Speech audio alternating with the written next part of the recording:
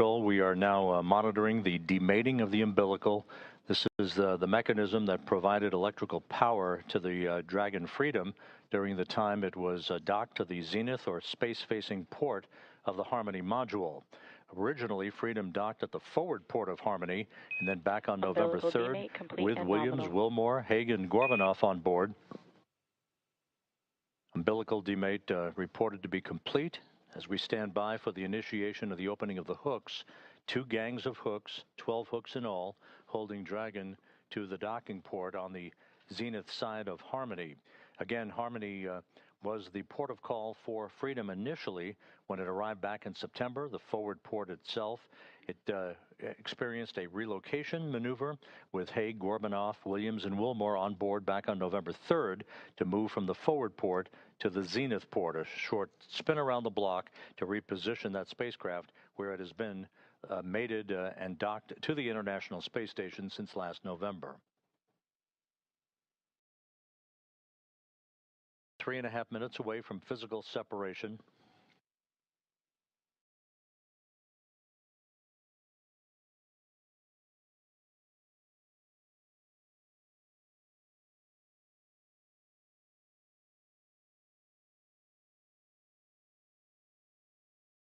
Once the physical separation occurs between Dragon and the docking port on Harmony, it will begin to move above the station at a very slow rate of about 1/10 of a meter per second. Then we'll move behind the station. A series of departure burns will then put it on a trajectory to carry it below the station and on its way to a safe distance away from the International Space Station for its deorbit burn that will occur at 4:11 p.m. Central Time, 5:11 p.m. Eastern Time on Tuesday afternoon to begin the final leg of the ride home for Williams, Wilmore, Hague, and Aleksandr.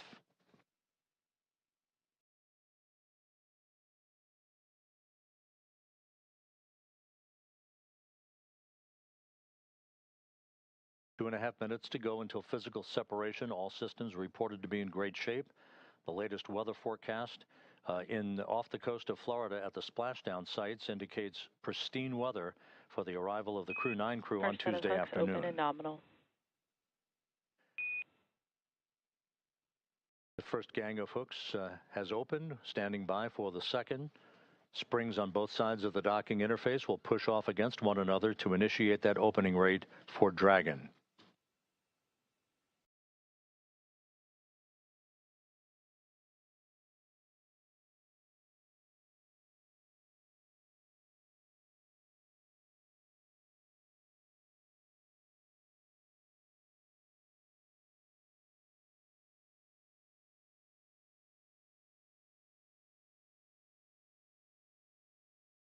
"90 seconds till physical separation. Heading into the home stretch for Williams and Wilmore, the beginning of the end for a 9.5-month mission in space."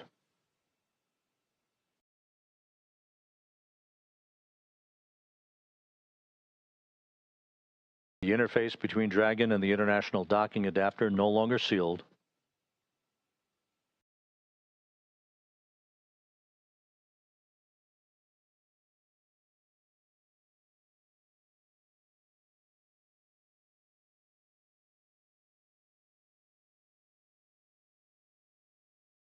The International Space Station and Dragon flying from southwest to northeast across the Pacific Ocean at an altitude of 261 statute miles.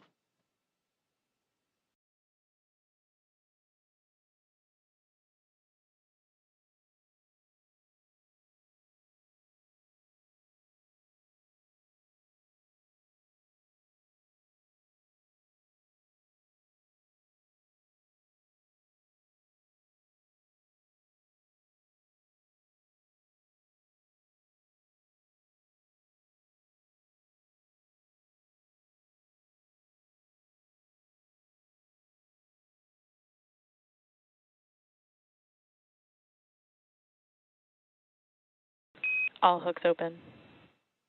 All hooks are open. And undocking confirmed. Freedom is free of its moorings. Sunny Williams and Butch Wilmore begin their belated trip home. Separation confirmed.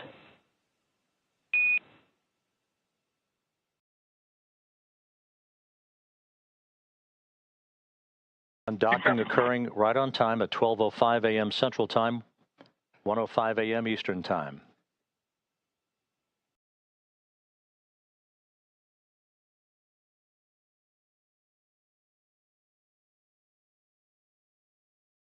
Good motion, good stability on Dragon as it backs away. Freedom, SpaceX on the big loop, depart burn 0 nominal.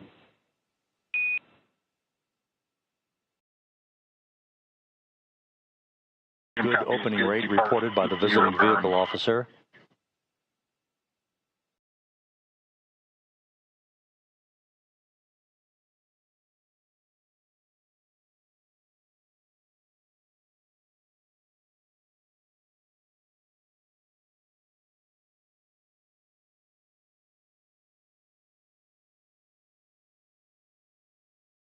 Dragon's attitude control system functioning as advertised.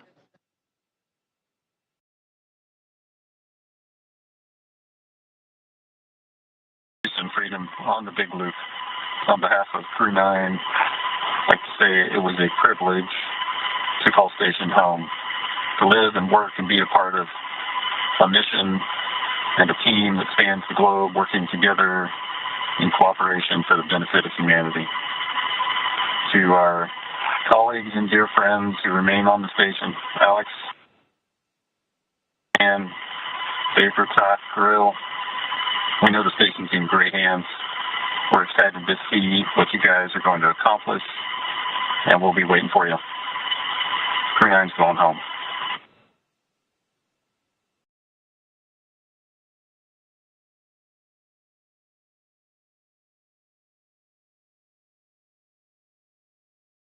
Houston Station on the big loop. Step 2, ISS thrusters are verified enabled.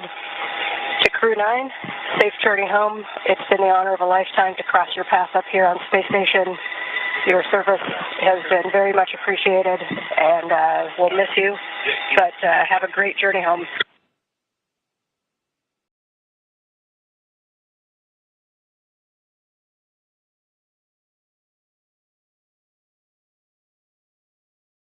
And if you're just joining us, welcome here to the launch pad. You're listening into Big Loop Communications between Crew 9, the International Space Station, and the ground, as Crew 9 with Butch Wilmore, Sunita Williams, and the rest of Crew 9 are beginning their journey home on Crew Dragon Freedom. We're just under 17 hours away from splashdown. Let's listen back into Mission Control. We ring a bell in Navy tradition, and for Crew 9, I did a baritone salute as you undocked. Love you guys.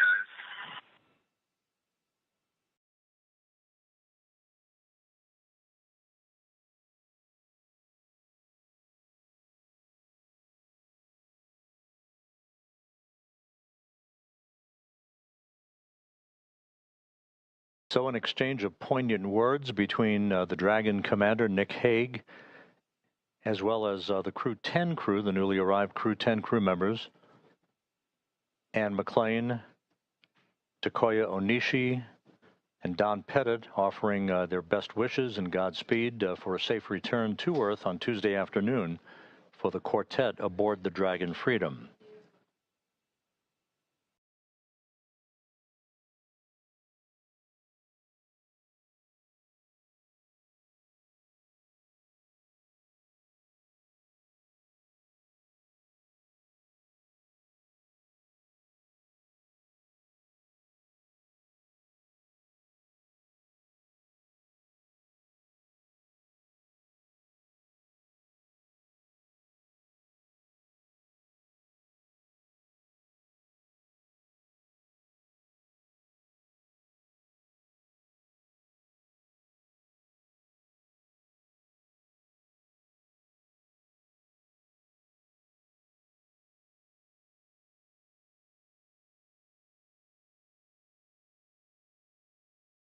Dragon continues an opening rate away from the zenith port of the Harmony module of the International Space Station, undocking occurring just about 5 minutes ago at 12:05 a.m. Central Time, 1:05 a.m. Eastern Time.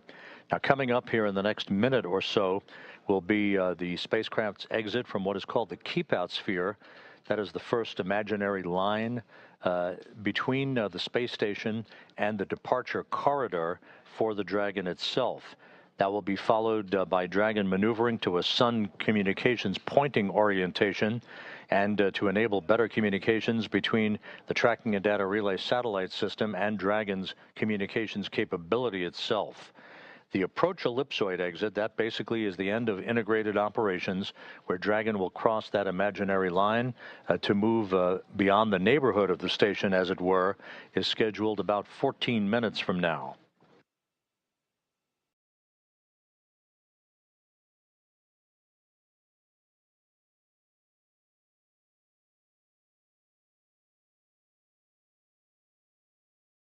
The departure one burn now complete, all nominal. Depart burn 1 nominal.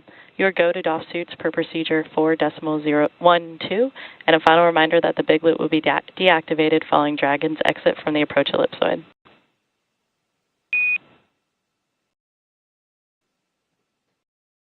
Copy. We did depart 1 burn, and we are good to DOF suits. That's in work momentarily. We'll expect to go off big loop. Get outside the field, sir. Get outside the field, sir. That's a good readback, Freedom. With all the Freedom thrusters operating in perfect fashion, the acknowledgement by the spacecraft communicator in Hawthorne to Commander Nick Hague aboard Freedom that the crew has been given the go-ahead to get out of their entry suits for the time being, get into more comfortable clothing as Dragon continues its traverse away from the International Space Station. This will continue throughout the course of the overnight hours into tomorrow afternoon, a series of pre-programmed maneuvers that will enable Freedom to be in a position for its deorbit burn on Tuesday afternoon. That deorbit burn is scheduled to take place at 4:11 p.m. Central Time, 5:11 p.m. Eastern Time. It'll be a 7-minute, 29-second braking maneuver to enable Dragon to slip out of orbit. Its velocity slowed by 53.2 meters per second, enabling it to begin its high-speed entry back through Earth's atmosphere and a parachute-assisted splashdown off the Gulf of Mexico and the Gulf of America at 4:57 p.m. Central, 5:57 p.m. Eastern Time.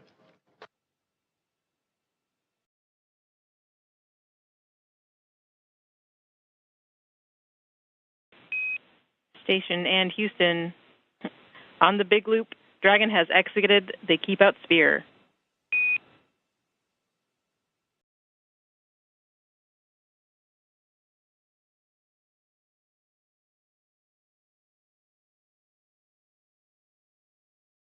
Station copies. Freedom SpaceX on the McLean, big loop. Dragon acknowledging has exited the approach ellipsoid and is on a 24-hour safe free drift path. Configure comm for Dragon to ground in preparation for big loop deactivation.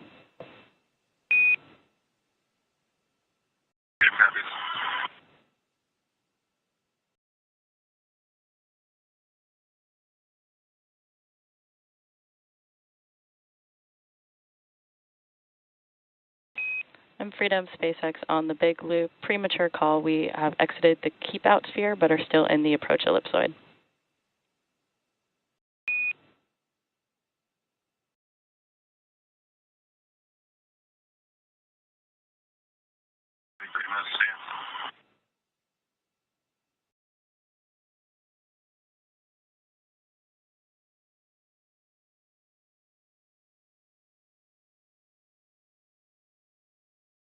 SpaceX Freedom, come check on the hidden light. Freedom, we have you loud and clear. How us?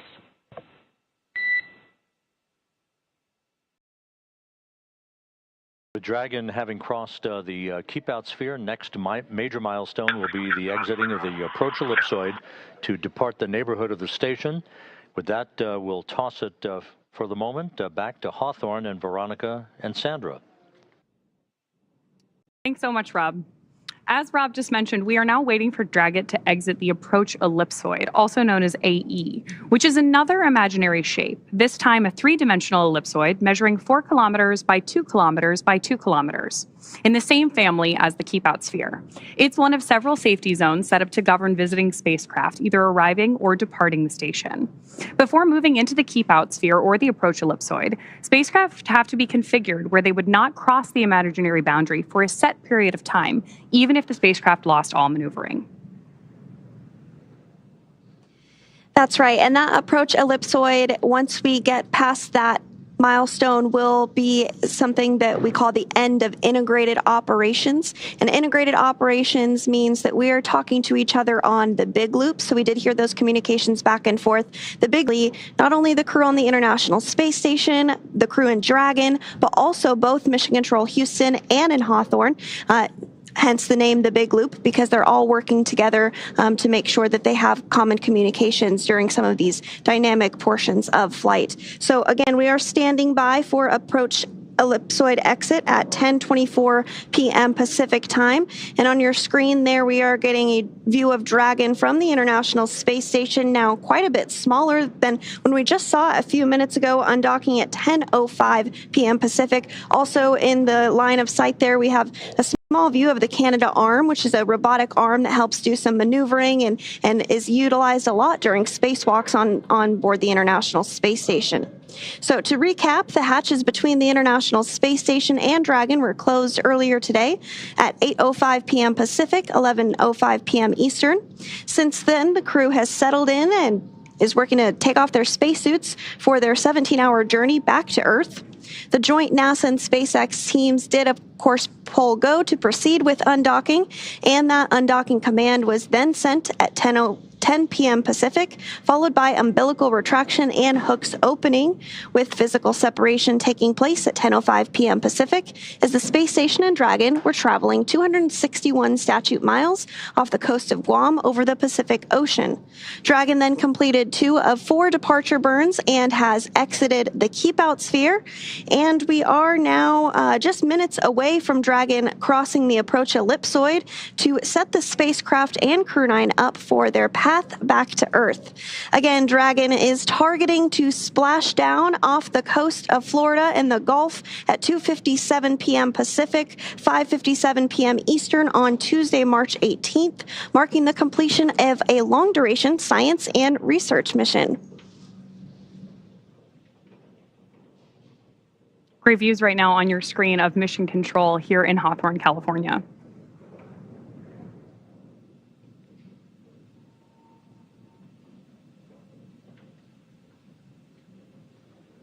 It looks like we're starting to get maybe some views there of Dragon as well.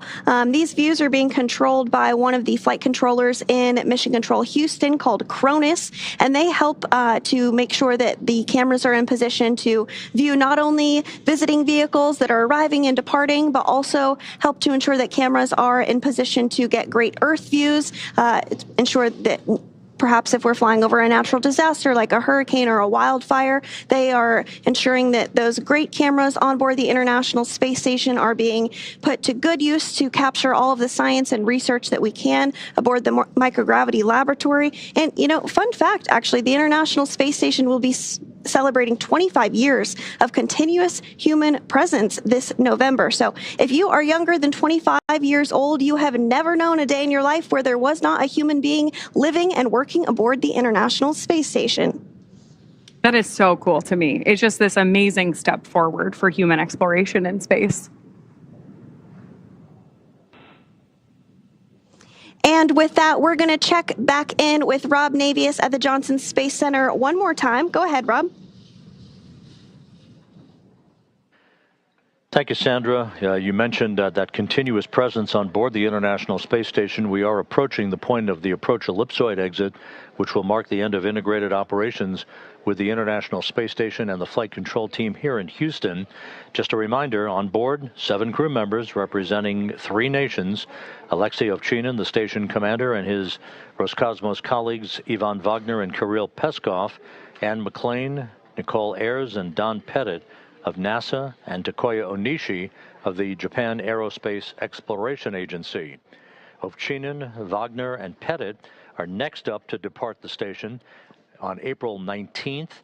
They are scheduled to return home to the steppe of Kazakhstan and a parachute-assisted landing on April 19th U.S. time, April 20th in Kazakhstan. Before that happens, another NASA astronaut, Johnny Kim, along with 2 Roscosmos cosmonauts, will be launching from Baikonur on April 8th as that continuous presence of researchers on board the International Space Station continues unbroken. Sandra?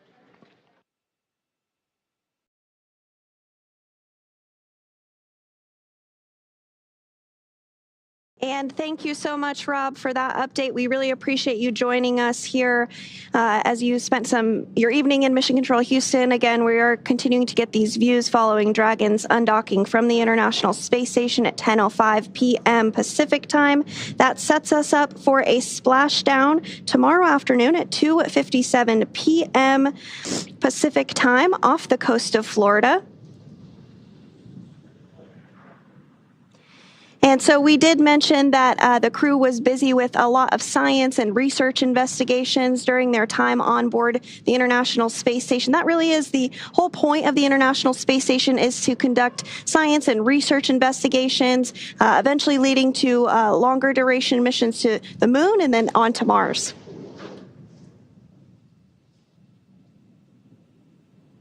We're, of course, standing by for any further communications from Crew 9 on board Dragon Freedom at this time. But it's a great opportunity for us to comment on some of the amazing science that Crew 9 conducted while they were on board the station. In total, Crew 9 completed more than 150 experiments, conducting over 900 hours of research. Following their splashdown tomorrow, some of those time-sensitive experiments will be among the first offloaded off the capsule and then returned to various research facilities across the country so that the science can continue. And in addition to that science, they also completed a few spacewalks, one of which was to actually swab the outside of the International Space Station for microorganisms to see if anything might potentially be able to survive the harsh environment of space, which is pretty interesting. Another one was a spacewalk to remove a radio frequency group, or the RFG. NASA astronaut Sunita Williams was able to successfully remove that, which was a big milestone for NASA. And as you mentioned, over 530 hours specifically dedicated to NASA science between NASA astronauts Butch Wilmore and Sunita Williams. So that just goes to show the great use that the microgravity lab has for science and research on the ground. I still can't get over that fact that you shared that it has been almost 25 years of continuous operation on board the ISS. That's amazing. Yes, over 270 Station people. on 2 for PMA-3 closeout photos. Go ahead, Ann. I just downlinked the card with all of the PMA-3 and IDA and Dragon Hatch photos, as well as Crew 9 departure. Those are on SSC 17. Copy, 1-7. And just want to clarify, also on 17, I did a whole series of kind of inspection documentation photos before departure, and then a series after departure per the instructions. So 2 different folders with before and after photos. We copy.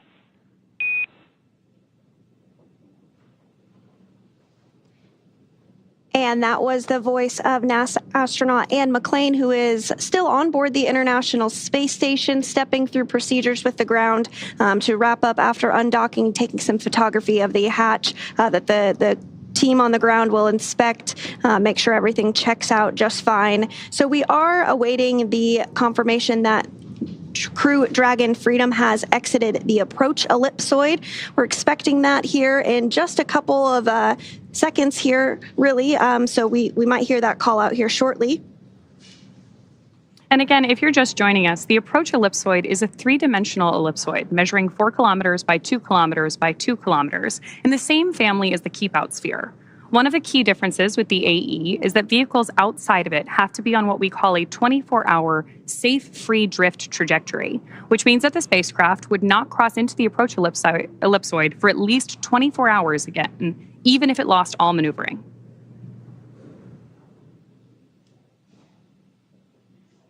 That's exactly right. So we'll continue to stand by for that. Now, you may be wondering, what will the crew be doing during their 17-hour phasing?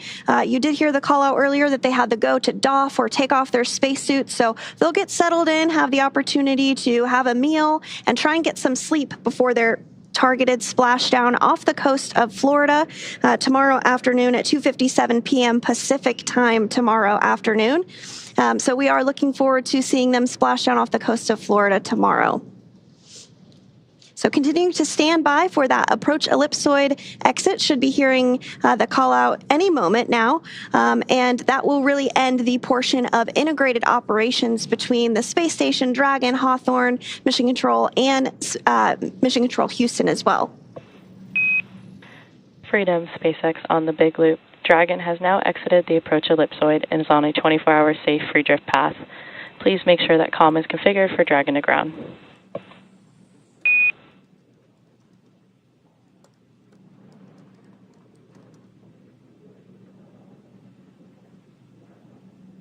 And SpaceX Freedom on Dragon to ground. Understand we're out the approach. Ellipsoid, 24-hour free.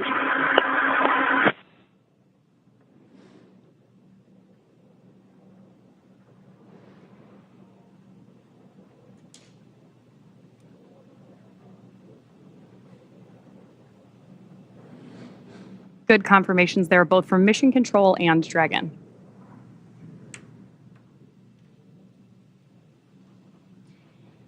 And again, we did hear confirmation that Dragon Freedom has now exited the approach ellipsoid, or AE, which is that imaginary shape that's three-dimensional ellipsoid measuring 4 kilometers by 2 kilometers by 2 kilometers in the same family as the keep-out sphere. So one of the key differences with the AE is that vehicles outside of it have to be on what we call that 24-hour safe free drift trajectory. This means that the spacecraft would not cross into the approach ellipsoid for at least 24 hours, again, even if it lost all maneuvering. With that, Crew 9 has officially departed the International Space Station. As Sandra mentioned, it will take them about 17 hours until they make their way back to Earth. So the crew is currently settling, as Sandra mentioned, for a little bit of dinner, or maybe get their suits off before they take some time to rest before returning to Earth. Dragon is, of course, targeted to splash down off the coast of Florida tomorrow at 5:57 p.m. Eastern, 2:57 p.m. Pacific on March 18th, followed by the crew getting picked up at sea by a SpaceX recovery vessel. As they rest up, our teams here will continue to keep an eye on the weather to ensure a safe return for Dragon and our Crew 9 astronauts. And though our coverage here...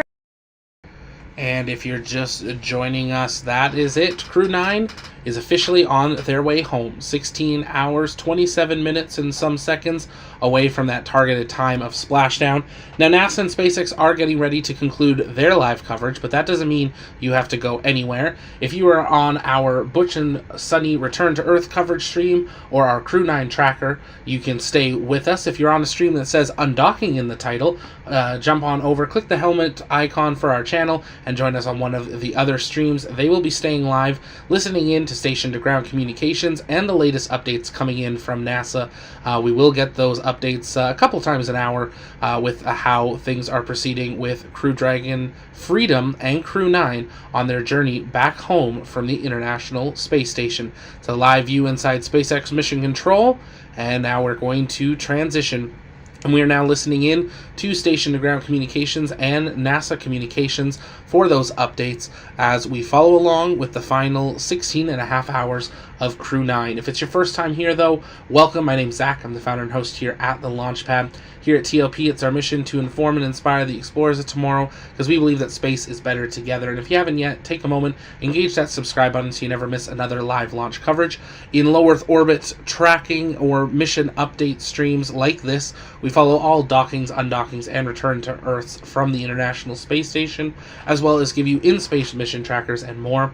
You can follow along and get updates on the latest space news at tlpnetwork.com, as well as check out the latest on the launch schedule with our TLP launch calendar. Our community hangs out over on Discord, and you can join us. The link's in the chat, and it's free to join us there. I'm going to hop on over and say hello. I know there's some people in general comms, so we'll jump on over there, say hi, maybe answer a few more questions while we follow the final 16 and a half hours of Crew 9's journey. Again, if you're on the stream that says undocking in its title, this stream is ending, but if you're listening on the Return to Earth coverage or our Crew 9 tracker or the ISS 24/7, these streams will stay live as we follow along as Butch and Sunny are finally on their journey home.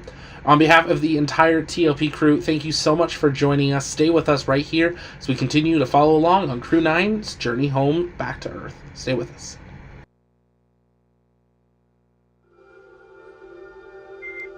Freedom SpaceX, ground is pulled go for depart burn 2. Burn can be monitored per your displays.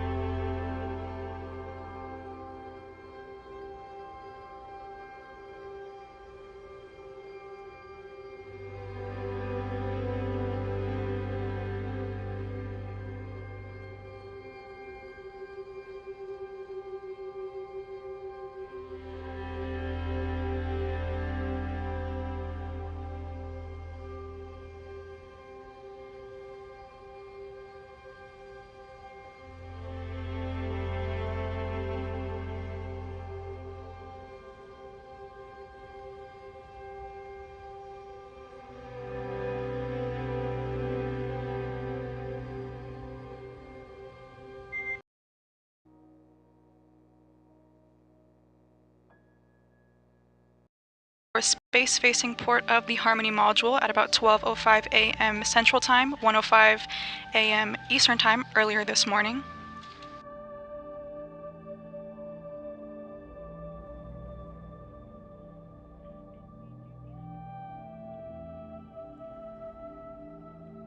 The Crew 9 quartet, NASA astronaut Nick Hague, Sunita Williams, Butch Wilmore, and Roscosmos cosmonaut Alexander Gorbanov conducted hundreds of science experiments and technology demonstrations that will benefit humanity back on Earth, as well as in the future as we look forward to exploring further beyond low Earth orbit. While on station, Crew 9 in total saw the arrival of 8 vehicles, as well as a departure of 8 vehicles. Those arrival vehicles included 5 resupply missions, 2 commercial crew missions, and 1 Soyuz mission, with NASA astronaut Don Pettit aboard.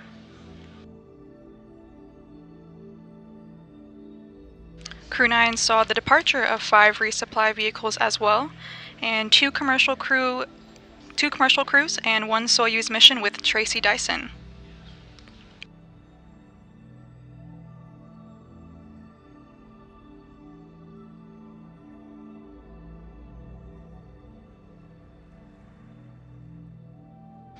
The undocking between Dragon Freedom, with the crew on board, and the International Space Station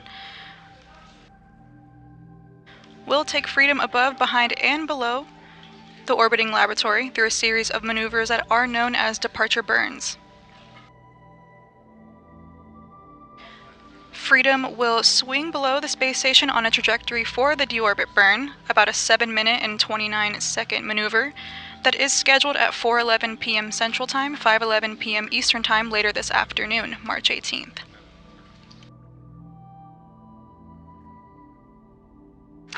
This burn will ultimately slow Dragon down by more than 50 meters per second, allowing it to drop out of orbit for a high-speed re-entry back into Earth's atmosphere and a parachuted assisted landing or splashdown off the coast of Florida.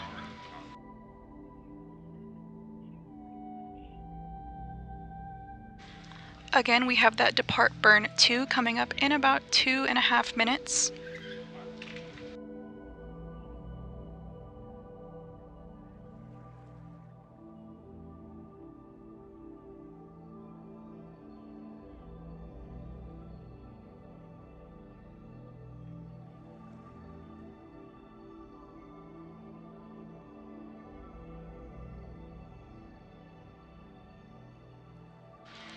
About 30 minutes ago, Dragon and the crew exited the approach ellipsoid, a 4 by 2 by 2 kilometer boundary around the space station. That approach ellipsoid exit was the burn that ultimately brought Dragon and the crew outside of that keep-out sphere, and will ultimately begin the phasing period for NASA's SpaceX Crew 9.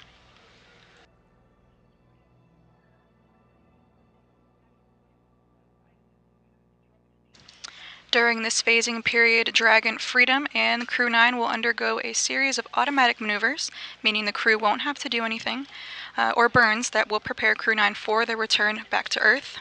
And again, NASA's SpaceX Crew 9 is expected to splash down off the coast of Florida at approximately 5:57 p.m. Eastern Time later this afternoon, Tuesday, March 18th.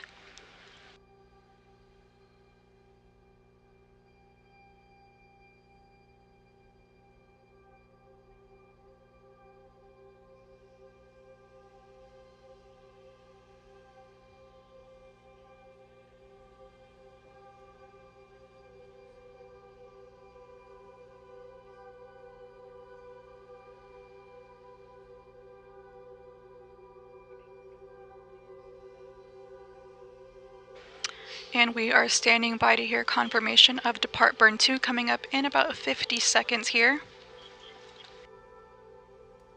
This is the 5th burn so far on their journey back home.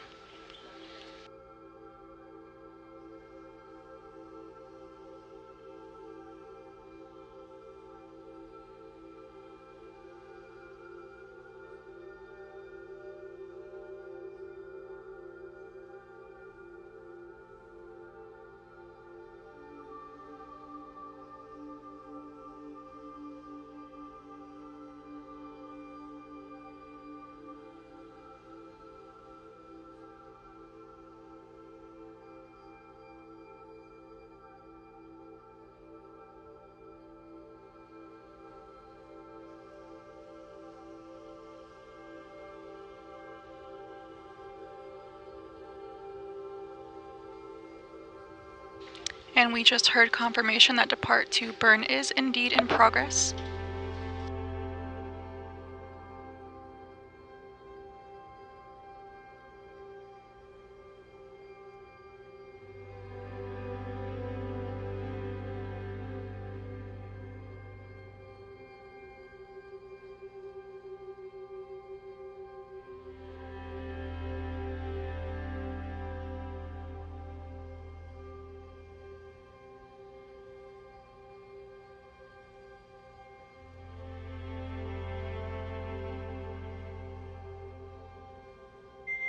Freedom, SpaceX, Depart Burn 2 complete and nominal.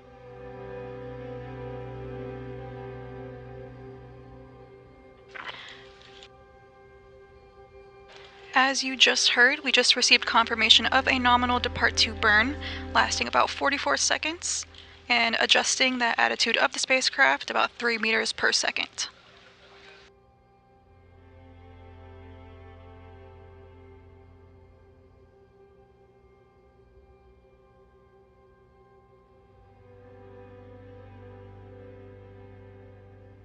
The next burn is scheduled, Depart Burn 3 is scheduled for about the next 45 minutes from now, and it will ultimately pave Dragon on the right path to return home to Earth and splash down off the coast of Florida later this afternoon.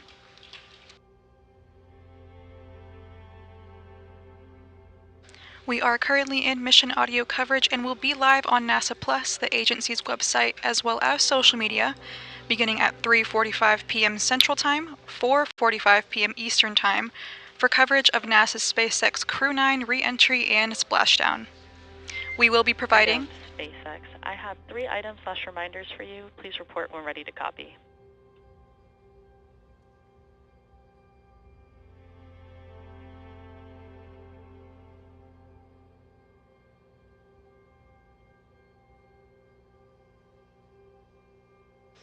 We will be providing continuous mission audio coverage through re-entry and splashdown for Crew 9, but for now, this is Mission Control Houston.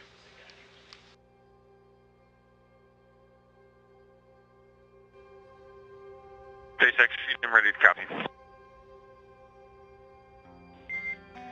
Alrighty, Freedom. I have 3 items for you. Number 1, you guys had a really busy day on station, so we wanted to delay letting you know that we had a minor finding about the ISS water bags for fluid loading. Ground teams discovered that the 250 milliliter water bags are underqualified for splashdown loads on Dragon, and if they're not consumed, they might leak into Dragon structural components. This is not a safety risk for your mission, but would be undesirable for cabin refurbishment progress. The ask on your side is that if you guys are unable to fully consume any of the ISS drinking bags for fluid loading, we will need you to double bag them ahead of final stowage during the deorbit prep as an extra layer of caution. How copy?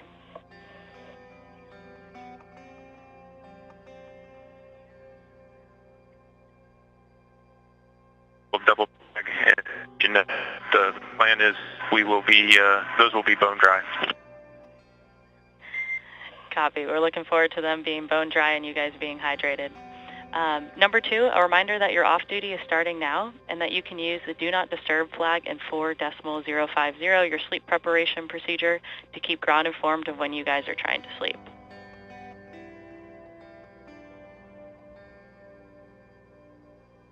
Okay, liberal use of the Do Not Disturb authorized. Copy. And finally, a question for you. Ground would like to know if you would like a PMC ahead of off-duty.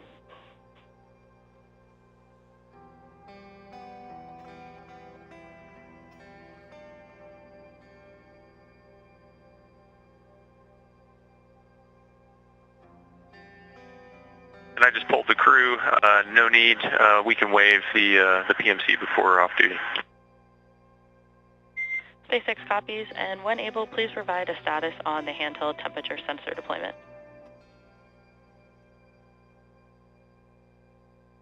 We are in the middle of deployment. We copy. Thank you.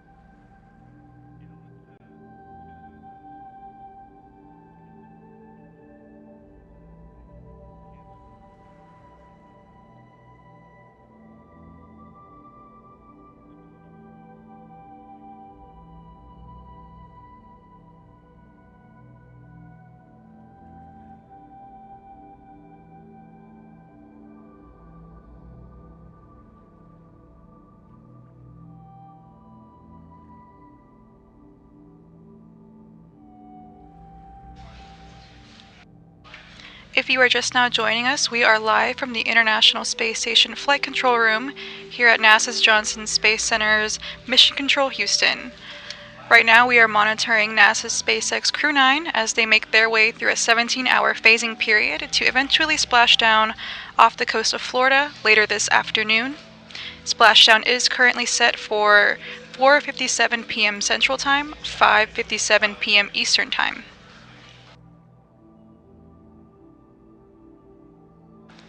Crew 9 undocked from the International Space Station, the Zenith port or space-facing port of the Harmony module, about an hour and a half ago.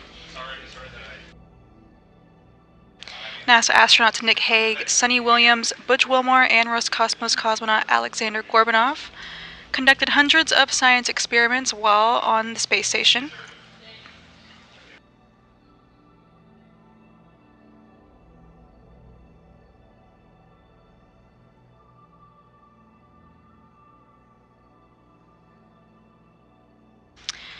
This spaceflight was Sunny Williams' third flight. She has a total of 608 days in space, the second most by an American astronaut, surpassing Peggy Whitson, who had 675 days in space.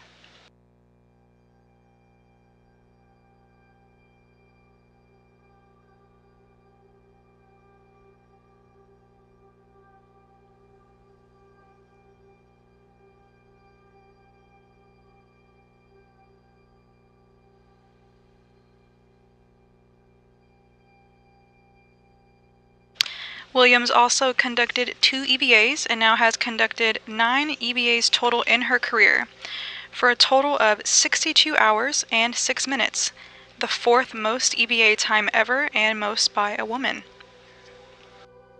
Butch Wilmore has totaled 464 days on his 3rd spaceflight. He conducted 1 spacewalk and now has conducted 5 total spacewalks in his career, for a total of 31 hours and 2 minutes.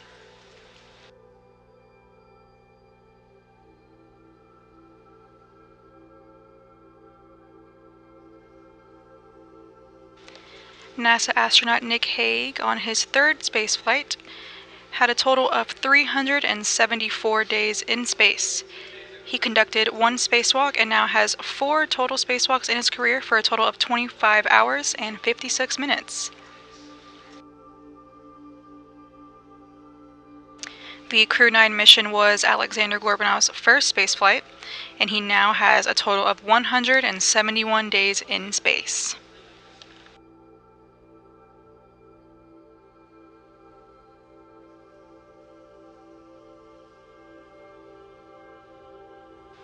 Coming up in approximately 20 minutes, we will have Depart Burn 3 underway, which will ultimately give Dragon, Freedom, and the crew the boost they need to return home. We are currently standing by to receive confirmation of the beginning of that burn. Freedom, SpaceX, ground is pulled go for Depart Burn 3. And you just heard that we have a go for Depart Burn 3. And we can report that the temperature sensors have successfully been deployed. Copy on the temperature sensor successfully being deployed. We'll be looking for the serial number associated with each location.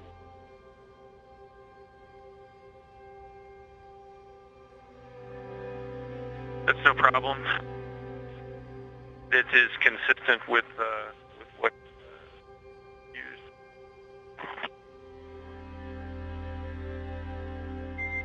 Copy. We'll be ready to copy those when ready. Okay, so for the temp and humidity sensors, serial number 1101 is in the CCMK. Serial number 1102 is on the side hatch handrail. And 1103 is under C2. Globe temp sensors, serial number 1002 is on the C2 armrest. Serial number 1001 is velcroed to C2 between C2 and 3.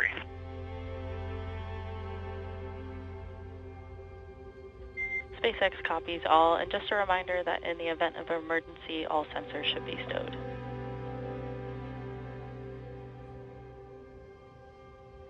Yeah.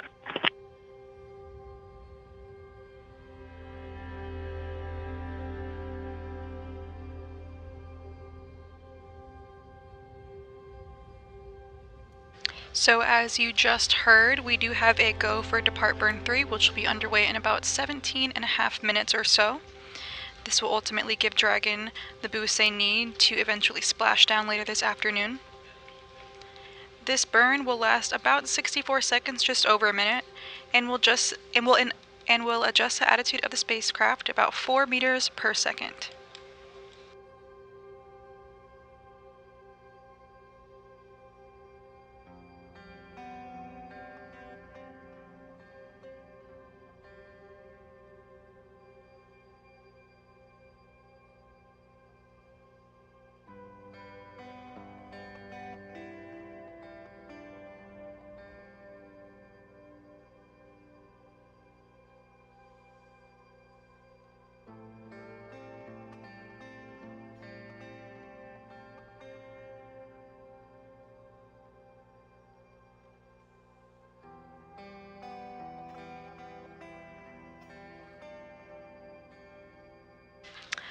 Over the past weekend, NASA's SpaceX Crew 10 with NASA astronauts Anne McClain and Nicole Ayers, Japan Aerospace Exploration Agency astronaut Takuya Onishi, and Roscosmos cosmonaut Kirill Peskov arrived at the International Space Station on Sunday as the SpaceX Dragon spacecraft named Endurance docked to the orbiting laboratory at 12:04 a.m. Eastern Time.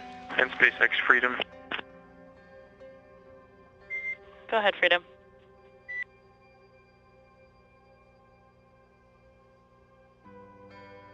The forward hatch, the hatch indication or position indication is just a little more offset than I would have expected. I know we passed a leak check. I took a picture of it just so that we could try to fix that on future flights, but it's probably a quarter-inch short of the closed indication.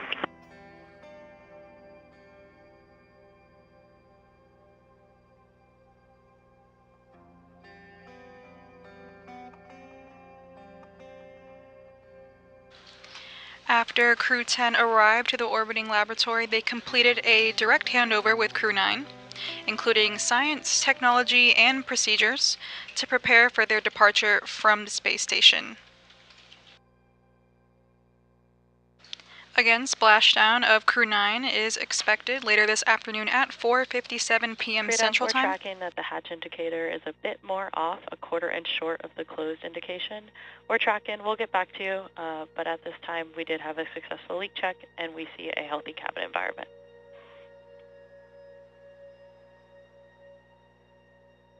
I'm comfortable. It's just wanted to know and see if it's something we could fix in the future, on future missions. Yep, we appreciate those heads up and those words.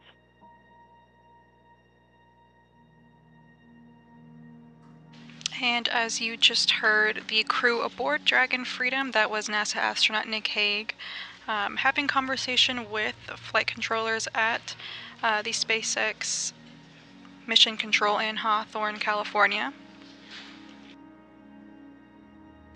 Flight control teams here in Mission Control Houston as well as in Hawthorne, California are continuing to monitor Dragon Freedom and NASA SpaceX. And Freedom SpaceX for follow-up question.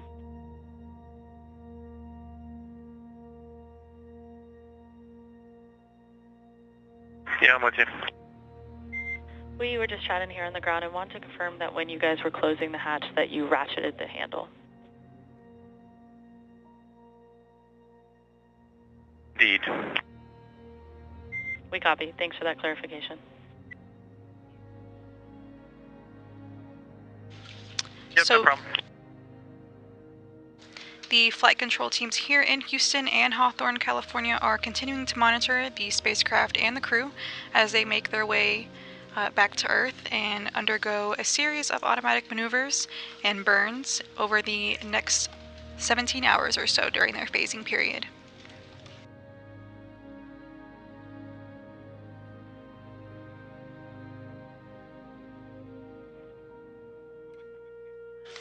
Again, we are expecting that depart burn 3 to happen in about 13 minutes or so. This burn will last just over a minute.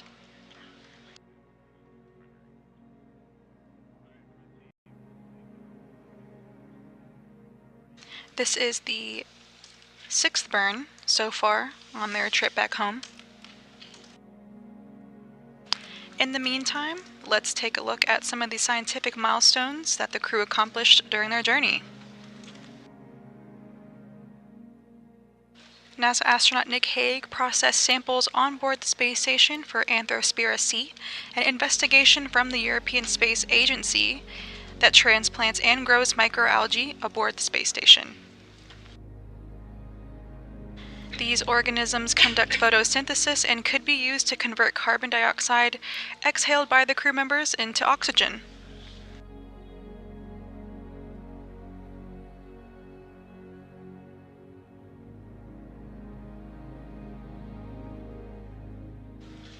This experiment helped maintain a safe atmosphere inside the spacecraft and could also help provide fresh food on long-duration space missions in the future.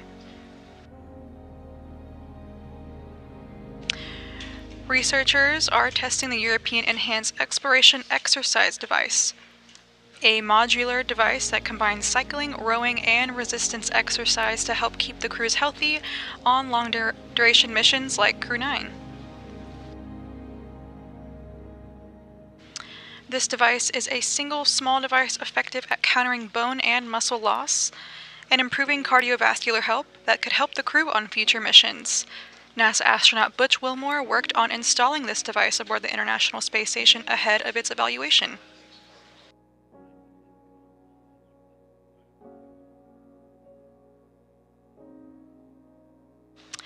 Crew 9 also grew red romaine lettuce in the International Space Station's Advanced Plant Habitat, studying how different moisture levels affect the microbial communities in plants and water.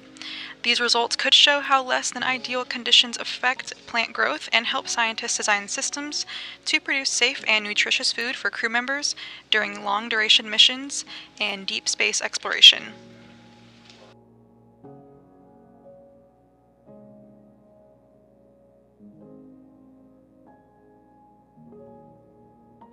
During this mission, NASA astronauts Butch Wilmore and Sunita Williams were on a spacewalk together. NASA astronaut Butch Wilmore swabbed the exterior of the International Space Station for external microorganisms. This was an investigation exploring whether microorganisms leave the spacecraft through its vents, and if so, which ones survive. Humans carry microorganisms along with them wherever they go, and this investigation could help scientists take steps to limit microbial spread to places like the Moon and to Mars. These experiments and scientific studies are just a few of the hundreds that NASA's SpaceX Crew 9 completed during their stay aboard the orbiting laboratory. Pretty impressive.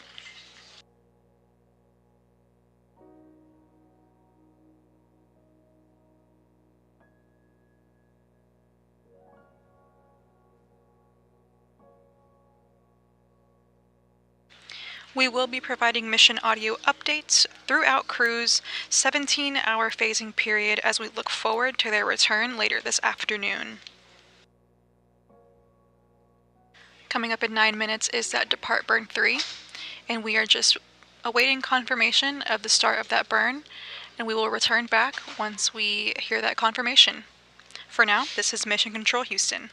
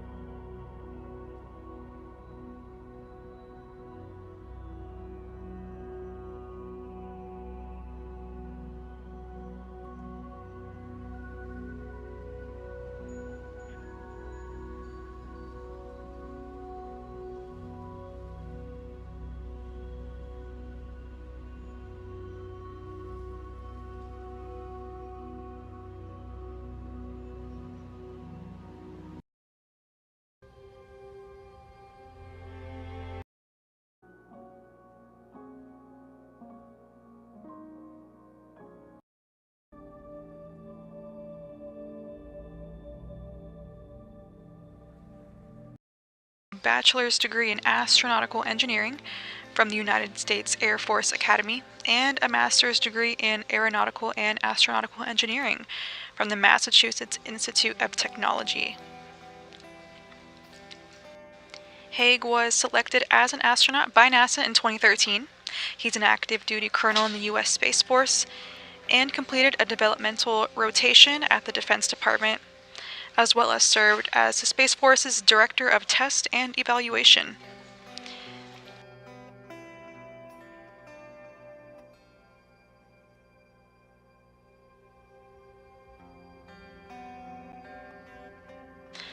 At the end of the Crew 9 mission, Nick Hague will have logged 374 days in space.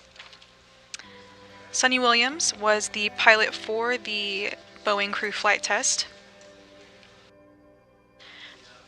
Before her time on this mission, she had spent 322 days across two missions, Expedition 14 and 15 in 2006 through 2007, and Expedition 32 and 33 in 2012.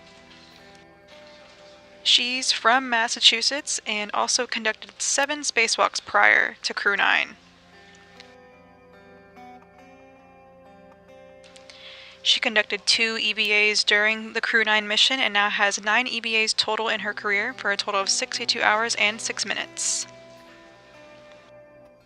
She graduated with a bachelor's degree in physical science from the U.S. Naval Academy before obtaining her master's degree in engineering management from the Florida Institute of Technology. In total, Sunny has logged more than 3,000 flight hours in over 30 different aircraft and is set to return home later this afternoon.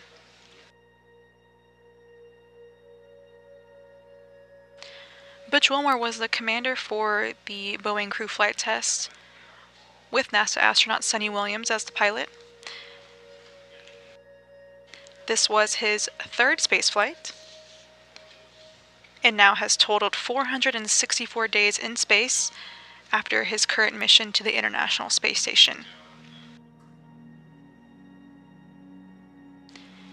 In 2009, he served as a pilot aboard the Space Shuttle Atlantis for STS-129 and served as a flight engineer for Expedition 41 until November 2014, when he assumed command of the space station upon arrival of the Expedition 42 crew. Prior to being selected by NASA in 2000, the father of 2 obtained both his bachelor's degree and master's degree in electrical engineering from Tennessee Technological University. He also graduated with another master's degree in aviation systems from the University of Tennessee.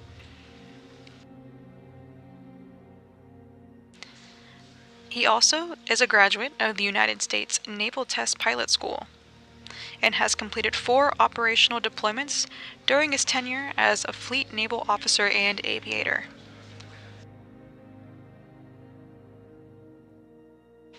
During his spaceflight, Wilmore conducted 1 spacewalk and now has conducted 5 total in his career, totaling 31 hours and 2 minutes.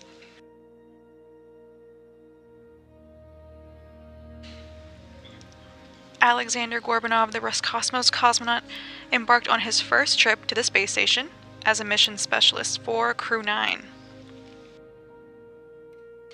He studied engineering with qualifications in spacecraft and upper stages from the Moscow Aviation Institute.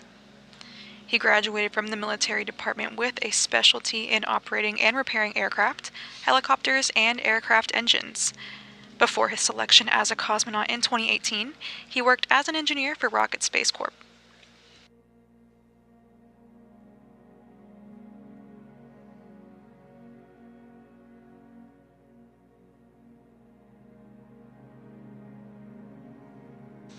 During the Crew 9 mission, Alexander Gorbanov has a total of 171 days in space.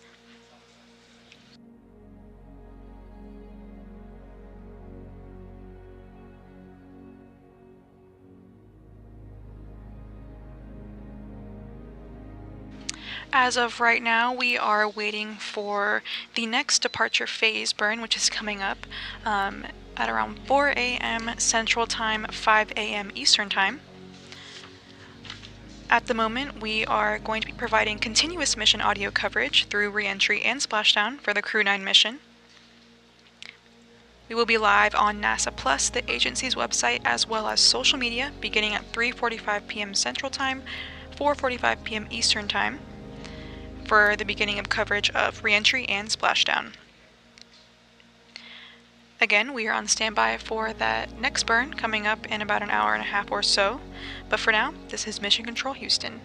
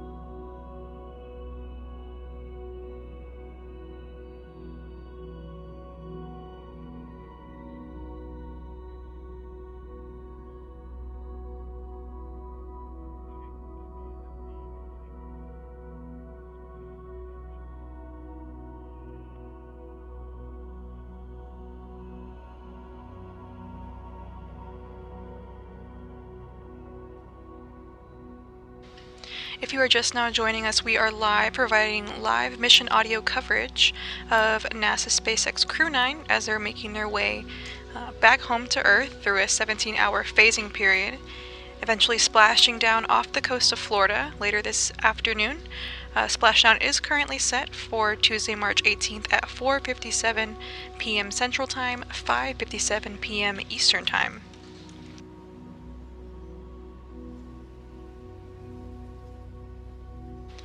At this moment, the International Space Station is currently flying south of Asia across the Indian Ocean.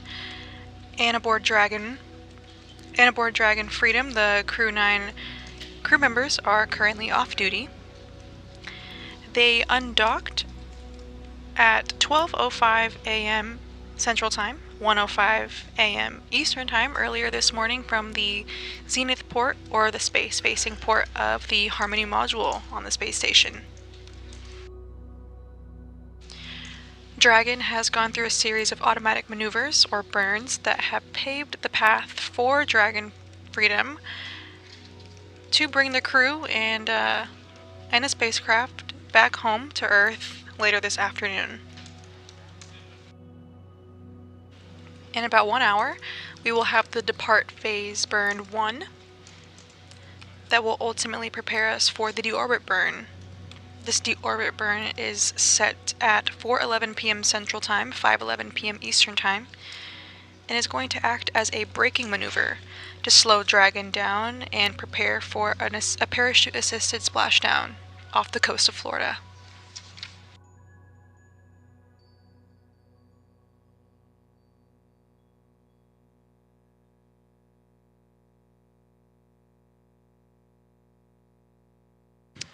Butch Wilmore and Sunita Williams launched on the Boeing Freedom SpaceX for hatch troubleshooting.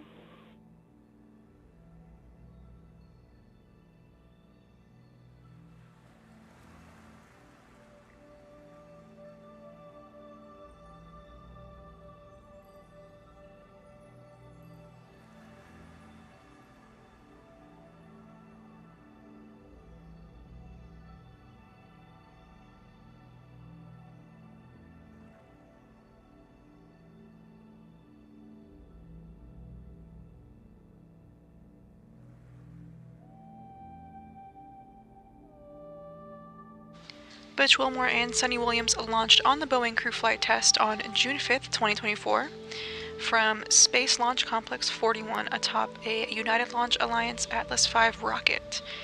Due to systematic issues with the spacecraft, NASA decided to return Butch and Sunny with Nick Hague and Aleksandr Gorbanov as a part of the Crew 9 mission. Freedom. Did you call? Freedom, we did. Apologies for waking you up, but we have a couple questions about the hatch status, and we would like to confirm that status before deorbit. I have some instructions for you, and can you report when you're ready to copy?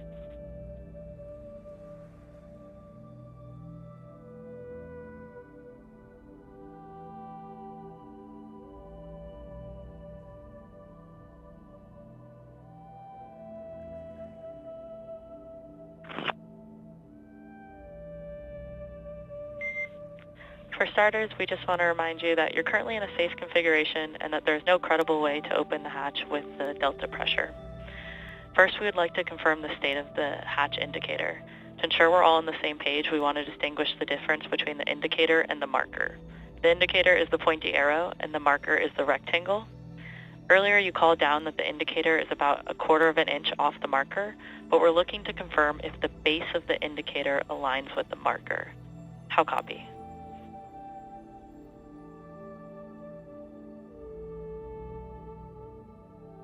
Copy all. The indicator, actual part that moves from the open to the close, is what comes up short of the marker. And understand we're in a safe config. Copy. And just to be clear, the non-pointy end of the indicator, does that align with any part of the marker?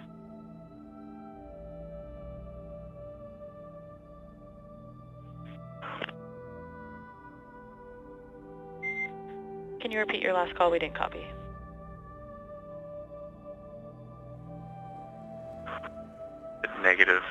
There's no part of the indicator that aligns marker. We copy.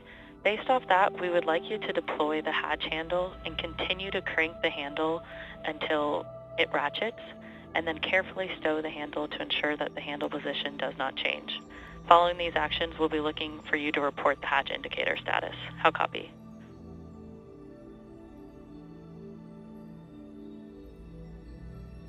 So I'll crank on the handle, get it to ratchet some more. And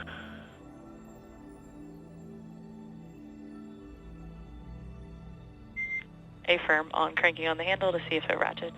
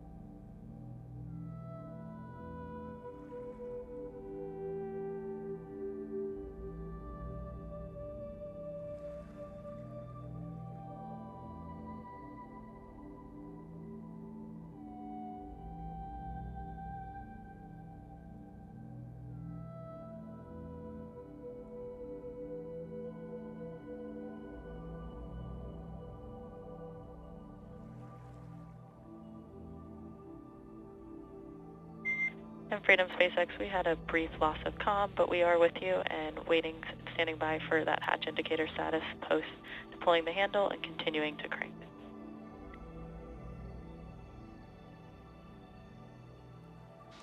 As you just heard, Nick Hague. I was able to rotate another full turns, and then it ratcheted, and the indicator.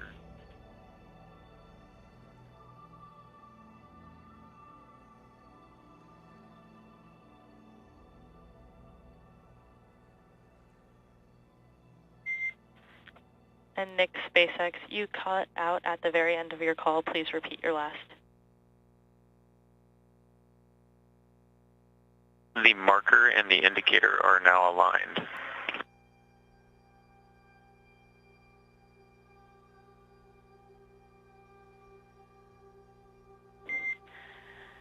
Dragon SpaceX, we copy that the indicator and the marker are now aligned. Again, we apologize on waking you up, but appreciate this.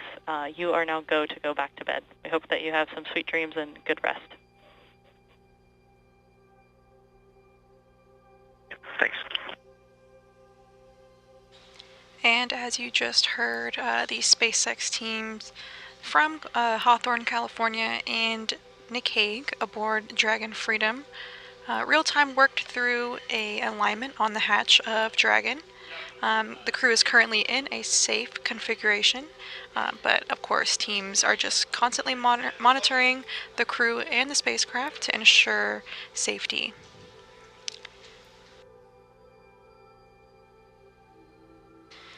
At this time, we will be providing continuous mission audio coverage throughout re-entry and splashdown, as well as during their 17-hour phasing period for the Crew 9 mission.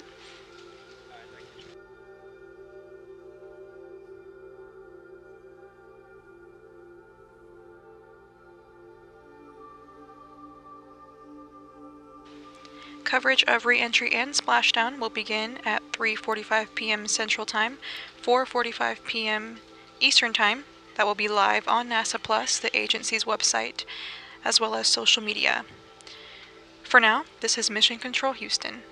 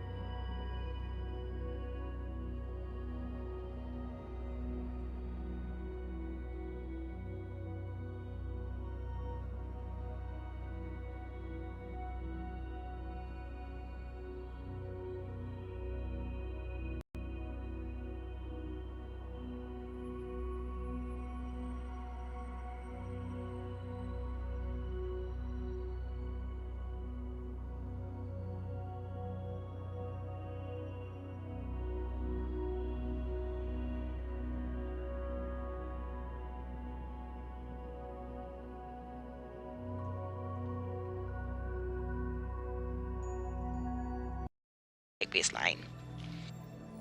The astronaut strength and conditioning specialists tailor each rehabilitation plan based on the astronaut's condition, test results, and medical status. As crew members advance through the post-flight program, each aspect of their functional recovery is carefully monitored and addressed to ensure a smooth transition to daily life and prepare them for future missions. In about 30 minutes, the vehicle will undergo a depart burn phase 1, bringing them closer to their splashdown by putting the Dragon spacecraft at the correct altitude and distance away from the space station to prep for deorbit burn. We will be providing continuous mission audio coverage through re-entry and splashdown for NASA's SpaceX Crew 9 mission. But for now, this is Mission Control Houston.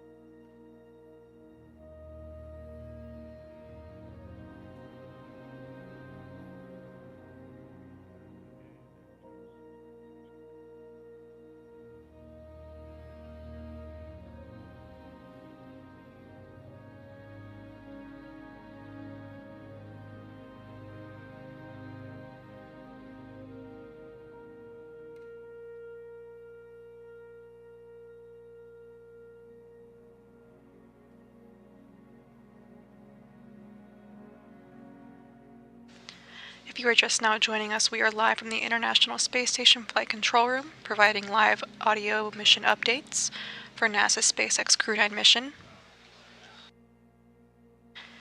We just heard that we pulled go for the next burn of the Crew 9 mission, the departure phase 1 burn. This burn will put Dragon at the correct altitude and distance away from the International Space Station to prep for the deorbit burn. The depart phase burn 1 is the 7th out of 10 burns to ultimately prepare Dragon Freedom and Crew 9 for their return home. That burn is set to happen in the next 18 minutes. Now we just wait for confirmation of the start of that burn. This burn will last about 10 minutes and will move Dragon 23 miles further away from the space station than it already is. So again, that burn is scheduled for the next 18 minutes or so, and we will come back once we get that confirmation. For now, this is Mission Control Houston.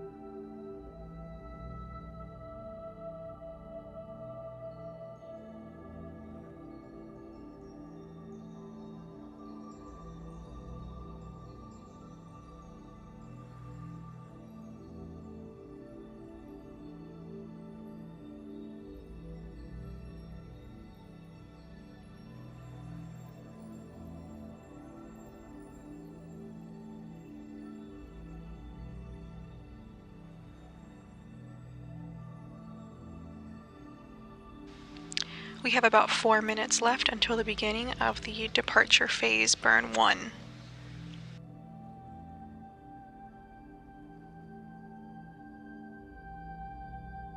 Again, we are awaiting confirmation for the beginning of that burn, and of course the confirmation of the nominal burn.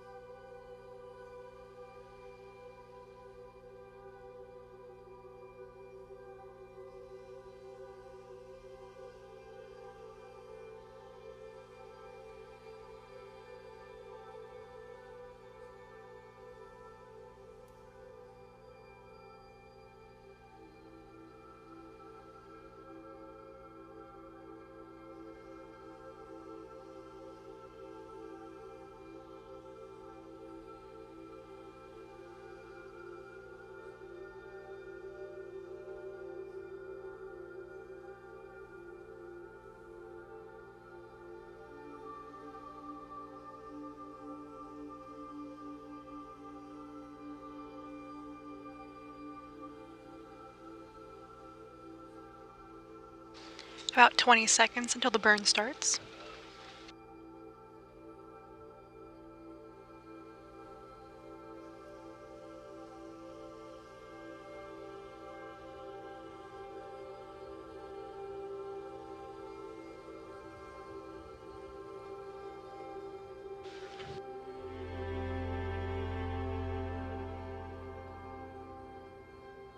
And we have confirmation of the start of the departure phase burn 1. This burn is the longest burn out of all the 10 scheduled for NASA's SpaceX Crew 9 mission returning to Earth.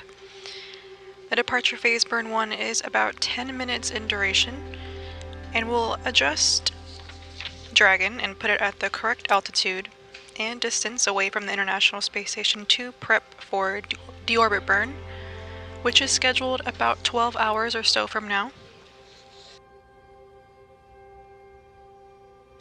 The departure phase burn 1 will move Dragon about 23 miles in altitude and distance.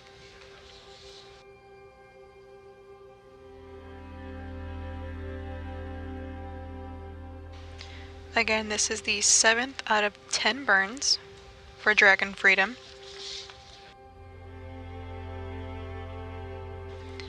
And the undocking between Freedom and the International Space Station will ultimately take Dragon above, behind, and below the orbiting laboratory through a series of maneuvers known as departure burns. We've gone through departure burns 0 through 3 and are now in the next two departure phase burns, and that's departure phase burn 1 and departure phase burn 2.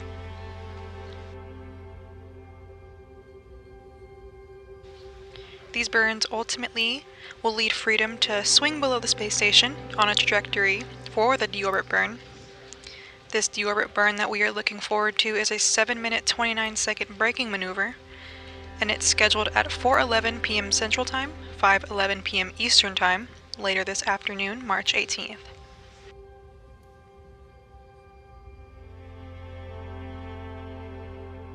The deorbit burn is an important burn on this mission, as this burn will slow Dragon down by more than 50 meters per second, allowing Dragon to drop out of orbit for a high-speed re-entry back into the Earth's atmosphere, and prepare for a parachute-assisted splashdown off the coast of Florida.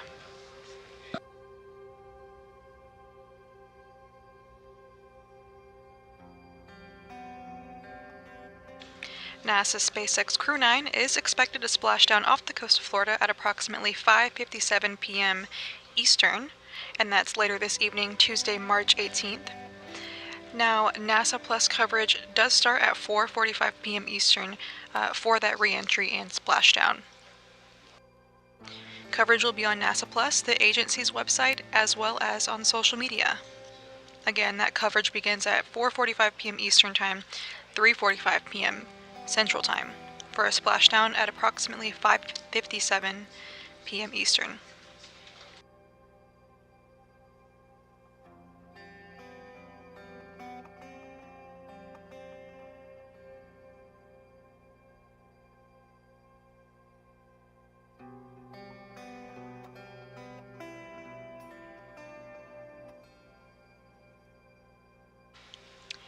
So we are on standby to receive confirmation of the completion of this departure phase burn 1.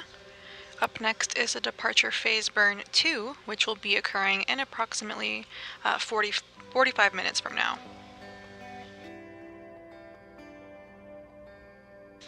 The departure phase burn 2 is not as long as the departure phase burn 1. Again, departure phase burn 1 is the longest burn out of all of the 10 we are expecting to receive today.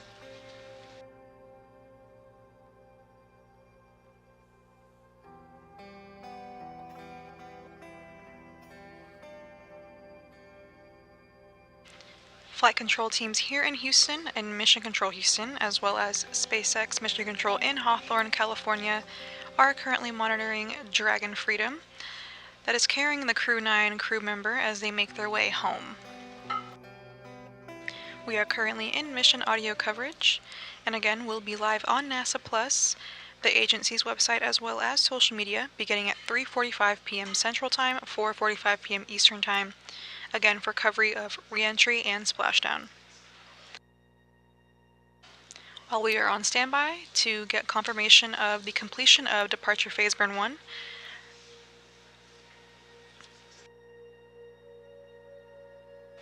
we will be providing continuous mission audio coverage, but for now, this is Mission Control Houston.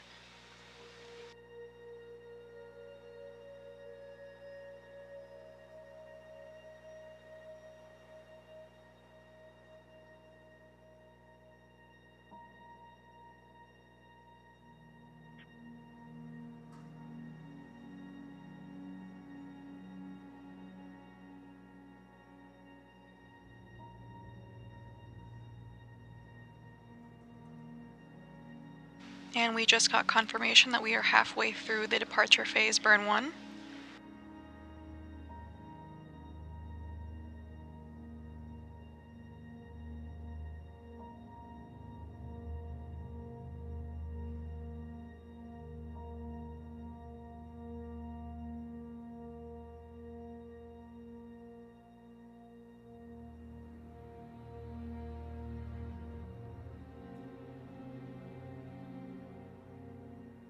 On your screen, you are seeing the International Space Station view from about 250 miles above Earth, traveling just below South America.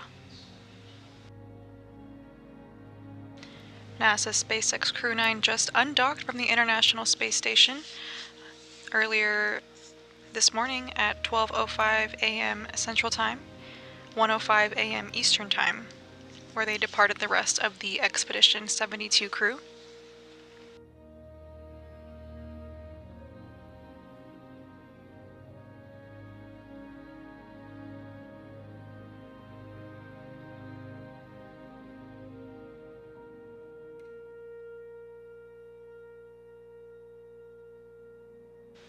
NASA astronauts Nick Hague, Sunita Williams, Butch Wilmore, and Roscosmos cosmonaut Alexander Gorbanov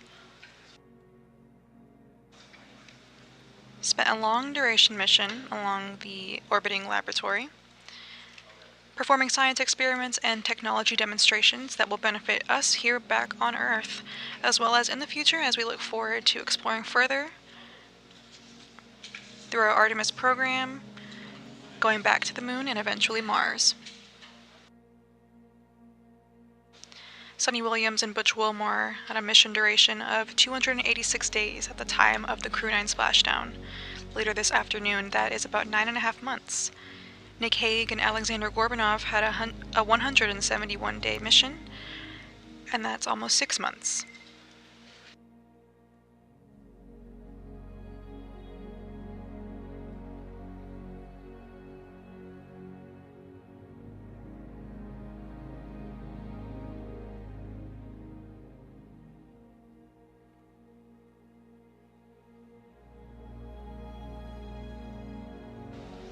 Crew 9 is currently in their sleep period and are resting before deorbit burn and re-entry. Again, deorbit burn is scheduled in about 12 hours from now, with splashdown occurring at 4:57 p.m. Central Time, 5:57 p.m. Eastern Time, approximately, off the coast of Florida. And we are on standby to hear about the completion of the Depart Phase 1 burn.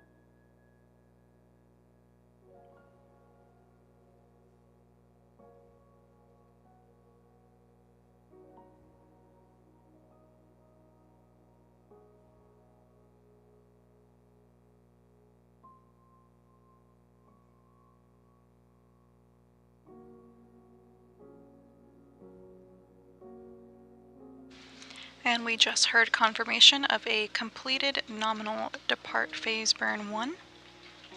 The next burn, the depart phase burn 2, is scheduled for the next 38 minutes.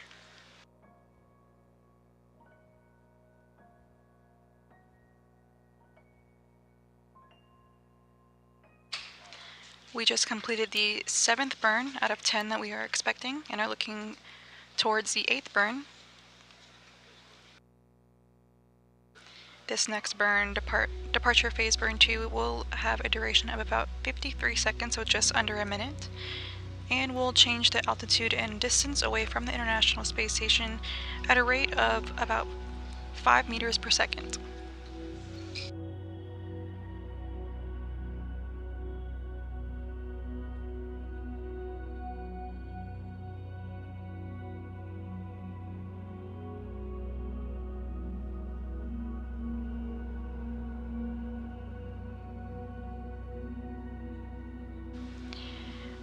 Both departure burn 0 and 1 successfully led the Dragon Freedom to exit the keep-out sphere. That's the imaginary boundary about 200 meters in radius around the space station. It's one of several safety zones. And depart burns 2 and 3 push Dragon on the right path for their return home. Now we have undergone departure phase burn 1 and soon to be departure phase burn 2. That are ultimately correcting that altitude and distance away from the International Space Station to prepare for deorbit burn and eventually splashdown, bringing our Crew 9 astronauts home. We will be providing continuous mission audio coverage. We will be going live on NASA Plus for coverage of re-entry and splashdown. Coverage begins at 3:45 p.m. Central Time, 4:45 p.m. Eastern Time, with splashdown at approximately 4:57 p.m. Central Time, 5:57 p.m. Eastern Time off the coast of Florida.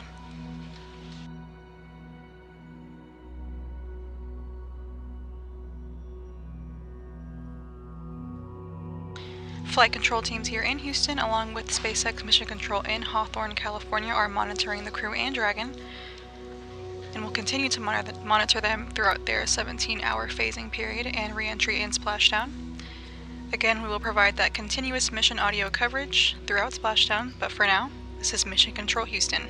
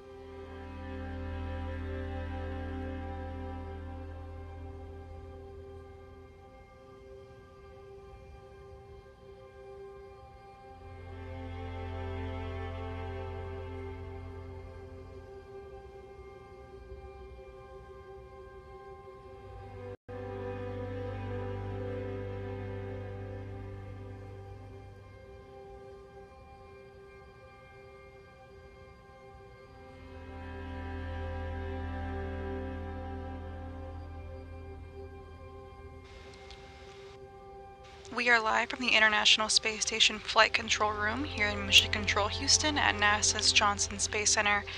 At the moment, we are currently monitoring NASA's SpaceX Crew 9 mission as they join their path to return home and splash down off the coast of Florida. Coming up in about 22 minutes or so, we will undergo departure phase burn 2. This burn will ultimately put Dragon at the correct altitude and distance away from the International Space Station to prep for the deorbit burn. That's scheduled at 4:11 p.m. Central Time, 5:11 p.m.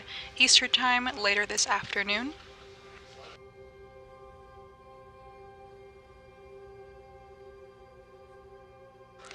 The deorbit burn is one of the major burns in the mission and their re-entry and splashdown. This burn will slow Dragon Freedom down by more than 50 meters per second, allowing it to drop out of orbit for a high-speed re-entry back into Earth's atmosphere. After this maneuver, a parachuted-assisted landing or splashdown off the coast of Florida will occur at approximately 4:57 p.m. Central Time, 5:57 p.m. Eastern Time.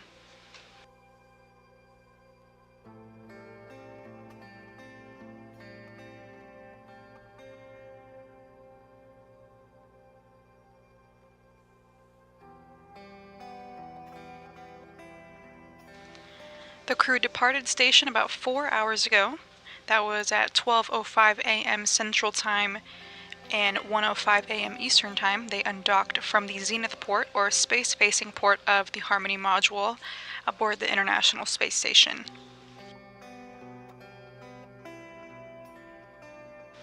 The Crew 9 crew members are currently aboard Dragon Freedom. This is the 4th flight for this Dragon capsule that previously flew NASA's SpaceX Crew 4 and the private astronaut missions Axiom Mission 2 and Axiom Mission 3.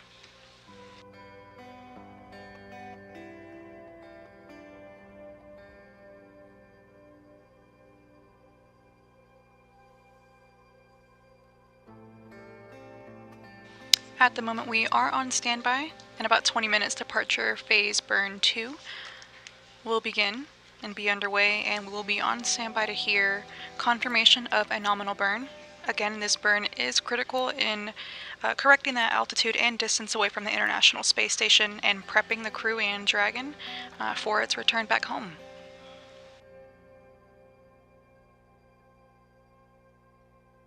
The Crew 9 crew, NASA astronauts Nick Hague, Sunita Williams, Butch Wilmore, and Roscosmos cosmonaut Alexander Gorbanov, they conducted hundreds of science experiments and technology demonstrations while aboard the orbiting laboratory that will ultimately benefit us here back on Earth, as well as in the future as we look forward to exploring beyond low Earth orbit on the Moon and eventually Mars.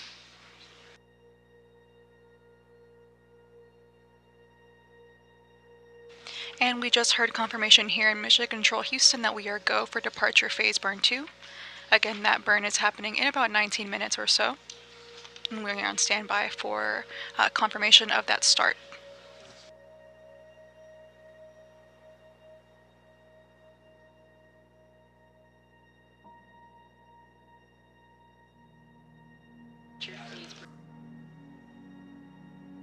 During their long-duration stay aboard the International Space Station, they completed hundreds of scientific experiments and technological demonstrations, some of which included testing exercise devices that help keep humans healthy while in spaceflight, growing plants, and the study of how moisture levels affect these environments and our humans aboard the International Space Station.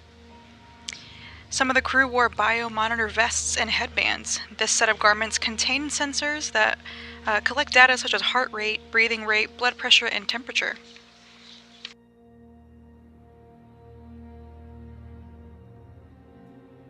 NASA astronaut Nick Hague also processed samples for Anthrospira C. This is an investigation from the European Space Agency that transplants and grows microalgae aboard the International Space Station. These organisms conduct photosynthesis and could be used to convert carbon dioxide exhaled by the crew into oxygen, and ultimately helping maintain a safe atmosphere inside the spacecraft. While aboard station, a few of the astronauts had the opportunity to exit the orbiting laboratory, exit the hatches, and conduct spacewalks, performing maintenance on the exterior of the International Space Station.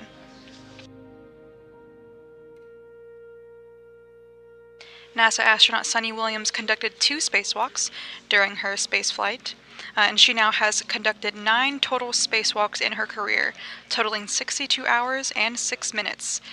Now that's the fourth longest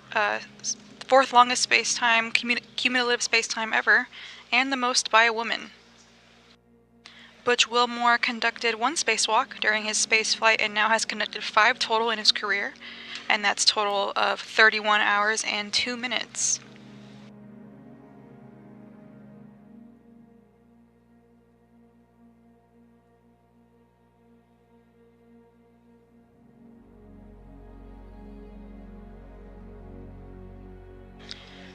NASA astronauts Butch Wilmore and Sunny Williams launched on the Boeing Crew Flight Test June 5, 2024, from Space Launch Complex 41 on top of a United Launch Alliance Atlas V rocket. But due to systematic issues with the spacecraft, NASA decided to return Butch and Sunny with Nick Hague and Aleksandr Gorbanov as a part of the Crew 9 mission. NASA's SpaceX Crew 9 lifted off from Space Launch Complex 40 at Cape Canaveral Space Force Station in Florida back in September. This marked the first time a human spaceflight mission launched from that pad. At the end of this mission, concluding splashdown later this evening, Wilmore and Williams will have a mission duration of 286 days, and Hague and Gorbanov will have spent 171 days in space.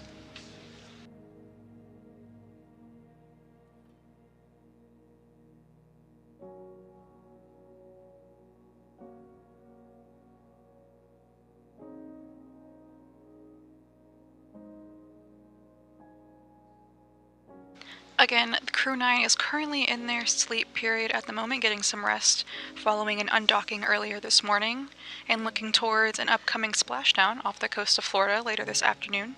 That's scheduled for 4:57 p.m. Central Time, 5:57 p.m. Eastern Time, with NASA Plus coverage beginning at 3:45 p.m. Central, 4:45 p.m. Eastern.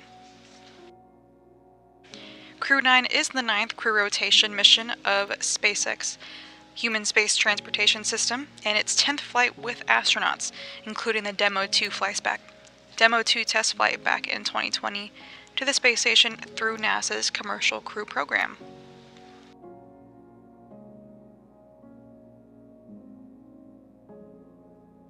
We will be providing continuous mission audio coverage through re-entry and splashdown for NASA's SpaceX Crew 9 mission. Again, we have that departure phase burn 2 coming up in about 14 minutes or so we will be on standby to report when we hear confirmation on the beginning of that burn. For now, this is Mission Control Houston.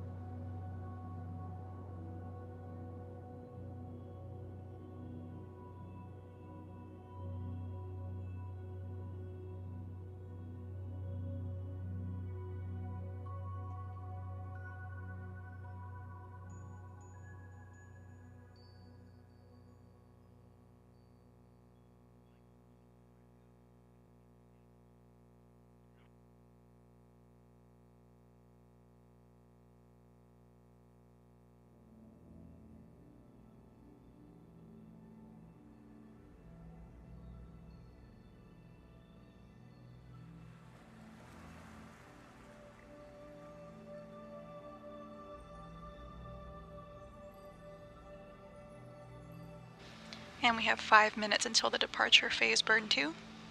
Waiting that confirmation.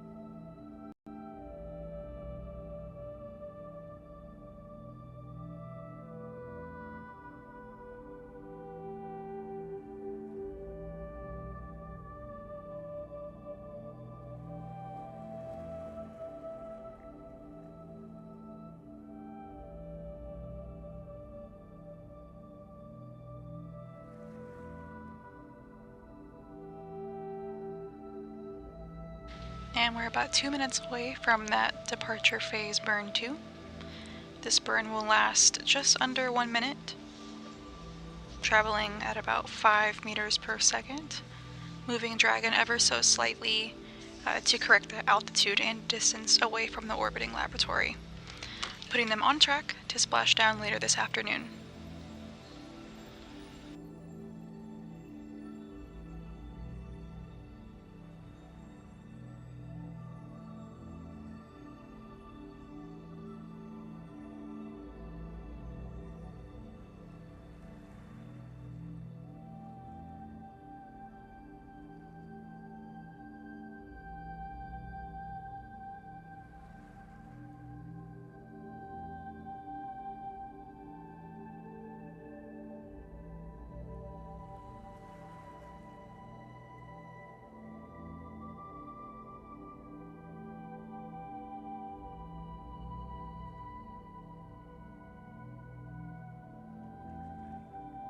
Confirmed 1 minute until burn.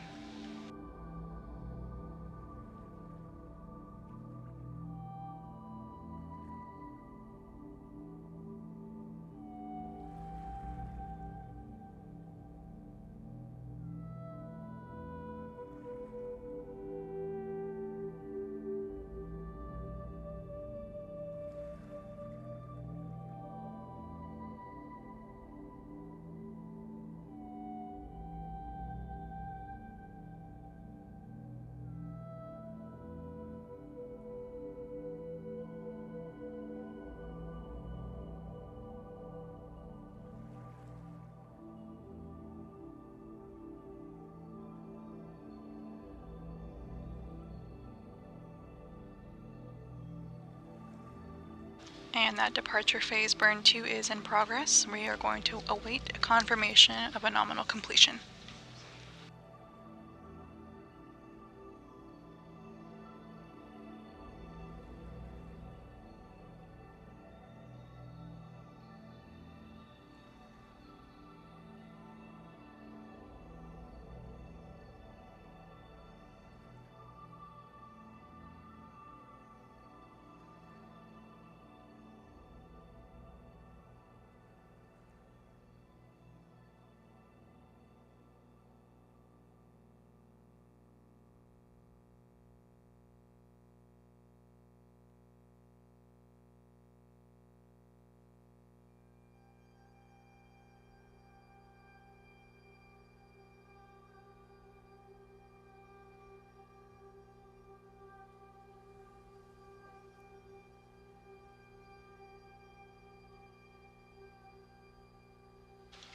We just got confirmation of a nominal burn that has been completed.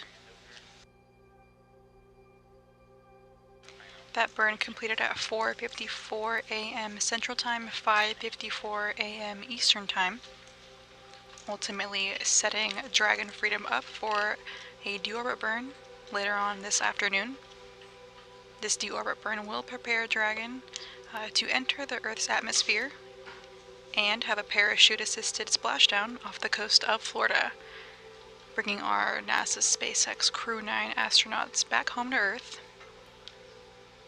And eventually, they will get on a G5, a NASA G5, and will return to Houston, Texas at NASA's Johnson Space Center, where they will be reunited with friends and family.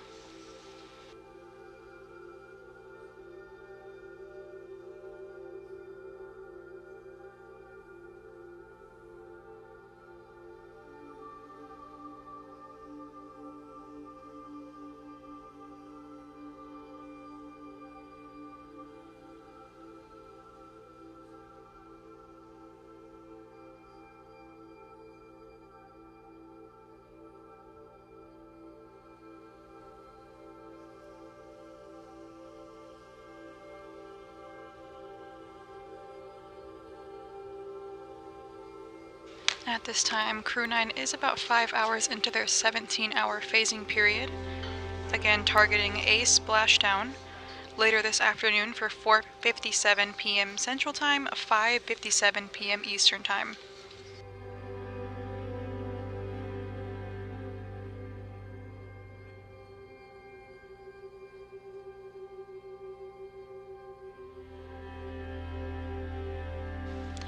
The next burn that we can expect is not for another 11 or so hours, and that will be, as mentioned, the deorbit burn.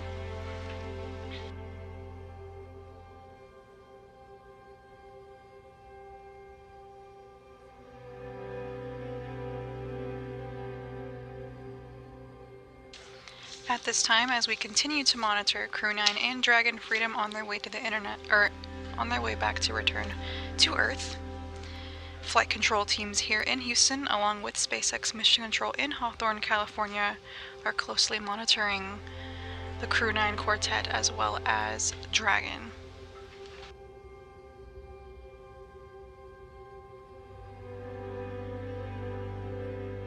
We are currently in mission audio coverage and will be live on NASA Plus, the agency's website, as well as social media, beginning at 3:45 p.m. Central Time, 4:45 p.m. Eastern Time, and that's for coverage of re-entry and splashdown of NASA astronauts Butch Wilmore, Sunita Williams, Nick Hague, and Roscosmos cosmonaut Alexander Gorbanov off the coast of Florida. Again, we will be providing continuous mission audio coverage through that splashdown, but for now, this is Mission Control Houston.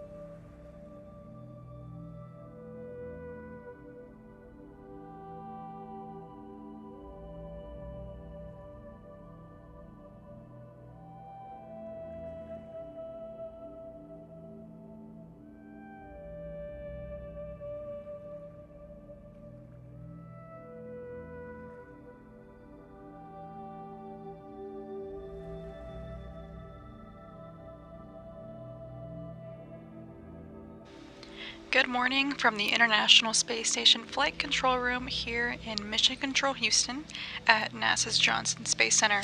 Right now we are following NASA's SpaceX Crew 9 mission as they are on their way to return back home and splashdown off the coast of Florida later this afternoon. Splashdown is scheduled for approximately 4:57 p.m. Central Time, 5:57 p.m. Eastern Time. Crew 9 is on their way to splash down off the coast of Florida. They're going through a 17-hour phasing period at the moment after undocking from the International Space Station at 12:05 a.m. Central Time this morning from the Zenith port on the space-facing side of the Harmony module.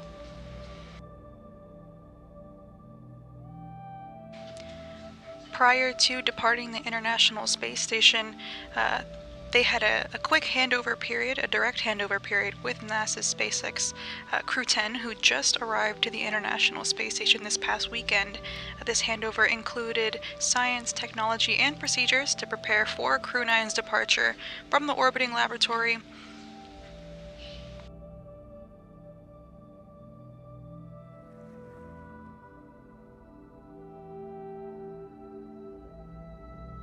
NASA astronauts Sunita Williams and Butch Wilmore, at the time of the splashdown later this afternoon, will have spent 9.5 months during their mission, and Nick Hague and Aleksandr will have spent almost 6 months during their mission. Sunny and Butch traveled approximately 121 million statute miles, and Nick Hague and Aleksandr traveled 73 million.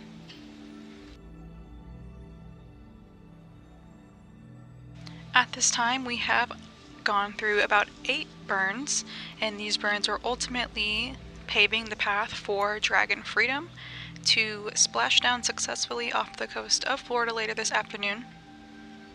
The undocking between Freedom and the International Space Station takes Dragon above, behind, and below the orbiting laboratory, and these are a series of maneuvers known as burns or departure burns that Freedom will swing around the space station and put it on a trajectory that will ultimately lead to a splashdown. The next burn isn't going to happen for another about 11 hours or so. That's scheduled at 4:11 p.m. Central Time, 5:11 p.m. Eastern Time, just about 45 minutes or so before splashdown. This deorbit burn will slow Dragon down by more than 50 meters per second, and this will allow for a high-speed re-entry back into Earth's atmosphere and a parachute-assisted splashdown for the Crew 9 crew.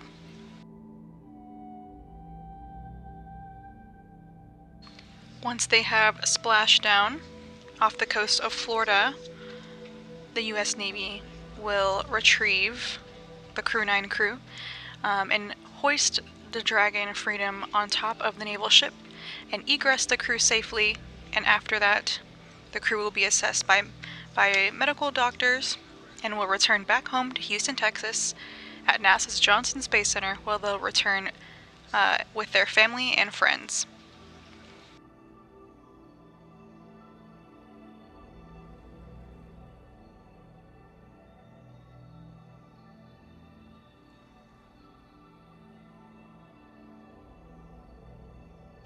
This was the third spaceflight for Sunita Williams, Butch Wilmore, and Nick Hague, and the first for Aleksandr Gorbanov.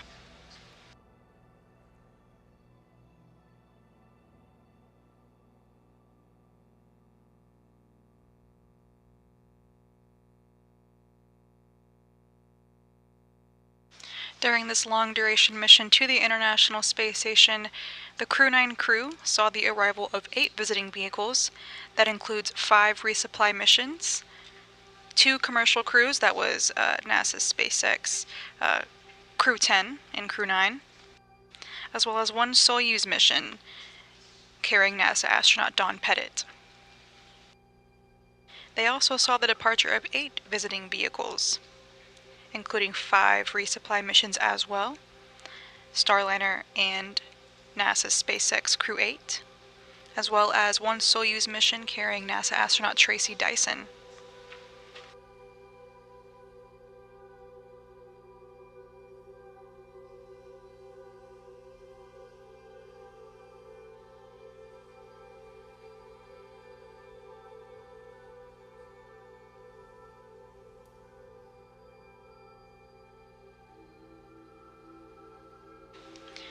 Crew 9 spent months aboard the International Space Station completing science experiments and technological demonstrations to help benefit us back here on Earth, as well as prepare for future missions as we travel further beyond low Earth orbit. While aboard the space station, Crew 9, as well as the rest of the Expedition 72 crew members, partook in quite a few science experiments, some of which include testing these exercise devices to keep humans healthy aboard the International Space Station, growing plants, swabbing the exterior of the International Space Station for microorganisms to determine if any microorganisms leave the spacecraft through its vents, and if so, which ones survive. NASA astronaut Nick Hague also installed patches during a spacewalk to repair damage to thermal shields that block out sunlight while allowing X-rays to pass through.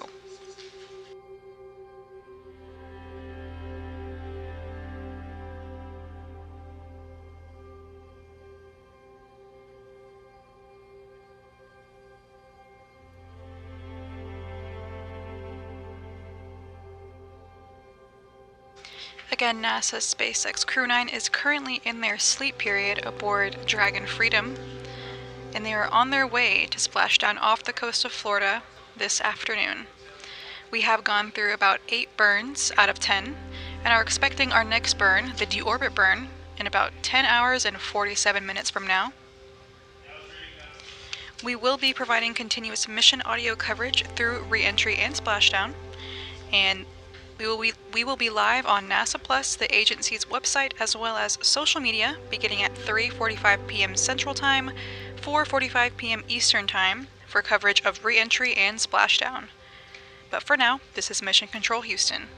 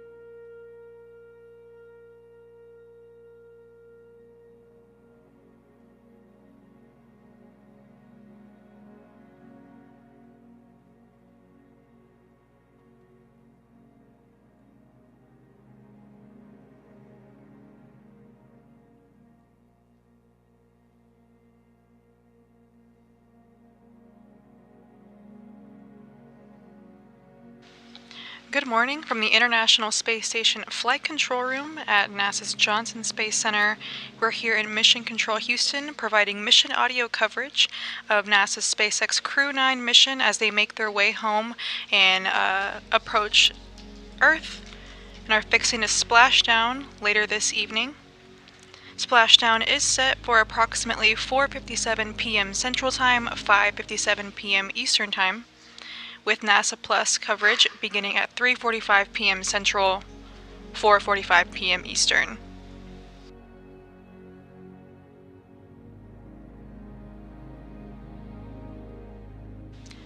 After NASA's SpaceX Crew 10 arrived to the International Space Station this past weekend, they completed a direct handover with Crew 9, and that included science, technology, and procedures to prepare for their departure from the orbiting laboratory. They did undock from the International Space Station this morning at 12:05 a.m. Central Time, 1:05 a.m. Eastern Time, and they undocked from the Zenith port, or space-facing port, of the Harmony module aboard the International Space Station.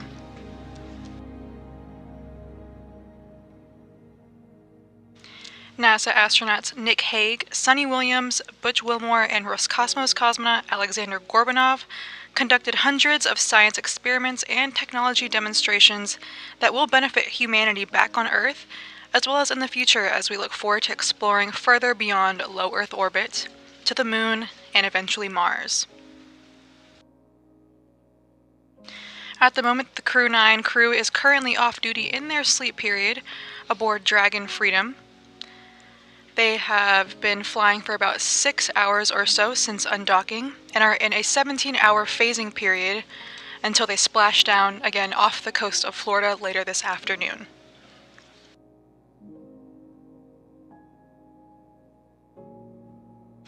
Over the last 6 hours, Dragon Freedom has undergone about 8 burns total.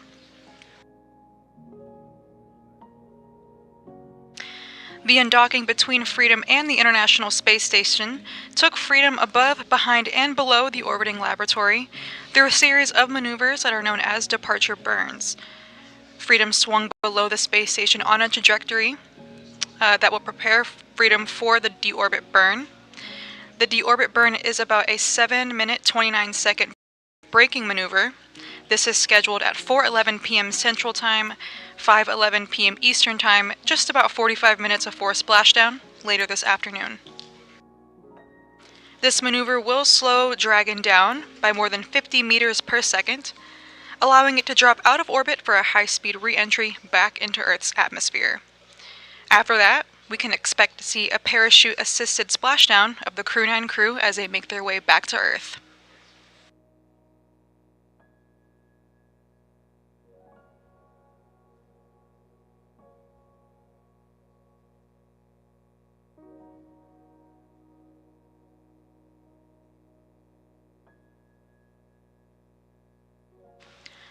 On board the Crew 9 crew, Sunny Williams and Butch Wilmore had a mission duration of 286 days, about 9.5 months. And Nick Hague and Alexander Gorbanov had 171 days, almost 6 months.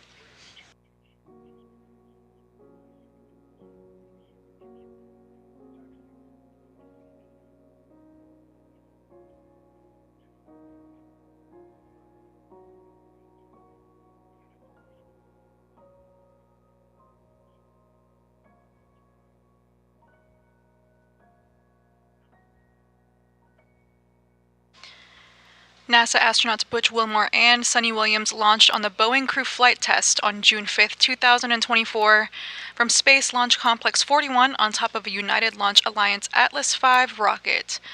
Due to systematic issues with the spacecraft, NASA decided to return Butch and Sunny with Nick Hague and Alex Gorbanov as a part of the Crew 9 mission. NASA's SpaceX Crew 9 mission lifted off from the Space Launch Complex 40 at Cape Canaveral Space Force Station in Florida. This marks the first time a human spaceflight mission has launched from that pad. At the end of the mission, Wilmore and Williams will have a mission duration of 286 days, and Hague and Gorbanov will have spent 171 days in space.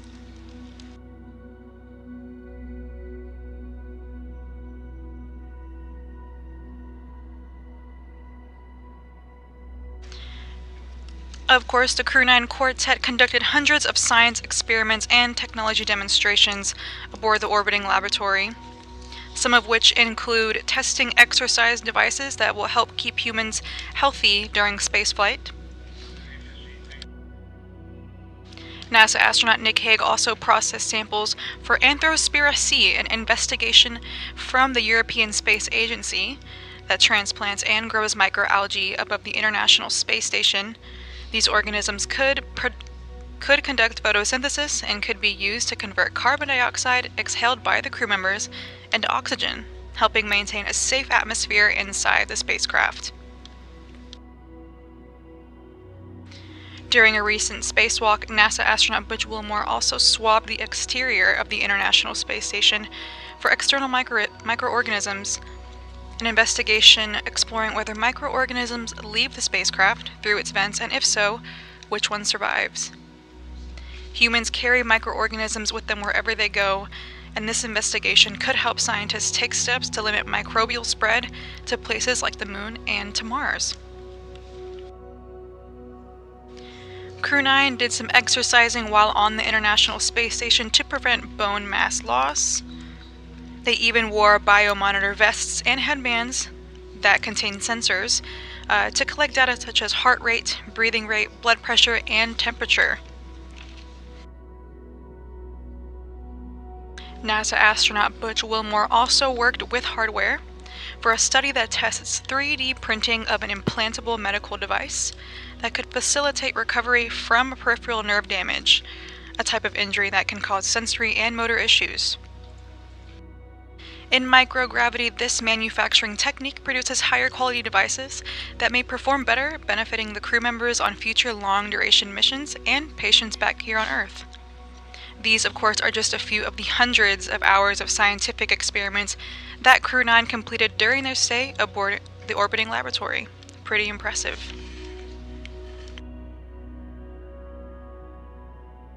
While the crew is in their sleep period at the moment, we will be providing continuous mission audio coverage throughout re-entry and splashdown for NASA's SpaceX Crew 9 mission. We will be live on NASA Plus, the agency's website, as well as social media beginning at 3:45 p.m. Central Time, 4:45 p.m. Eastern Time, for coverage of that re-entry and splashdown. For now, this is Mission Control Houston.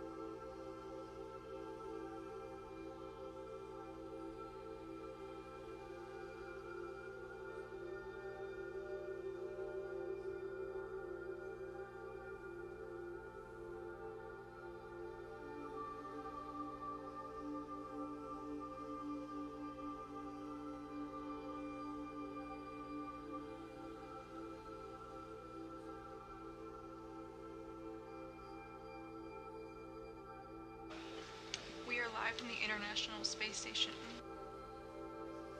We are live from the International Space Station Flight Control Room here at NASA's Johnson Space Center in Mission Control, Houston, providing you live mission audio coverage of NASA's SpaceX Crew 9 as they make their way through a 17-hour phasing period to eventually splash down off the coast of Florida later this afternoon. Splashdown is scheduled for approximately 4:57 p.m. Central Time, 5:57 p.m. Eastern Time. NASA astronauts Nick Hague, Sunny Williams, Butch Wilmore, and Roscosmos cosmonaut Alexander Gorbanov undocked from the International Space Station this morning at 12:05 a.m. Central Time, 1:05 a.m. Eastern Time from the Zenith port, or the space-facing port, of the Harmony module.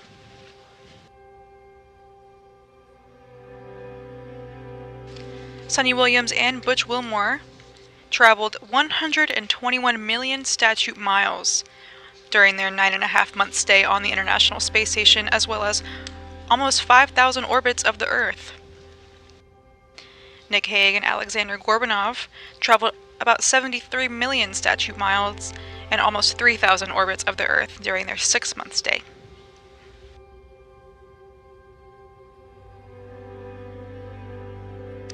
Since undocking about 6 hours ago, Dragon Freedom and the crew have undergone about 8 burns, departure burns and departure phasing burns, that have ultimately put Dragon on the right path to splash down this afternoon off the coast of Florida. The departure phase burns put Dragon at the correct altitude and distance away from the International Space Station to prepare for deorbit burn later this afternoon, right before splashdown.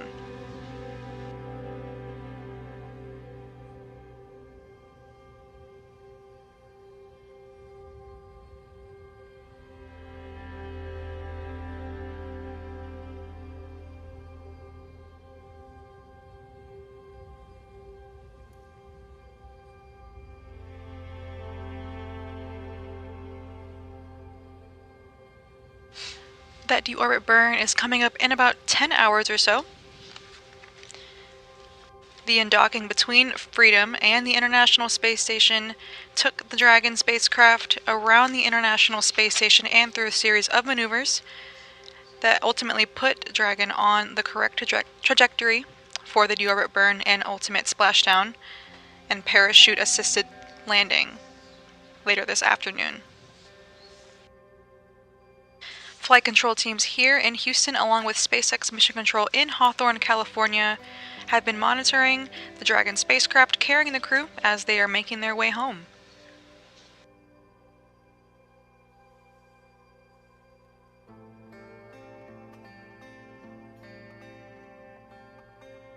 Before departing the International Space Station, Crew 9 welcomed NASA's SpaceX Crew 10 to the orbiting laboratory as they completed a few handover items such as science, procedures, technology, and more, before Crew 9 took off from the International Space Station and made their transit into low Earth orbit and soon to be off the coast of Florida, right back home on Earth.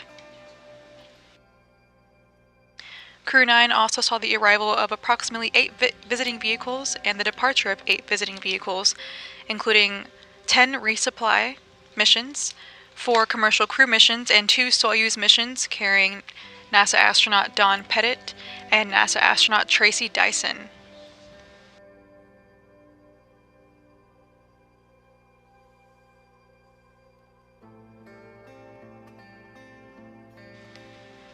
The crew is flying aboard the SpaceX Dragon spacecraft named Freedom, which is making its 4th flight. It has previously flown NASA's SpaceX Crew 4 and the private astronaut missions Axiom Mission 2 and Mission 3.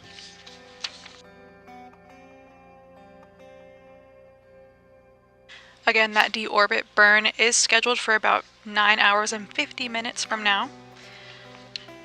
We are in mission audio coverage and will be live on NASA Plus, the agency's website, as well as social media, beginning at 3:45 p.m. Central Time, 4:45 p.m. Eastern Time for coverage of reentry and splashdown. For now, this is Mission Control Houston.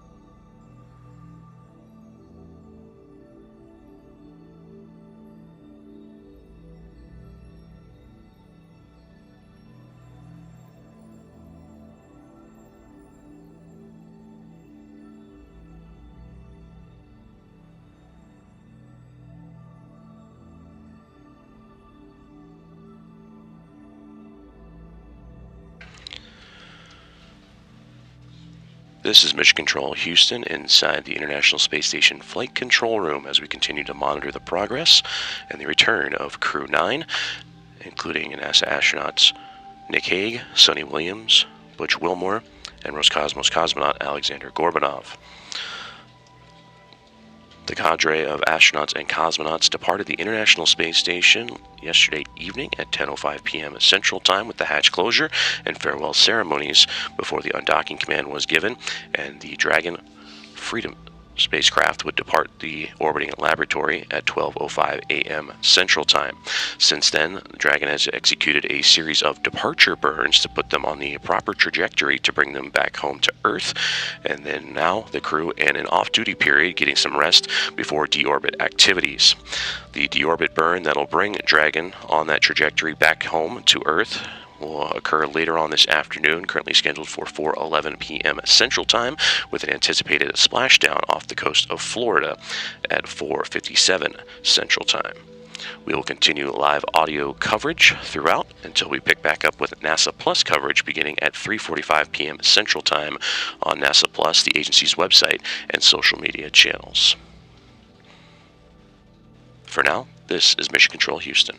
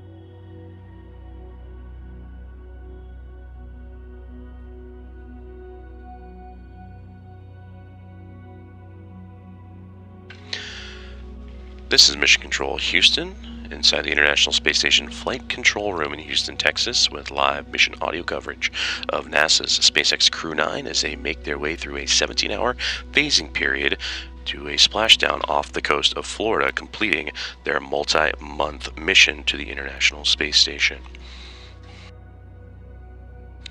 Crew 9, consisting of Commander and Pilot Nick Hague and NASA astronauts Barry Wilmore, Sunny Williams, and Roscosmos cosmonaut Alexander Gorbanov, would have closing ceremonies and the hatch closure of their Dragon Freedom spacecraft from the orbiting laboratory yesterday evening at 10:05 p.m. Central Time was the hatch closure, and the formal undocking separating Freedom from the space station at 12:05 a.m. Central Time. The crew is underway in that 17-hour phasing period and in an off-duty time right now, catching some rest before deorbit activities will get underway. And for deorbit and bringing the Freedom spacecraft back home after their multi-month stay above the International Space Station, scheduled for later this afternoon, with an anticipated splashdown off the coast of Florida at 4:57 p.m. Central Time, 5:57 p.m. Eastern Time. For Sunny Williams and Butch Wilmore, who launched back in June of 2024, they will wrap up at the time of splashdown a mission duration of 286 days in their extended stay above the International Space Station, and that would include over 4,500 orbits of Earth and over 121 million statute miles. They are joining Nick Hague and Alexander Gorbanov, who launched to the orbiting laboratory back in late September for a 6-month stay, and at the time of splashdown they will have completed 171 days in outer space and 2,736 orbits of Earth for just over 72 million statute miles.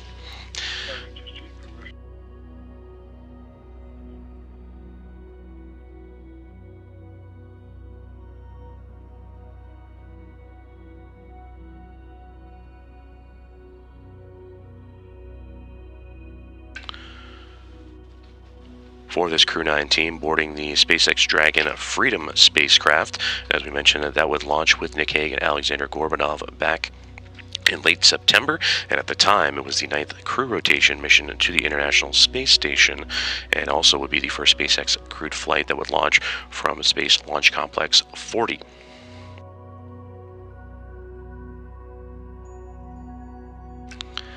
And for a period, both Hague, Wilmore, Williams, and Gorbanov would also join up with the team of the Soyuz MS-26 team, including NASA astronaut Don Pettit and the commander of Expedition 72 in the International Space Station, Alexei Ovchinin, and Ivan Wagner. And only a few days ago, over the weekend, Crew 10 would join as they would launch on March 14th, and have just been on station a little over 3 days from now.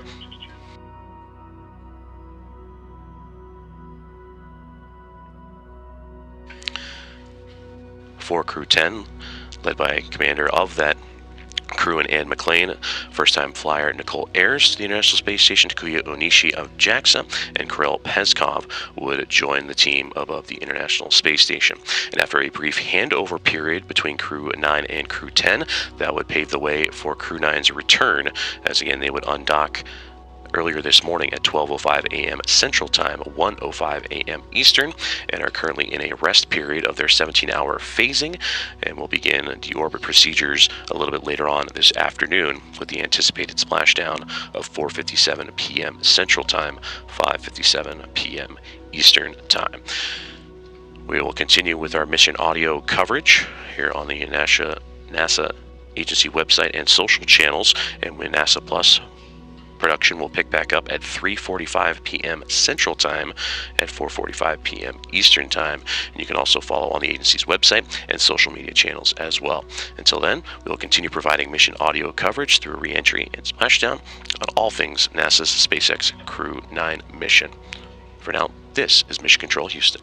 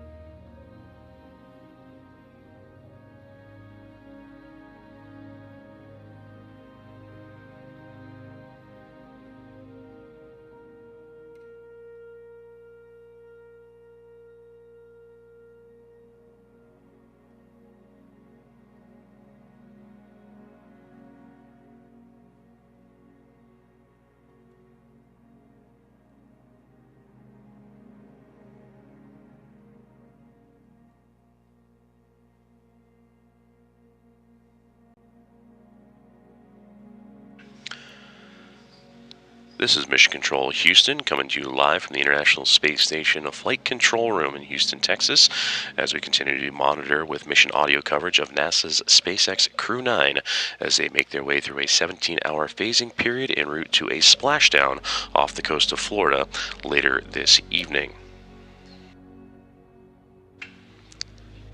Crew 9, consisting of Commander Nick Hague, NASA astronauts Butch Wilmore, Sunita Williams, and Roscosmos cosmonaut Alexander Gorbanov, have completed their long-duration stay aboard the International Space Station and are en route to return to Earth with the anticipated splashdown at 4:57 p.m. Central Time, 5:57 p.m. Eastern Time.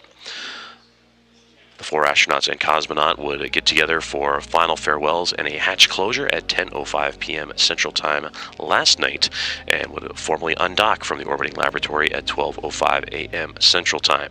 The crew is currently in an off-duty period, getting some much-needed rest ahead of deorbit activities. And over that 17-hour phasing period, they would execute a series of undocking and departure burns that would put the Dragon Freedom spacecraft on the appropriate trajectory to return to the Earth's surface, and again splashing down off the coast of Florida later on this evening. For Sunita Williams and Butch Wilmore, who would launch on the Boeing Starliner spacecraft back in June, they are wrapping up a 9.5-month stay aboard the International Space Station that would span 286 days at the time of the anticipated splashdown, and that would accumulate to over 121 million statute miles. For Sunita Williams, 286 days on her 3rd flight in total, and now for her career, 608 days in space, the second most by an American astronaut. The only one ahead of her is Peggy Whitson at 675 days. Williams would also conduct 2 EVAs outside of the orbiting laboratory in her time aboard International Space Station, and has now conducted 9 EVAs in her career for a total of 62 hours and 6 minutes, the 4th most EVA time ever, and the most by a woman. For Butch Wilmore,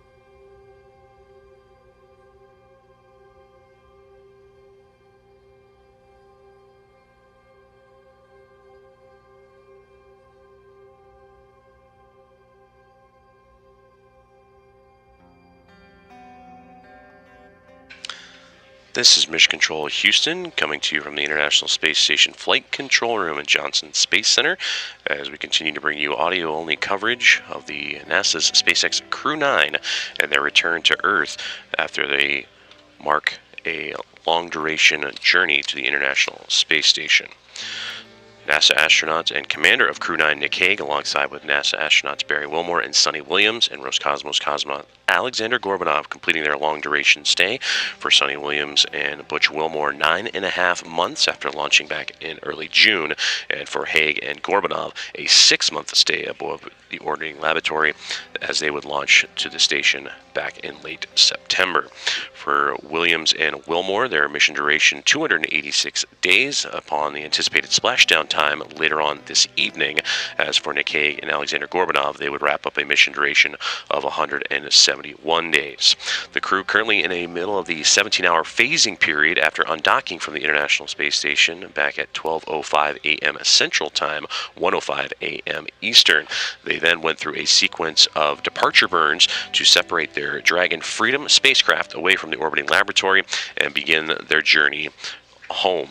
The deorbit burn for Dragon Freedom scheduled later on this afternoon just after 4 o'clock Central Time, with the anticipated splashdown at 4:57 p.m. Central, 5:57 p.m. Eastern. Here inside the International Flight Control Room, they are going through a brief handover period as the Orbit 1 and Orbit 2 teams currently exchanging information and beginning that handover period, much as did Crew 9 and Crew 10, as they would complete a brief handover period with the arrival of Crew 10 and Commander Ann McLean, first-time flyer Nicole Ayers, Takuya Onishi, and Kirill Peskov, Onishi of JAXA and Peskov of Roscosmos. And that would open up the door for Hague, Wilmore, Williams, and Gorbanov to make preparations and return home. We will continue with our mission audio-only coverage through the early moments of this afternoon, and then we will switch over to NASA Plus, the agency's website, as well as social media, beginning at 3:45 p.m. Central Time, 4:45 p.m. Eastern, for the full coverage of re-entry and splashdown. The crew aboard SpaceX Dragon currently in an off-duty period, getting some much-needed rest before deorbit activities. And they will wake up and get back to work a little bit later on this morning. As for the crew aboard the International Space Station, which they would depart, leaving NASA astronaut Don Pettit, Roscosmos cosmonaut and the commander of Expedition 72, Alexei Ovchinin, and Ivan Wagner, along with McLean, Ayers, Onishi, and Peskov. We will continue with that live mission audio coverage through the resumption of the NASA Plus at 3:45 p.m. Central Time, and again the anticipated splashdown of Crew 9 off the Gulf Coast of Florida at 4:57 p.m. Central, 5:57 p.m. Eastern. Till then, this is Mission Control Houston.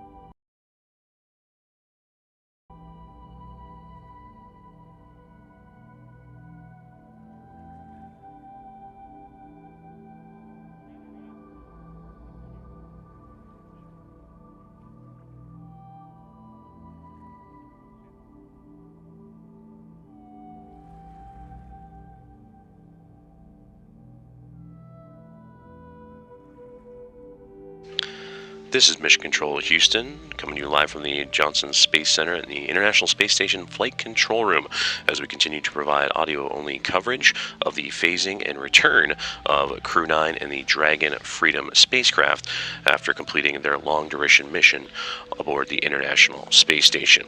The teams here inside the Flight Control Room have just completed a handover period, and the Mosaic flight team, led by Fiona Antkowiak, has now taken over and have reported out all teams with their updates, including that the Dragon Freedom is in a nominal and good trajectory as they continue their phasing and return to Earth.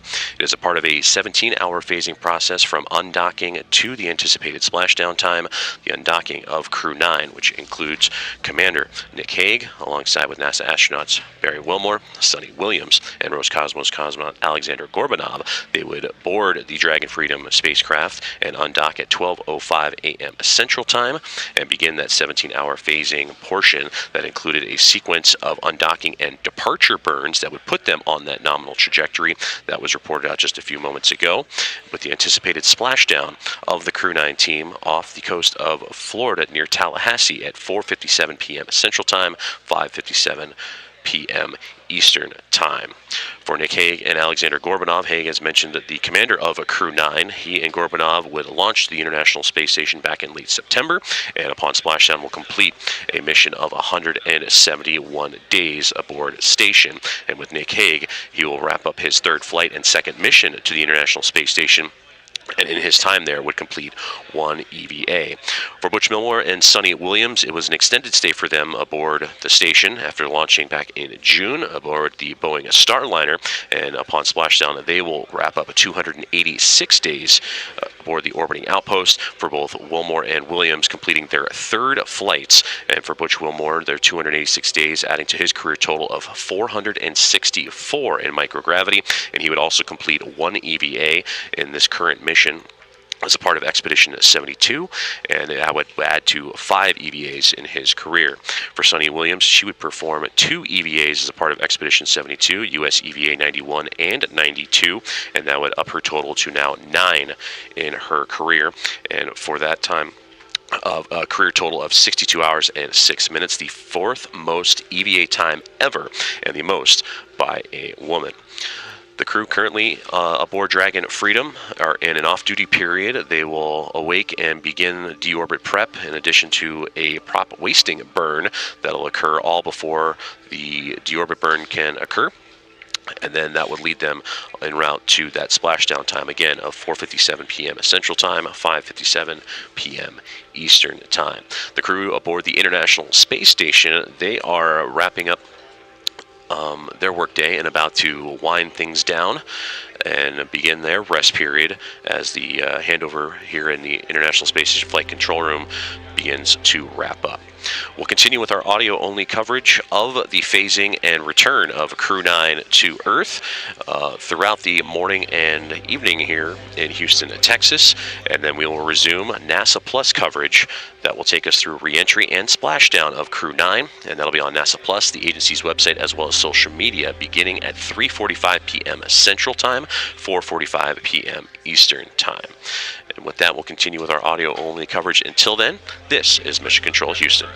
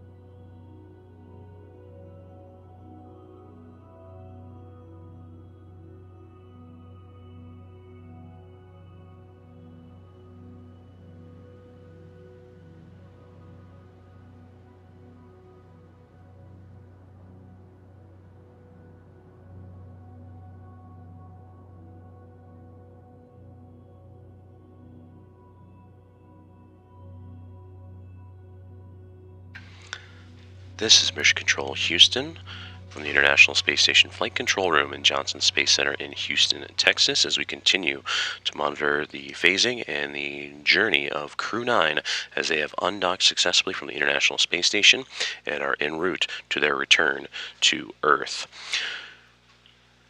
Crew 9 consisting of Commander and NASA astronaut Nick Hague, alongside Barry Wilmore and Sunny Williams of NASA and Alexander Gorbanov of Roscosmos, successfully undocked from the International Space Station at 12:05 a.m. Central Time earlier this morning, and have executed a sequence of burns and are now in an off-duty period in preparation for deorbit commands and the eventual return and splashdown to Earth.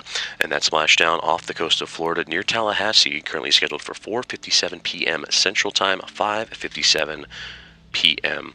Eastern Time.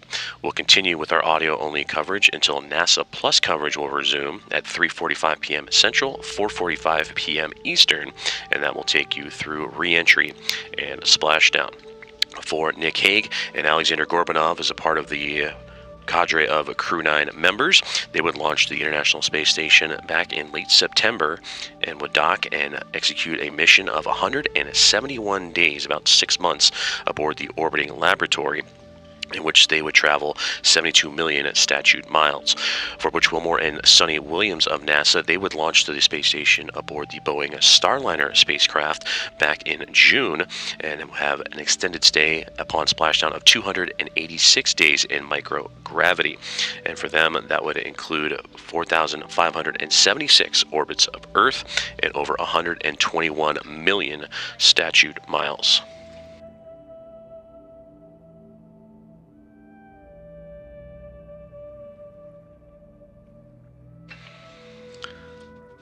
For Hague, Williams, Wilmore, and Gorbanov, they would depart the Expedition 72 crew as back on station and part of Soyuz MS-26 team, and NASA astronaut Don Pettit, the commander of Expedition 72, Alexei Ovchinin, and Roscosmos cosmonaut Ivan Wagner.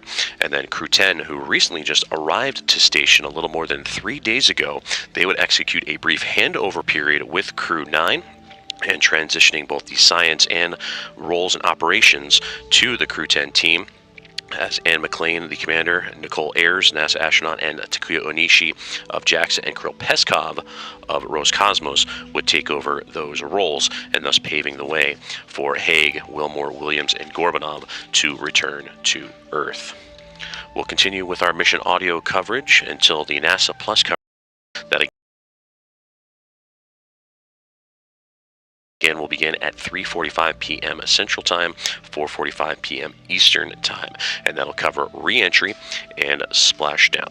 For now, this is Mission Control Houston.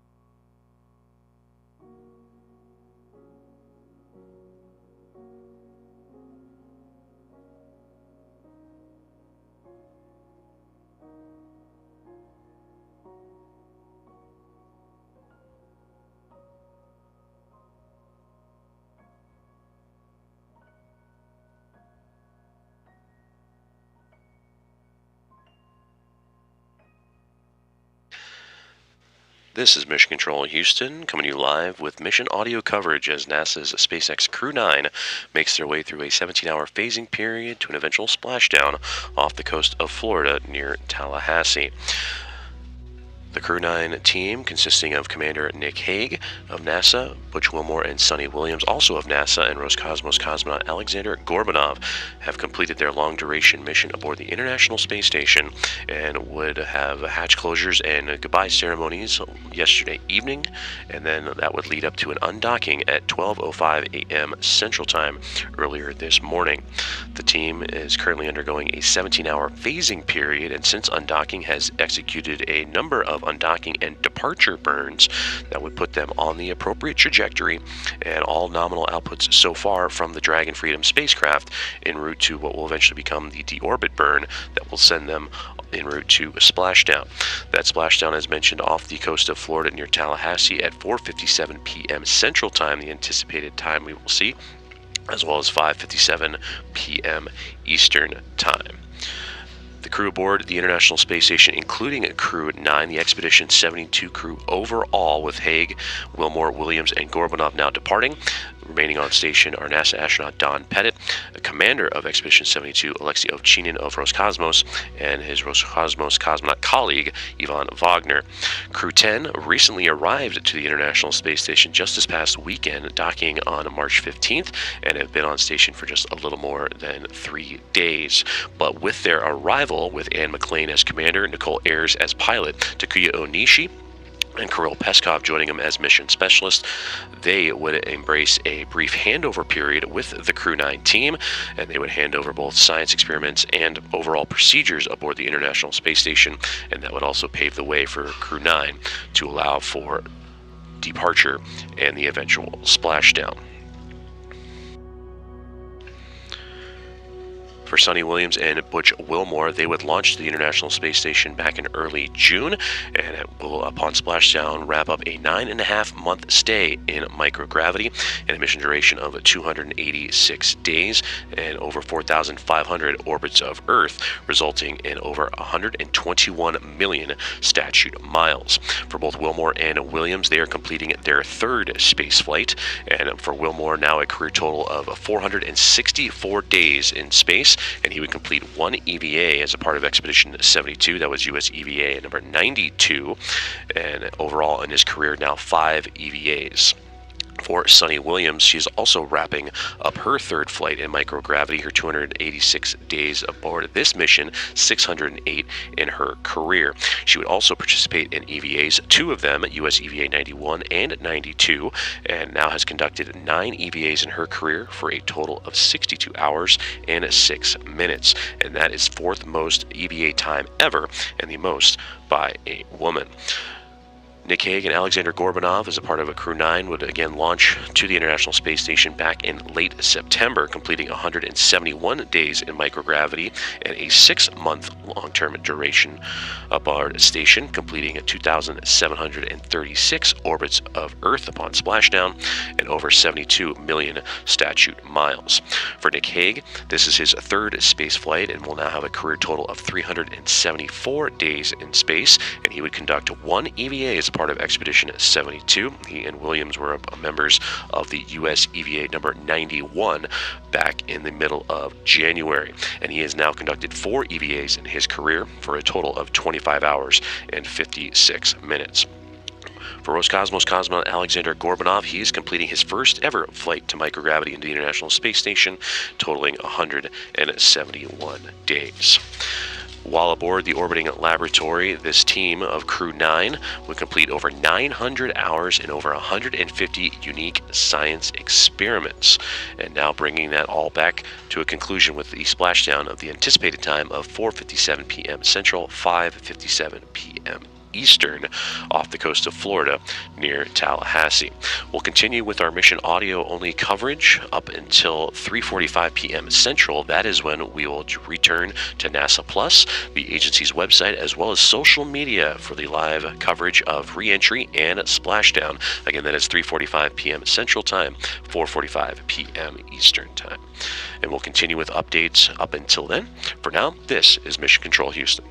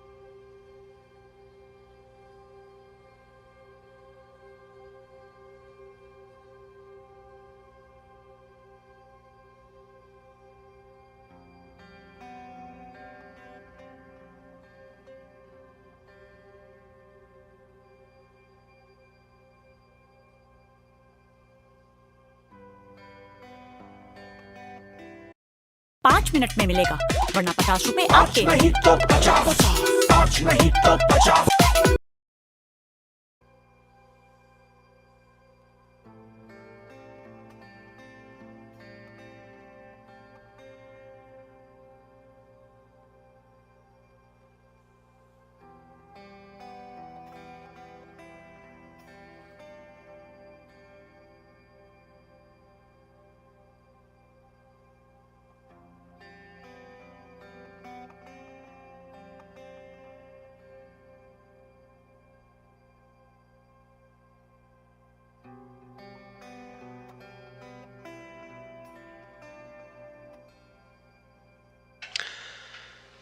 This is Mission Control Houston, live with mission audio coverage of NASA's SpaceX Crew 9 as they make their way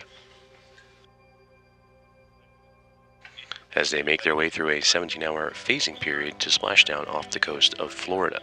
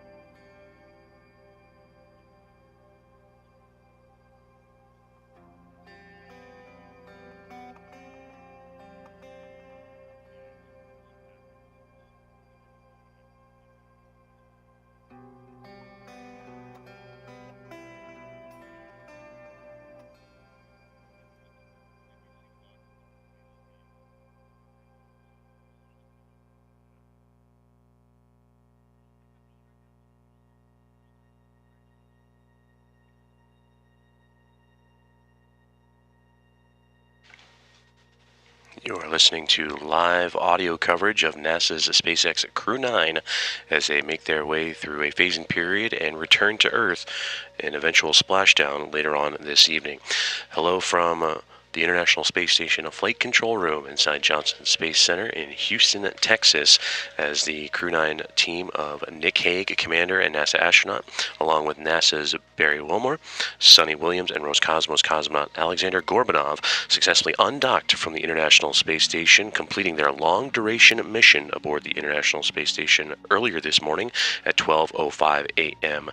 Central Time. From there, they would go through a sequence of undocking and departure burns to set them on the appropriate trajectory to bring them closer to their return to Earth. For Williams and Wilmore, an extended stay aboard the International Space Station that upon splashdown later on this evening will put them at 286 days in microgravity. For Hague and Gorbanov, their 6-month duration resulted in 171 days upon completion.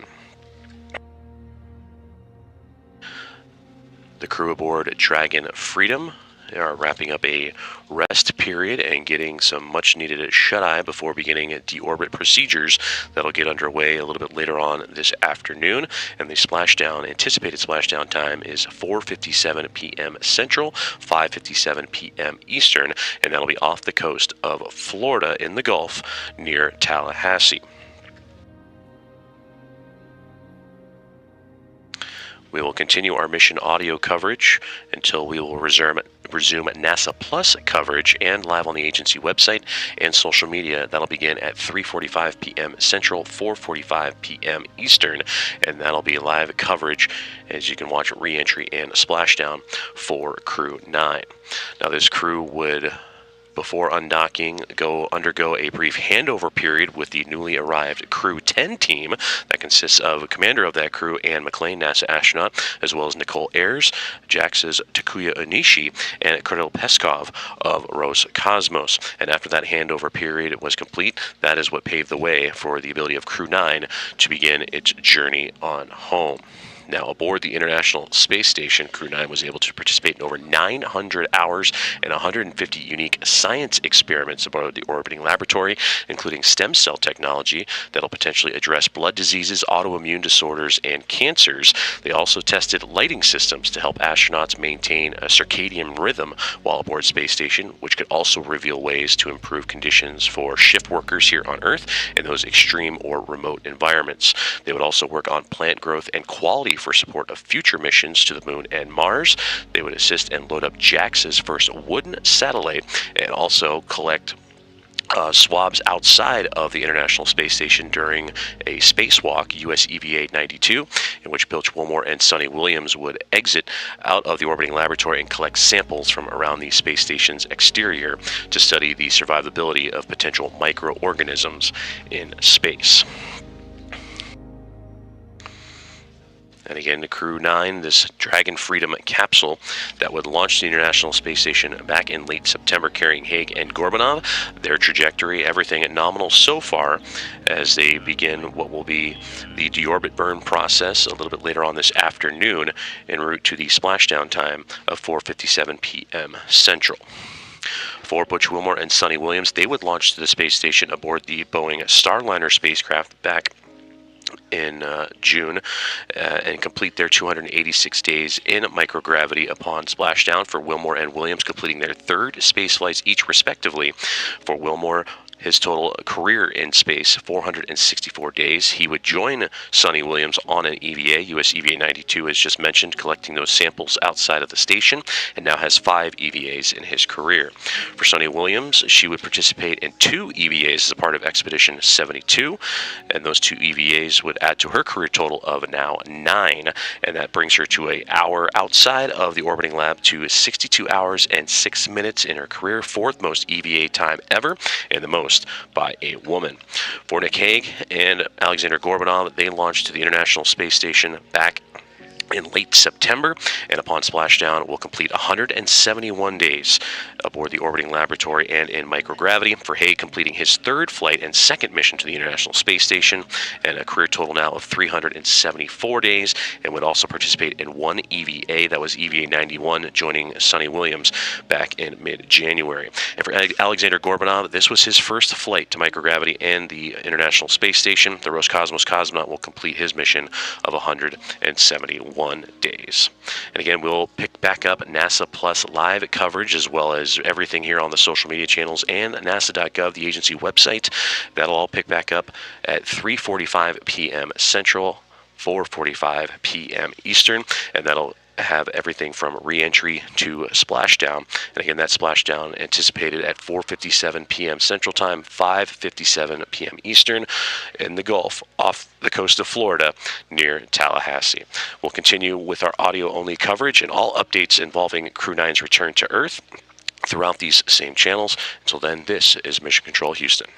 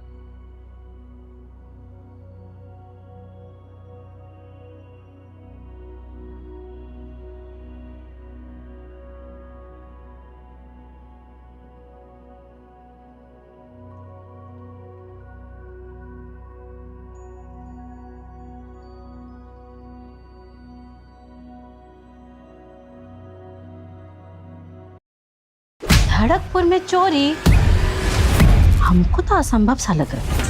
दामाद जी दुपहिया देखने आ रहे हैं। दुपहिया कहाँ खड़ा कियो? अरे आवेला दुपहिया।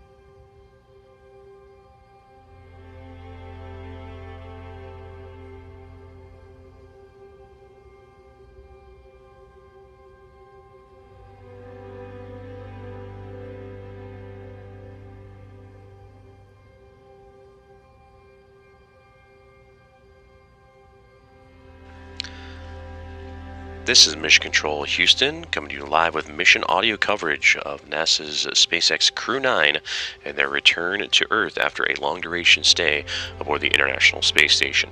Hello from the International Space Station Flight Control Room inside Johnson Space Center in Houston, Texas, as the live audio coverage continues on after a successful undocking for the quartet of the Crew 9 team.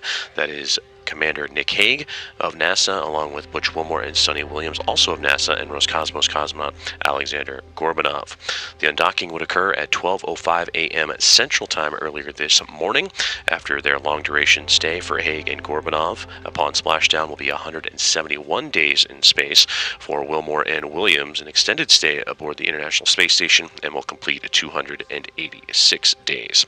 After undocking in the early morning hours, they would undergo a couple of undocking burns and 4 departure burns that would put the Dragon Freedom spacecraft on the appropriate trajectory in preparations for the deorbit burn coming up later this afternoon. The next burn on the timeline will be about 5 hours and 48 minutes from now, the prop waste burn, and that is to expend extra propellant inside the Dragon Freedom spacecraft and reduce mass to allow for the proper alignment of that craft to begin its deorbit burn and splashdown. Now, splashdown currently slated for 4:57 p.m. Central Time, 5:57 p.m. Eastern Time. And we'll pick back up the coverage live on NASA Plus, the agency's website, as well as social media, beginning at that time, starting with the coverage of re-entry and a splashdown. For Nick Hague and Alexander Gorbanov, they would launch the International Space Station in late September. For Hague, his 3rd flight and 2nd mission to the space station, resulting in a career total now of 374 days in space. For Alexander Gorbanov, wrapping up his 1st flight in microgravity. For Butch Wilmore and Sunita Williams, they would launch to the International Space Station back in June and would dock a day after and complete 286 days on orbit, and both of them wrapping up their 3rd space flights. For Wilmore completing 464 days in his career, and he would participate in 1 EVA aboard the Expedition 72 crew, and that was US EVA number 92, in which he would join Sunita Williams back on January 30th, and now has 5 EVAs in his career. For Sunita Williams, 3rd flight for her, and now totaling upon splashdown 608 days in space. She would participate in 2 EVAs, US EVA 91 and 92, in quick succession on January 16th and January 30th, joining Nick Hague for the 1st and Wilmore for the 2nd, and that would put her at 9 for her career, and a total of 62 hours and 6 minutes, the 4th most EVA time ever, and the most total by a woman. We'll continue with our audio coverage of all things in the return of NASA's SpaceX Crew 9, and we'll pick back up with the NASA Plus coverage and live coverage on the agency website and social media, again beginning at 3:45 p.m. Central Time, 4:45 p.m. Eastern. For now, this is Mission Control Houston.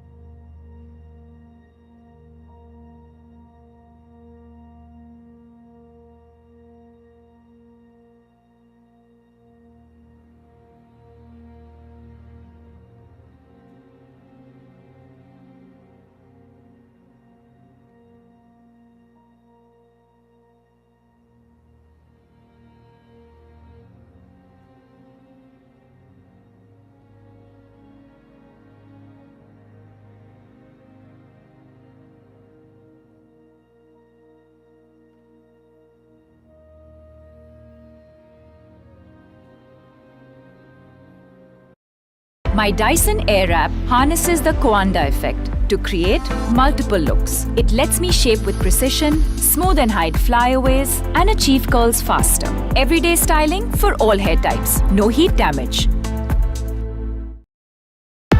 Finding the right linen shirt with matching chinos, a leather strap watch, takes so much effort. But Amazon Pay is totally effortless. इस त्योहार Amazon पर मिले wear it with suggestions on top fashion brands ताकि fashion हो effortless. Amazon, हर पल fashionable.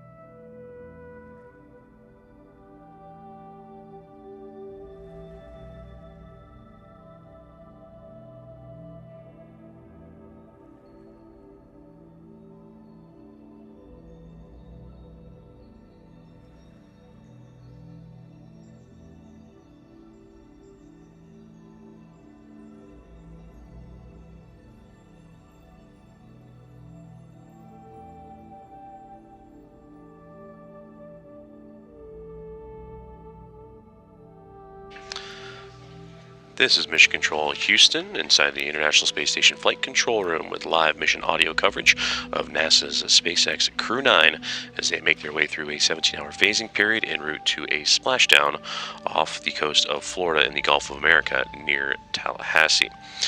The quartet of Crew 9, consisting of Commander Nick Hague of NASA astronauts Butch Wilmore and Sunita Williams, and Roscosmos cosmonaut Alexander Gorbanov, would depart the International Space Station after a long-duration mission, completing Crew 9 tasks as a part of Expedition 72. The undocking from space station in their Dragon Freedom spacecraft occurred around at 12:05 a.m. Central Time, and since then executed a series of undocking and departure burns to put them on the proper trajectory to return home to Earth. Anticipated splashdown time is 4:57 p.m. Central, 5:57 p.m. Eastern Time, and we'll continue providing with live mission audio coverage up until 3:45 p.m. Central, and that is when NASA Plus, the agency's website, nasa.gov, as well as social media will kick back up with live visual and audio coverage that will include re-entry and splashdown. For now, this is Mission Control Houston.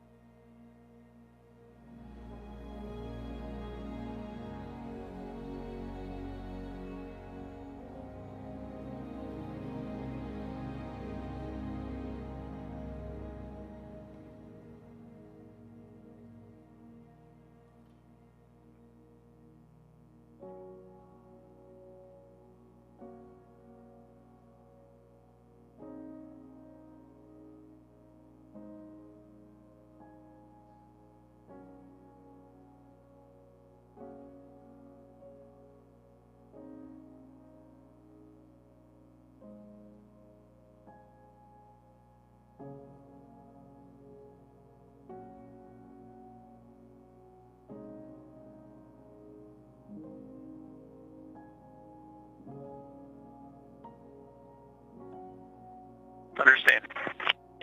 All right. Next, this should have been briefed before you went to sleep, but we do expect sparse TDRS coverage. This is going to be between 1523, that's 1523, and 1609. That is coming up in about 40 minutes. During that time, I recommend crew begin 4.700 and cabin stowage for deorbit prep. As part of that deorbit prep, we'll also need crew to stow temperature sensors per the tablet procedure 2.203, and we'll need you to report when complete. I'll take a pause here for any questions.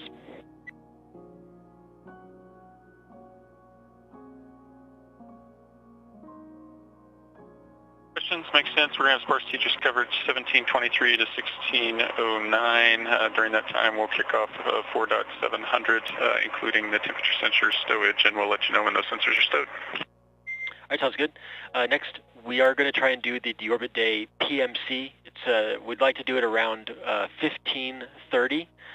We have about 10 minutes of comm coverage available for that. So if crew desire, we can move that earlier if you want to do it earlier, or if you think more than 10 minutes is going to be required.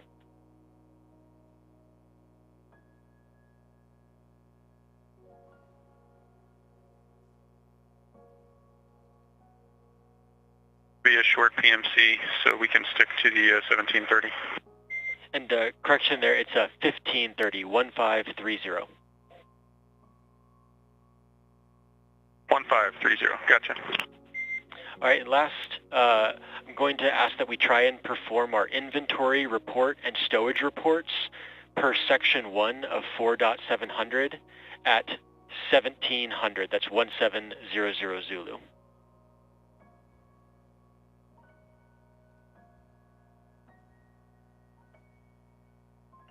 You want our inventory at 1700.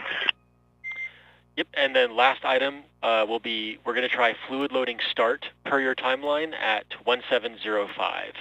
And that concludes the morning briefing. Do you have any questions?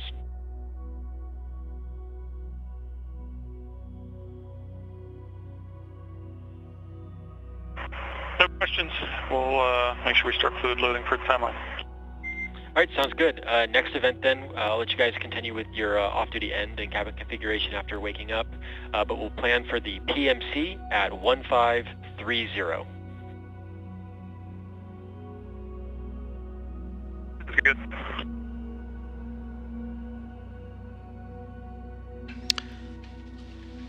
This is Mission Control Houston inside the International Space Station Flight Control Room, where you just heard communications from SpaceX in Hawthorne, California, relaying up to NASA's SpaceX Crew 9 team and Commander Nick Hague, as they have woken up from their off-duty period and will now prepare for the Dragon of Freedom spacecraft for deorbit preparations and performing inventory reports in anticipation of their continued phasing, deorbit burn, and anticipated splashdown in the Gulf of America off the coast of Florida near Tallahassee.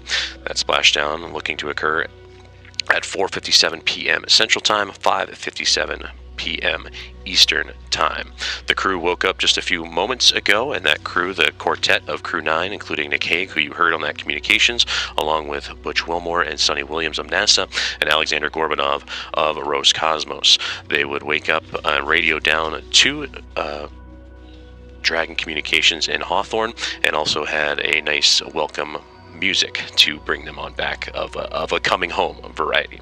So again, the team is awake inside the Dragon Freedom spacecraft and preparing deorbit prep, along with inventory reports, fluid loading, and the like, in preparation for deorbit activities that will occur later on this afternoon.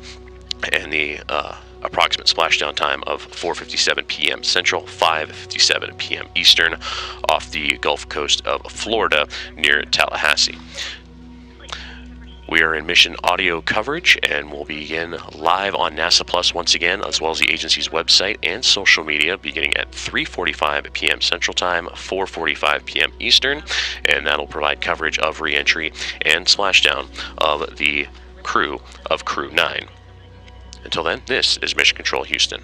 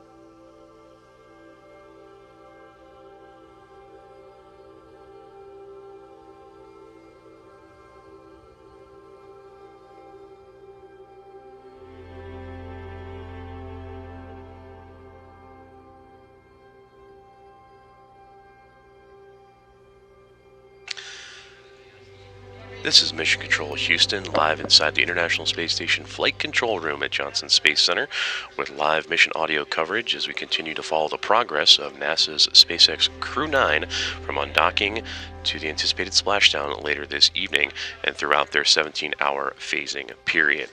The quartet of Crew 9, consisting of Commander and NASA astronaut Nick Hague, alongside with NASA astronauts Barry Wilmore and Sunny Williams, and Roscosmos cosmonaut Alexander Gorbanov, would depart the International Space Station at 12:05 a.m. Central Time, thus concluding their long-duration stay aboard the orbiting laboratory. They would then go into a sequence of undocking and departure burns to distance themselves from the neighborhood of the space station and put the Dragon Freedom spacecraft in the appropriate trajectory to begin deorbit procedures, and eventually the splashdown targeted for 4:57 p.m. Central Time, 5:57 p.m. Eastern Time. They do have one more burn to go. That is the prop waste burn. That will occur a little less than 5 hours from now, and that will disperse extra propellant inside the Dragon Freedom spacecraft to shed mass before preparing for deorbit. The Crew 9 team is awake. They woke up a couple of moments ago to some wake-up music from the teams in Hawthorne, California, and the SpaceX headquarters, and with their morning briefing will begin deorbit preparations, performing inventory, fluid loading, and more as a part of their early morning tasks, and again, all in preparation for deorbit. Taking a closer look at the Crew 9 team, for Nick Hague and Alexander Gorbanov. Hague, the commander of Crew 9, he and Gorbanov would launch to the International Space Station back in late September, and upon splashdown will complete 171 days in space, and their mission specialists joining them in Butch Wilmore and Sunny Williams. They would launch the International Space Station back in June as a part of the Boeing Starliner spacecraft mission, and will complete 286 days in microgravity. For Hague, he will be completing his third flight and second mission to the International Space Station, and will now, upon adding his 171 days aboard the space station and a part of the Expedition 72 crew, it will have 574 days in outer space for his career. He would participate in one EVA, that was US EVA number 91, in mid-January, and would now have a career total of 25 hours and 56 minutes over 4 career EVAs. For Butch Wilmore and Sunny Williams, they are both completing their third flights and missions to the International Space Station. For Wilmore, his 286 days add to his career total of 464 days, and would participate in one EVA, US EVA 92, also in mid-January, and would now have 5 for his career. And for Butch Wilmore, those 5 totaling 31 hours and 2 minutes. For Sunny Williams, wrapping up her third flight, 608 career days in space. Upon splashdown later this evening, she would participate in 2 EVAs during her time aboard the International Space Station and a part of the Expedition 72 crew, US EVAs 91 and 92. Those were on January 16th and January 30th, respectively, and now has 9 EVAs for her career, totaling 62 hours and 6 minutes, the 4th most ever EVA time, and the most by a woman. So we will continue to provide audio updates on the progress of the Crew 9 Dragon Freedom spacecraft and their return to Earth after their long-duration stay aboard the International Space Station. And again, the anticipated splashdown time, 4:57 p.m. Central, 5:57 p.m. Eastern. We will pick back up with live NASA Plus coverage, as well as extended coverage on the agency's website, nasa.gov, and social media at 3:45 p.m. Central, 4:45 p.m. Eastern, and that coverage will include re-entry and a splashdown for the quartet of Crew 9. For now, this is Mission Control Houston.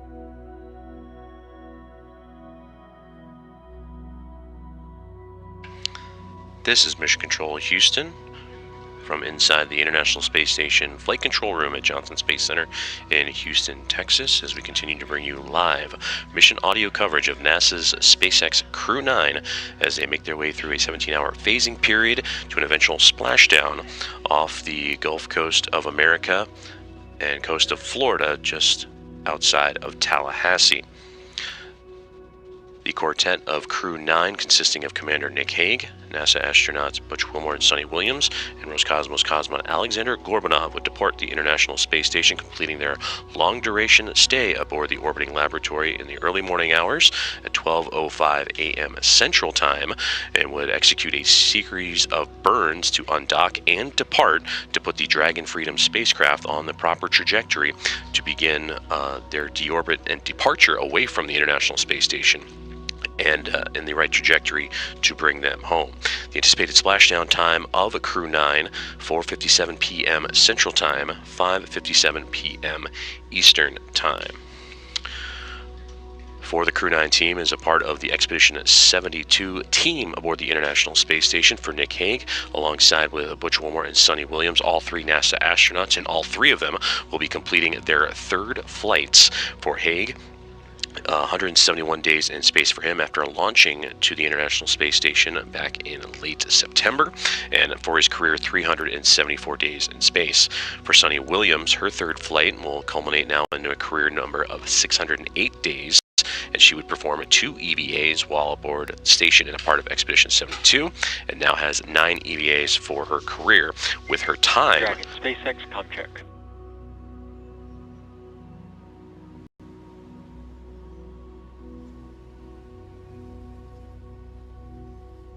Freedom's loud and clear. Loud and clear, Freedom. Our crew ready for the deorbit day PMC. Affirmative. SpaceX copies. I'll be privatizing Dragon to ground, and the next call you hear will be from Flight Surgeon.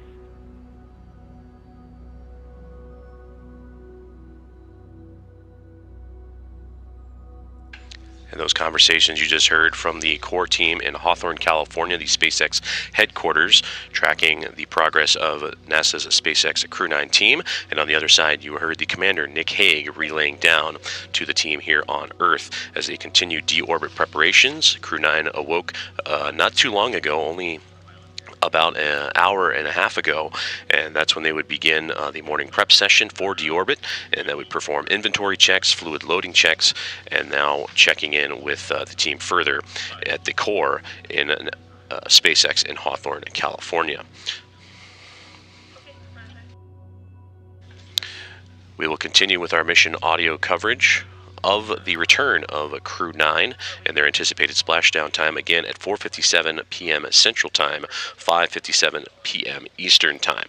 We will transition from audio only to NASA Plus, the agency's website, nasa.gov, as well as on social media, beginning at 3:45 p.m. Central, 4:45 p.m. Eastern, for coverage of re-entry and splashdown. For now, this is Mission Control Houston.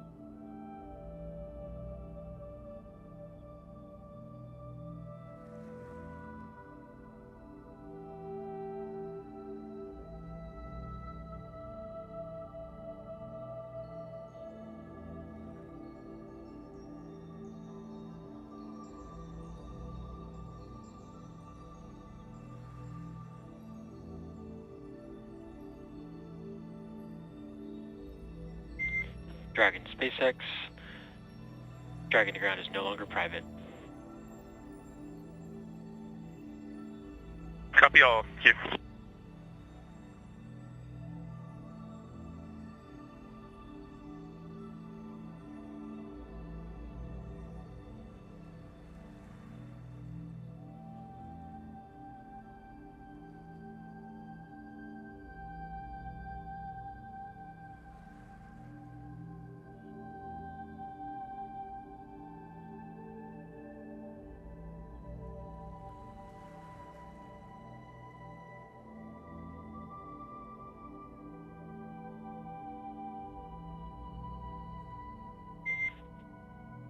Freedom SpaceX, just a reminder, we are 5 minutes away from a 30-minute expected LOS.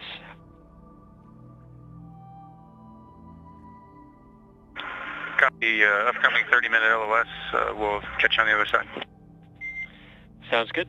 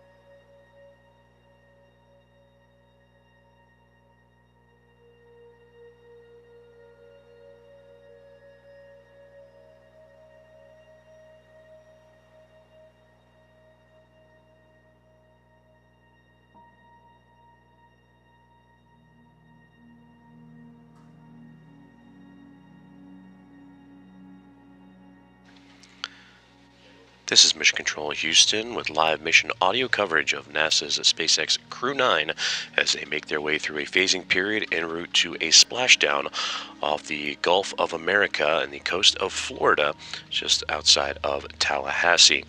For the Crew 9 team, you just heard moments ago the radio down from the communications team at the core at SpaceX in Hawthorne, California, an anticipated LOS or loss of signal for about 30 minutes, and we anticipate hearing back from the crew at roughly 11:10 Central Time, 11:10 a.m. Central Time.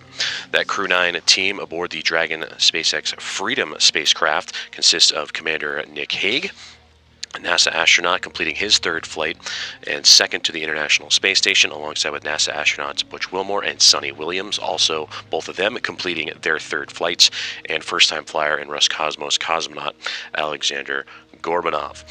The quartet of astronaut and cosmonauts would undock from the International Space Station, completing a long-duration stay above the orbiting laboratory at 12:05 a.m. Central Time, and are currently undergoing a 17-hour phasing period that'll lead up to the eventual splashdown, with the approximate time of 4:57 p.m. Central, 5:57 p.m. Eastern Time.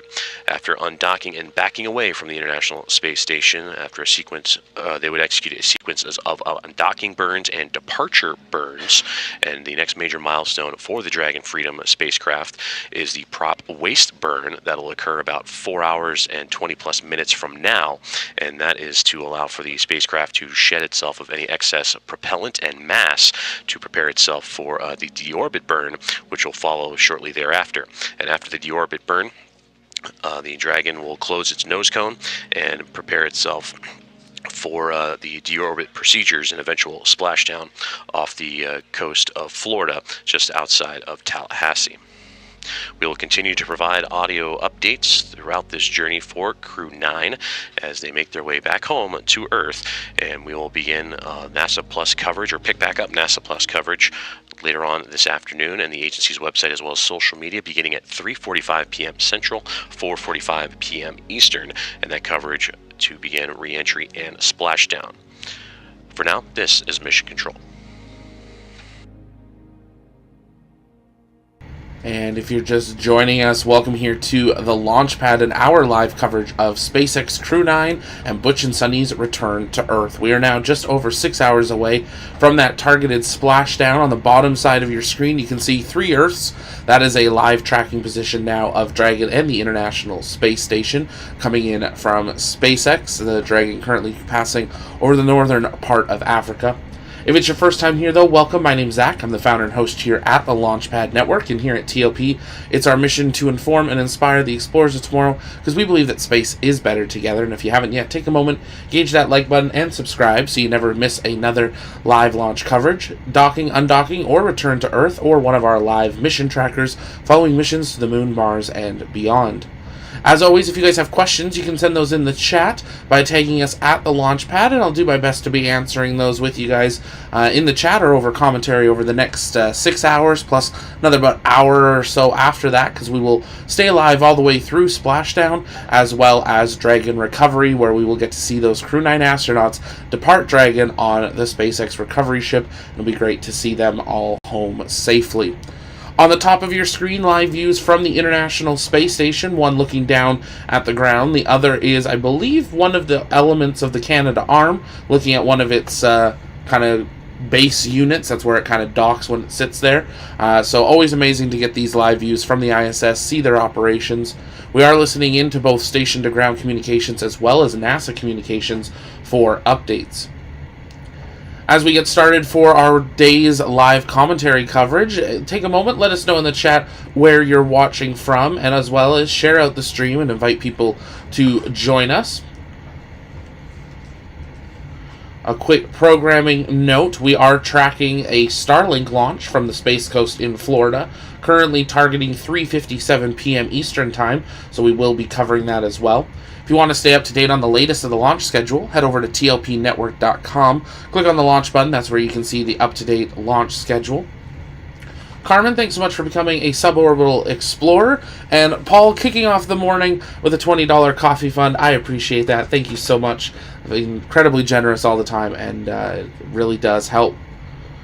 In the Fray 2 asks a really great question. Why do they have loss of signal with all the Starlink satellites now in place? Just curious. The International Space Station and Dragon do not fully operate off of Starlink. So they did do a demonstration of Starlink on Dragon during the Polaris Dawn mission. Had really great success with that, but the International Space Station does not operate with Starlink. Maybe it's something we'll see added in the future, but they use other systems and satellite networks, including TDRS. So just because we have a loss of signal of cameras with Station or Dragon doesn't mean we have a loss of signal of telemetry. Sometimes we can still get that down, but there are times where we'll pass over regions of the world.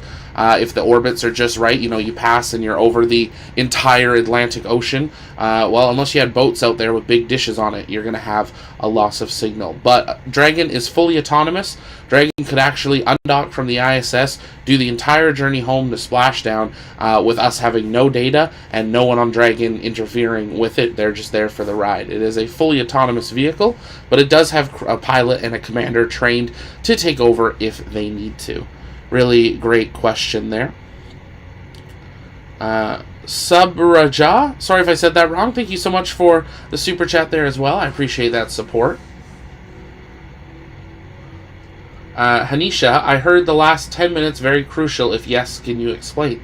Yeah, so the last bit of re-entry, once you commit to your deorbit burn, and you have atmospheric interface, when Dragon actually starts entering the Earth's atmosphere, that is when you enter that critical time. Dragon's an incredible vehicle. It's had a great track record.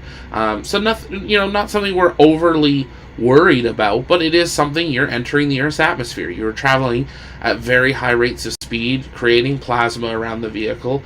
We on shuttle during that. It is dangerous, and it is no different than every time we send something to Mars. There's a period of time that we all hold our breath until they come through it, and it's just being practical and knowing that we're defying odds when we do this type of stuff. Flying in and out of planets' atmospheres. We know what we're doing, but there's always a chance that something goes wrong. So we always hold our breaths, say a prayer, and hope that they come through on the other side, and we know that they will. Steve Safaro, thank you so much for that super chat, $9.89. Thank you for the membership. Look forward to continuing. I appreciate that. Thank you so much for being here, and I appreciate you supporting on that level. That all goes into us helping expand our cameras. We do have our Starbase 24/7 live, currently looking at the launch site, production site, and Massey's test site. We're working on expanding cameras down at Starbase, on the Space Coast, and around the world, and that is only thanks to your guys' generous support. Now, anytime we do hear commentary come in from NASA, I'll be quiet and we'll listen in because they've got better updates than I can give you. And I'll be popping on every 20, 30 minutes or so, giving you guys commentary updates as we get closer and closer to that splashdown period. We will, of course, patch in NASA and SpaceX when they go live with video coverage of the deorbit burn, reentry, splashdown, and recovery. So we'll keep you updated on everything as we follow Dragon's journey home. Crew Dragon Freedom, with a crew of 4, including Butch Wilmore and Sunita Williams of Starliner, on their journey home. On the space station still, Soyuz MS-26 and SpaceX Crew 10. MS-26 has been there about 187 days. Crew 10 is there for just over 2 days now. Soyuz MS-26 will be the next to depart, but that'll happen after Soyuz MS-27 launches in just a couple weeks' time, and we will bring you full live launch coverage of that as well. David Small, thank you so much for that $5 super chat. Thank you, sir, for all your coverage. Thanks to mods and to Mins and friends. Yeah, we have an amazing mod team. We're super excited and thrilled. It's been a very busy kind of 72, 96 hours with Crew 10's launch and now Crew 9's return. And the mod team absolutely crushing it, but also making sure that they get sleep too. So if you guys are interested in becoming part of that team, definitely take a moment and consider applying. We are looking to expand our volunteer crew of moderators, as well as camera operators and launch producers and launch broadcast hosts. So take a moment, fill out an application there if you're interested, and if we think you might be a fit, we'll reach out and do an interview.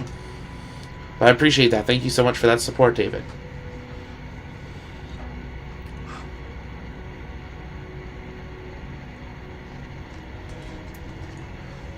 But yeah, keep sending in those comments and questions, tagging me at the launch pad. I'm going to take another quick commentary break, and I will be back with you shortly. You are looking and following the live Return to Earth coverage of NASA SpaceX Crew 9.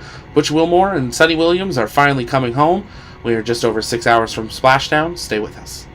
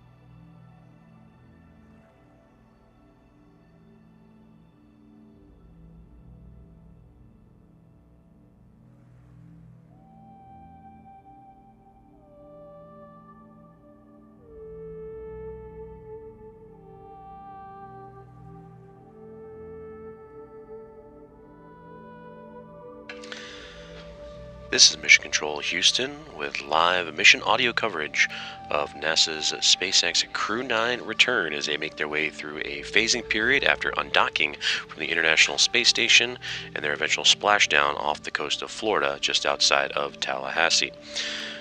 Good morning from the International Space Station Flight Control Room inside of Johnson Space Center in Houston, Texas, where teams here on the ground and in Hawthorne, California continue to monitor the space station as well as the journey of the Crew 9 team and the Dragon Freedom spacecraft. Right now, with about 10 minutes left in an anticipated loss of signal between the core team in Hawthorne, California, the headquarters for SpaceX, the Crew Operations and Resources Engineer, or CORE, the communications team, relaying that up to the Crew 9 crew about 20 minutes ago, an anticipated return of communication around 10 minutes from now. The Crew 9 team aboard the Dragon SpaceX Freedom spacecraft are NASA astronaut and commander of Crew 9, Nick Hague, along with NASA astronauts Butch Wilmore and Sunny Williams, and Roscosmos cosmonaut Alexander Gorbanov. The quartet of astronauts and cosmonaut would undock from the International Space Station earlier this morning at 12:05 a.m. Central Time, pushing back from the zenith port or space-facing port of the Harmony module on the International Space Station, backing away through a sequence of undocking burns, and then executing also a sequence of departure burns to put the spacecraft in the proper trajectory to begin the deorbit process. This Crew 9 team would back away from the International Space Station after a handover period with Crew 10, who recently arrived to the International Space Station this past weekend and would dock on March 15th. They are just 3+ days into their duration aboard the orbiting laboratory, and that crew, led by Anne McLean, the commander, along with Nicole Ayers, NASA astronaut, Takuya Onishi of JAXA, and Kirill Peskov. They would join then what was a pretty busy group on station, also including the Soyuz MS-26 team with NASA astronaut Don Pettit, the commander of Expedition 72, Alexei Ovchinin of Roscosmos, and Ivan Wagner, also of Roscosmos. Focusing on Crew 9, for Nick Hague, Alexander Gorbanov, Butch Wilmore, and Sunny Williams. For Hague, he would launch along with Gorbanov on the SpaceX Freedom Dragon spacecraft back in late September, September 28th, and would dock a day later, and upon splashdown this afternoon will complete a mission duration of 171 days, traveling the Earth and orbiting the Earth 2,736 times and accumulating over 72 million statute miles, and that will complete their 6-month duration.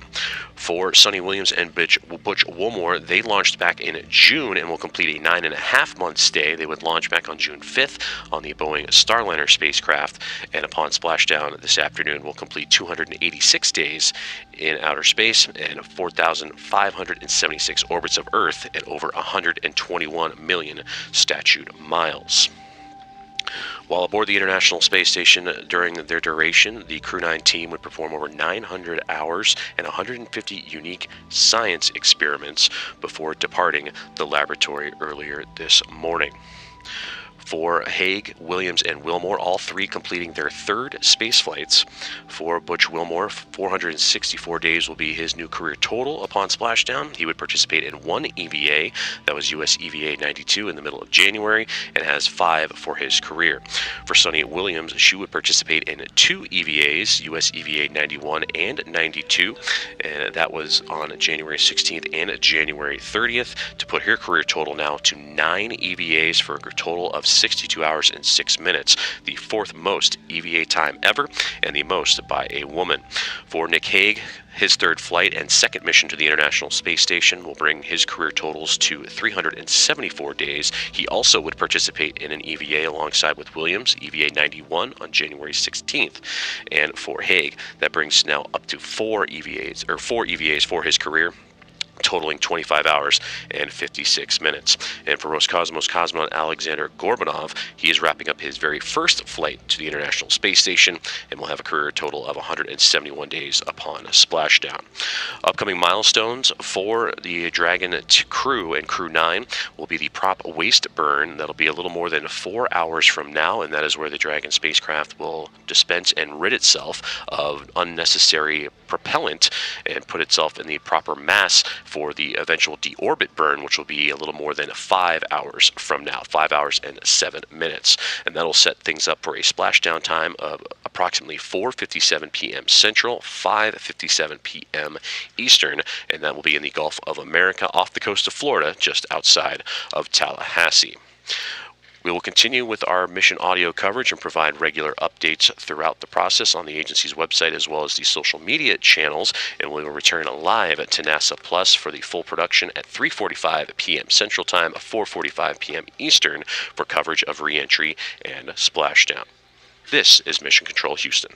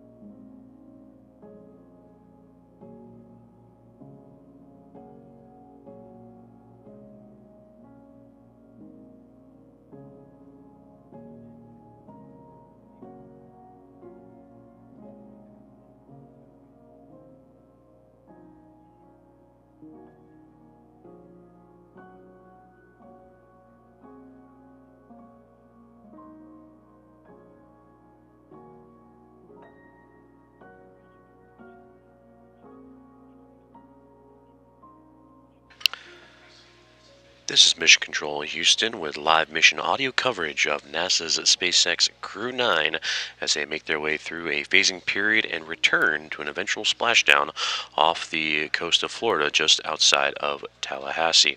Hello from the International Space Station Mission Control Center inside Johnson Space Center in Houston, Texas, as we continue to monitor the quartet of the Crew 9 crew and their Dragon Freedom spacecraft, led by Commander and NASA astronaut Nick Hague, NASA astronauts Butch Wilmore and Sunita Williams, and Roscosmos cosmonaut Alexander Gorbanov. These four would board their Dragon Freedom spacecraft earlier this morning and receive undocking procedures and back away from the orbiting laboratory at 12:05 a.m. Central Time from the Harmony module and the Zenith port or space-facing port of the International Space Station.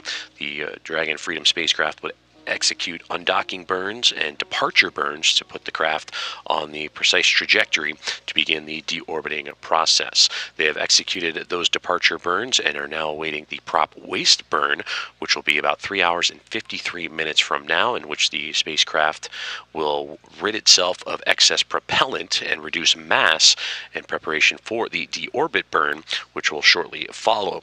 The splashdown for Crew 9 and the anticipated splashdown zone at 4:57 p.m. Central Time off the coast, Gulf Coast of America in Florida, just outside of Tallahassee. 4:57 p.m. Central, 5:57 p.m. Eastern. For Nick Hague, Sunita Williams, and Butch Wilmore, they are completing their third space flights in their careers. For the commander in Hague, he would spend 171 days in outer space on this most recent mission and a part of Expedition 72, and add to a total of 374 days in his career. He would participate in one EVA venturing outside of the International Space Station, US EVA 91, on January 16th.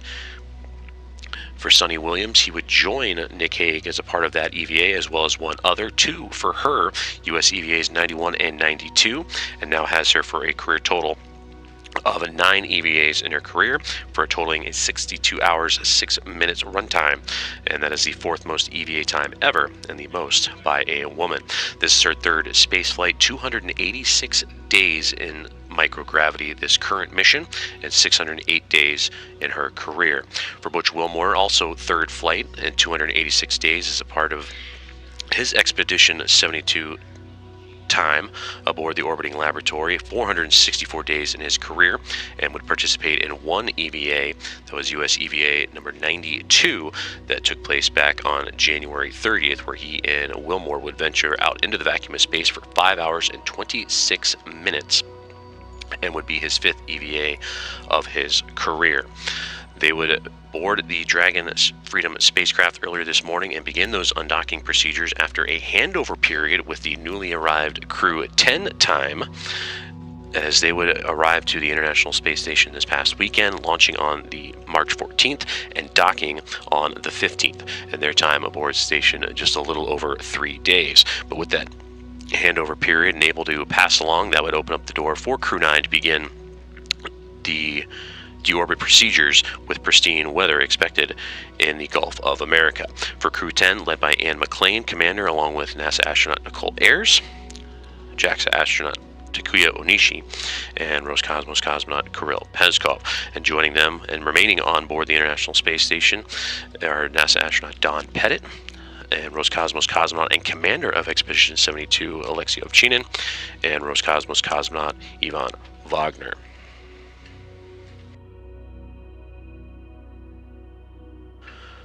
While aboard the International Space Station, Crew 9 would perform over 900 hours and 150 unique experiments before 5 a.m. Central Time from the Harmony module Zenith port of the International Space Station, and the anticipated splashdown in the Gulf of America off the coast of Florida, just outside of Tallahassee at 4:57 p.m. Central, 5:57 p.m. Eastern Time. And we will continue with audio updates throughout this phasing period for Crew 9, and we'll pick back up with our live NASA Plus coverage, as well as coverage on nasa.gov, the agency's website, and on social media beginning at 3:45 p.m. Central, 4:45 p.m. Eastern for coverage of re-entry and splashdown. This is Mission Control Houston.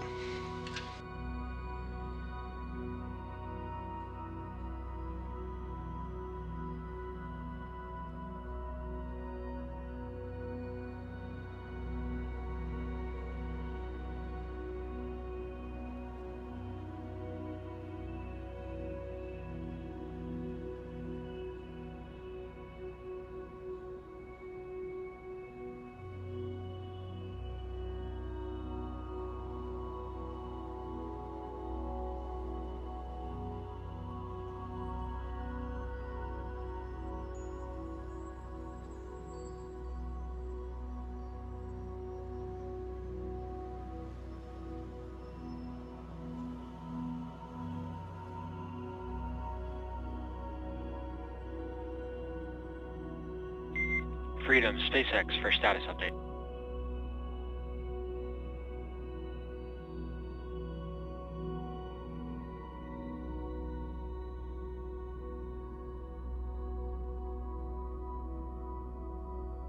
Freedom's with you.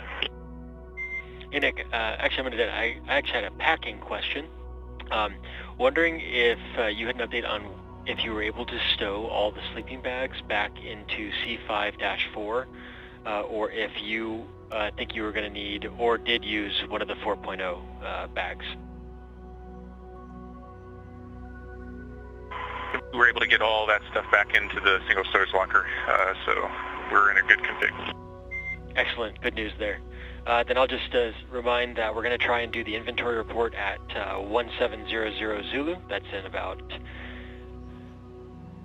40 minutes from now. And then we do have a ground station right now. We do have cameras external, but if we are welcome back on board, we'll come back on board at any time with cameras. Yeah, I'll let you know. Right now we've got all the lights off and we're looking at stars. I'll let you know when we're finished and invite you back on. Copy, sounds good. Enjoy that.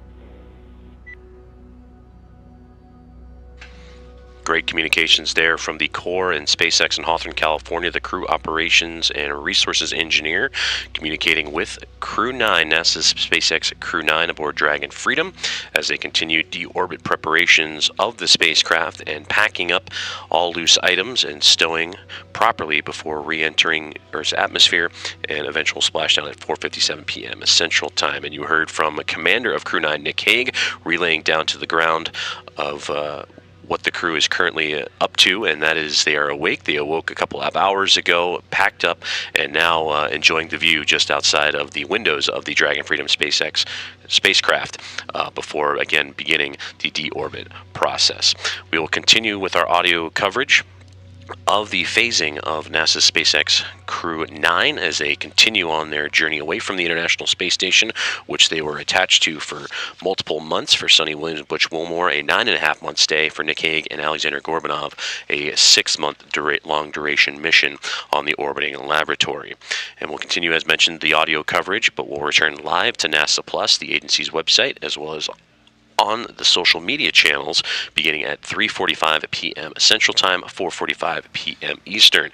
And that will take you right up through re-entry and splashdown, with the splashdown occurring off the coast of Florida in the Gulf, just outside of Tallahassee at 4:57 p.m. Central, 5:57 p.m. Eastern. This is Mission Control Houston.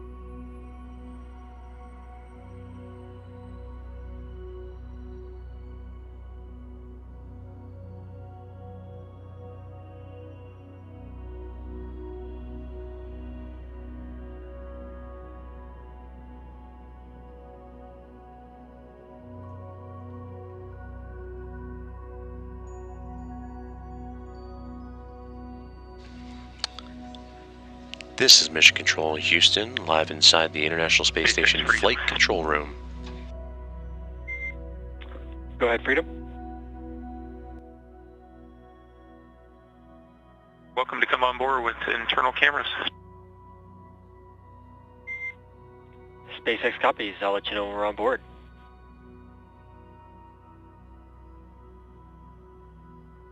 Additionally, per the timeline, I will give you the formal go for deorbit preparation per procedure 4.700.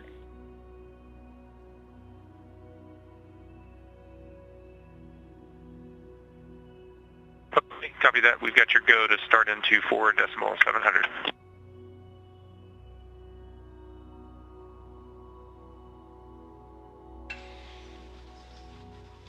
You are listening to live audio there between the SpaceX core, the Crew Operations and Resources Engineer, and NASA's SpaceX Crew 9 and Commander Nick Hague, relaying information of deorbit preparations as Crew 9 undocked from the International Space Station earlier this morning and began their journey, a 17-hour phasing period en route to a splashdown at 4:57 p.m. Central Time, 5:57 p.m. Eastern Time off the coast of Florida.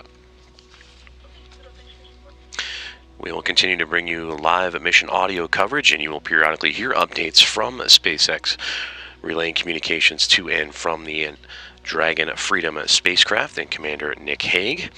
Nick Hague being joined by Roscosmos cosmonaut Alexander Gorbanov, alongside NASA astronauts Butch Wilmore and Sunny Williams, the quartet, beginning their journey home from the International Space Station earlier this morning.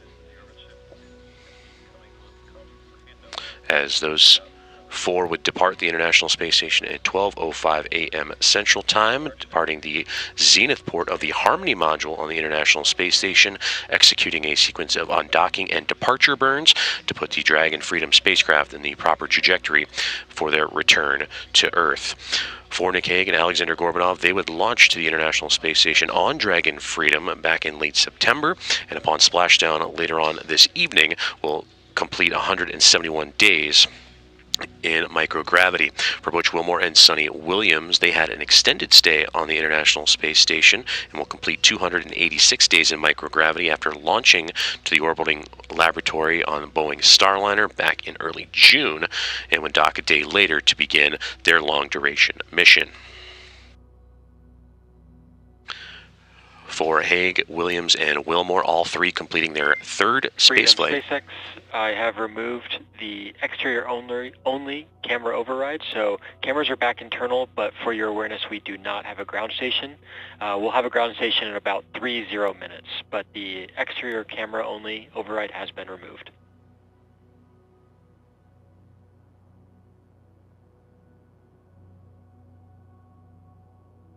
Freedom copies. And there is continued communications between SpaceX and the Crew 9 team, and Nick Hague confirming. For Hague, again, completing his third flight and second mission to the International Space Station, 171 days with him and Alexander Gorbanov, and for his career, 374 days in microgravity. For Gorbanov, this is his first flight to the International Space Station and will wrap up his 171-day journey. For Butch Wilmore and Sunny Williams, both, again, their third flights to microgravity. For Wilmore and Williams, 286 days aboard station. For Wilmore, 464 in his career, and for Sunny Williams, 608 for her. For Hague, Williams, and Wilmore, all three would perform EVAs. Sunny Williams would be a part of both of them, US EVA 91 and 92. That would occur in mid-January, and up her career total to now 9, for a total of 62 hours and 6 minutes, the fourth most EVA time ever, and the most by a woman. For Butch Wilmore, he would join Williams for US EVA 92, and that would be his lone EVA expedition at 72. And fifth of his career, totaling 31 hours and 2 minutes. And for Nick Hague, joined Williams on US EVA number 91 on January 16th, and for Williams, or pardon me, Hague rather, his fourth EVA in his career for 25 hours and 56 minutes in total.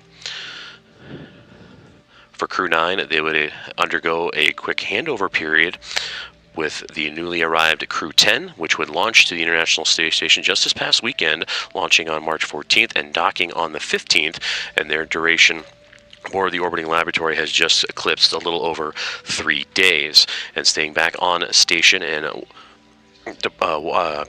wishing well to Wilmore, Williams, Hague, and Gorbanov, Anne McLean and Nicole Ayers of NASA, Takuya Onishi, and Kirill Peskov of JAXA and Roscosmos, respectively, along with NASA astronaut Don Pettit, Expedition 72 Commander Alexei Ovchinin, and Roscosmos cosmonaut Ivan Wagner. Upcoming key milestones for the Crew 9 team. It will be the prop waste burn. That'll be about 3 hours and 18 minutes from now. That'll allow the Dragon Freedom spacecraft to rid itself of excess propellant and put itself at the proper mass to begin the deorbit procedures, which the deorbit burn, which will occur about an hour after the prop waste burn, 4 hours and now 17 minutes away, will put the spacecraft on the proper trajectory for the splashdown, which is coming up on 5 hours and 4 minutes from this moment. And that splashdown again at 4:57 p.m. Central Time, 5:57 p.m. Eastern Time, and we'll continue to provide audio coverage throughout, and we'll pick back up on NASA Plus, the full broadcast, along with nasa.gov, the agency's website, and social media, beginning at 3:45 p.m. Central, 4:45 p.m. Eastern, for coverage of reentry and splashdown. This is Mission Control Houston.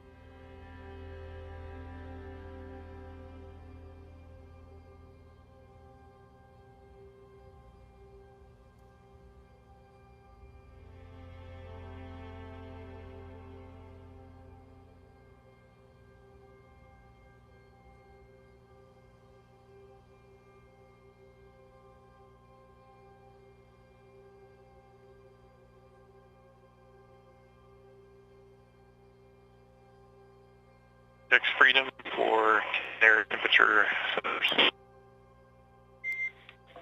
Go ahead, Freedom.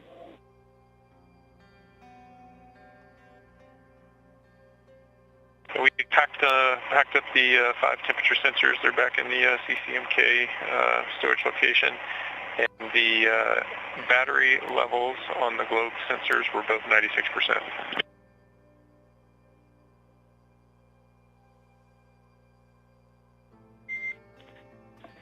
Copy that, Freedom. All sensors are back in the CCMK, and the reported battery levels for both sensors at 96%.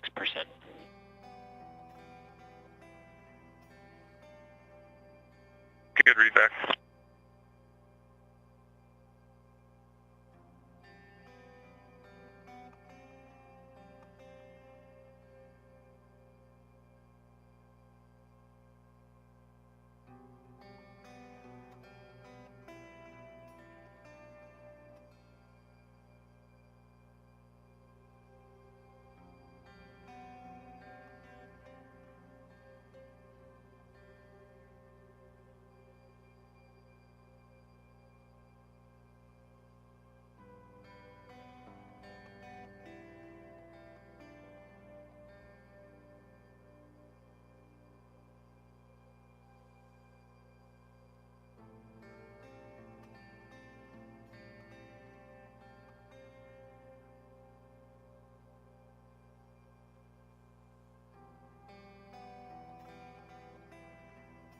And SpaceX Freedom with food and water inventory when you're ready.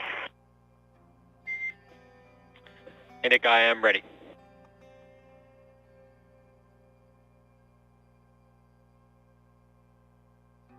Okay, we're going to start with water, and I'm going to give you the cumulative bottles consumed. We're back 201, 202, 203, 204, and 205. 5 bottles consumed.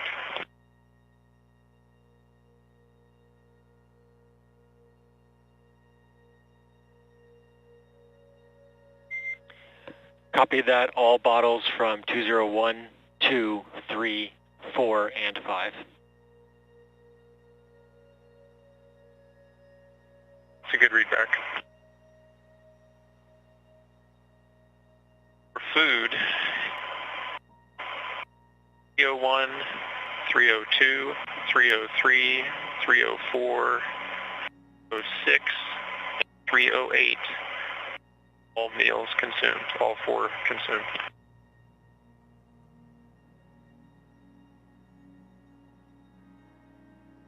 Copy all meals from 301, 2, 4, 6, 8. Did I miss a bag there? 303 as well. Copy 303.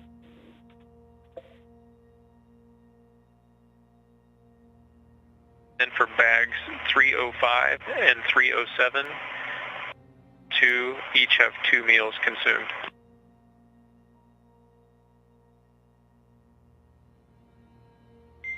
Copy that for 305 and 7, 2 meals consumed. That's it, and that completes the food and water inventory. I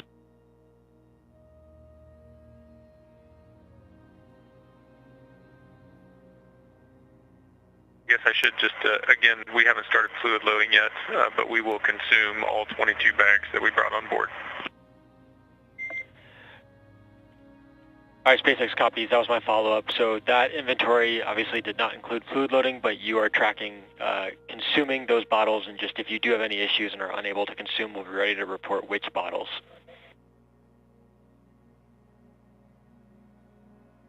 Yep, you got it.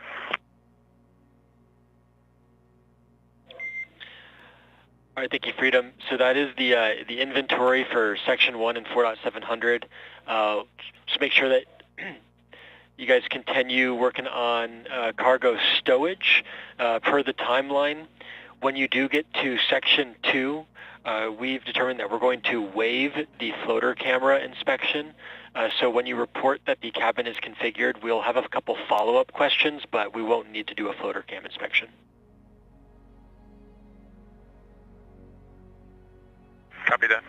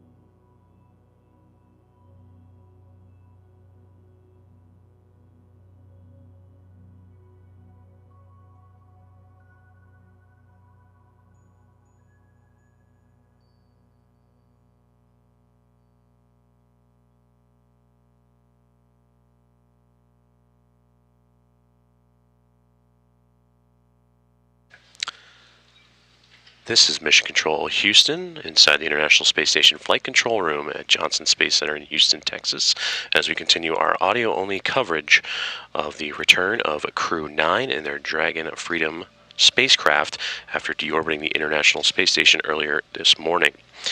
The Crew 9 crew, led by Commander Nick Hague, alongside NASA astronauts Butch Wilmore and Sunita Williams and Roscosmos cosmonaut Alexander Gorbanov, would depart the International Space Station after a multi-month long-duration stay on the orbiting laboratory, undocking at 12:05 a.m. Central Time from the Zenith port or space-facing port of the Harmony module. From there, they would execute a series of undocking burns and departure burns to put the Dragon spacecraft on the proper trajectory to begin the deorbiting process. And now the next major milestone for the spacecraft is a prop waste burn that'll occur about 2 hours and 52 minutes from now, in which the spacecraft will disperse and rid itself of unnecessary propellant to again align itself with the proper mass to begin its deorbit run. And that deorbit burn is about 3 hours and 52 minutes from now, and leading to the eventual splashdown of the Crew 9 team at 4:57 p.m. Central Time, 5:57 p.m. Eastern Time. For NASA astronauts Nick Hague, Butch Wilmore, and Sunita Williams, the three will be completing their third space flights, respectively. As for Nick Hague, his third flight and second mission to the International Space Station of 171 days during his Crew 9 stay and 374 over his career. For Butch Wilmore, an extended stay for him on the International Space Station, him and Sunita Williams, both 286 days as a part of the Expedition 72 crew, and in total for Butch, 474 days over his career. For Sunita Williams, it'll be 608 days at time of splashdown. All three, both for Hague, Williams, and Wilmore, would participate in EVAs during their time aboard the station and a part of Expedition 72. For Butch Wilmore, he would participate in one EVA, US EVA 92, in mid-January, and now has 5 EVAs in his career that are totaling 31 hours and 2 minutes. For Sunita Williams, she would perform 2 EVAs in her time aboard station, US EVAs 91 and 92, that came on January 16th and January 30th, working with both Wilmore and Hague. And for Williams, those 2 EVAs adding to her career total of now 9 for a total of 62 hours and 6 minutes, the 4th most EVA time ever, and the most by a woman. And for Nick Hague, rounding out the EVAs, he would perform 1 US EVA 91 on January 16th, 2025, and for Hague, now a total of 4 EVAs in his career for 25 hours and 56 minutes. Alexander Gorbanov, this is his first flight to the International Space Station, and he will round out his time in microgravity at 178 days upon splashdown. And that splashdown again, 4:57 p.m. Central Time, 5:57 p.m. Eastern, and we will transition from audio-only coverage to the full production on NASA Plus, NASA.gov, the agency's website, as well as social media, beginning at 3:45 p.m. Central, 4:45 p.m. Eastern for coverage and re-entry and splashdown. The crew aboard Dragon now currently in their deorbit preparations, making sure everything is packaged the way it should be in preparation for, again, the prop waste burn about 2 hours and 50 minutes from now. For now, this is Mission Control Houston.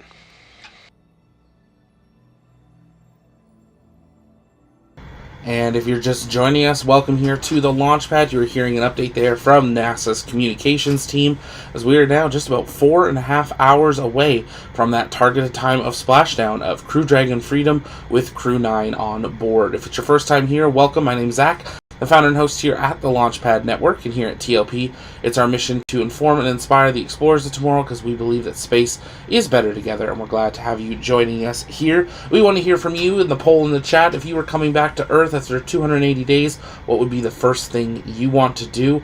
And it seems like overwhelmingly it's see friends and family, with taking a shower with unlimited water close behind. As always, if you guys have questions, you can send those in the chat by tagging us at the launch pad. To kick off the chat, let's see where everyone's watching from. Let us know in the chat there. I see we've got Amy watching from Oregon. Welcome. It's great to have you here. Lots of people just jumping in. If you haven't yet, though, take a moment, engage that like button. It's free to do, really does help us out. And share out the stream, invite people to join us. It's an exciting day.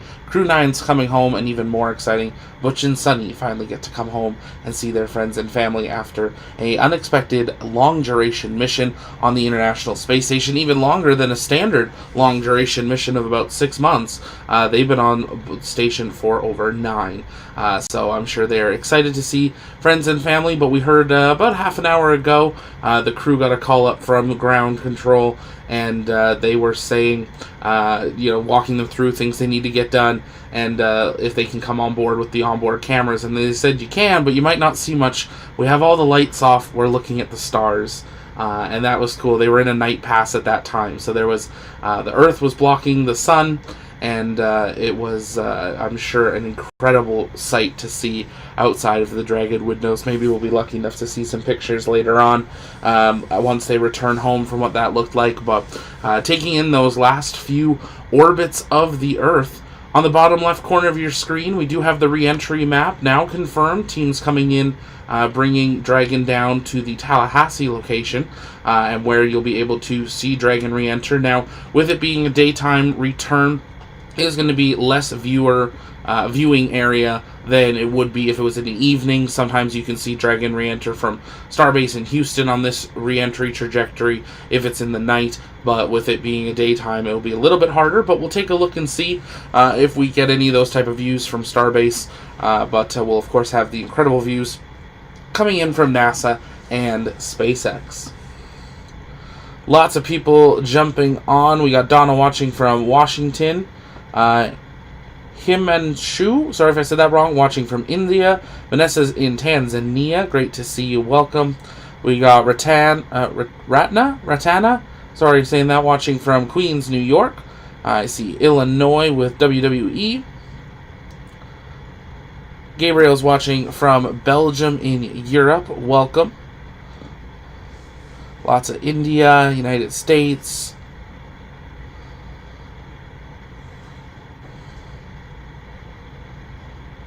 Lots of people jumping in the chat. Welcome. Julie's in the UK. We got Derek in Jacksonville, Florida. Honey's watching from Washington State. Jennifer's in Michigan. Infamous is in Toronto, Canada. We got Elle in Lacombe, Alberta. Good to see another Albertan in here. Great to see you.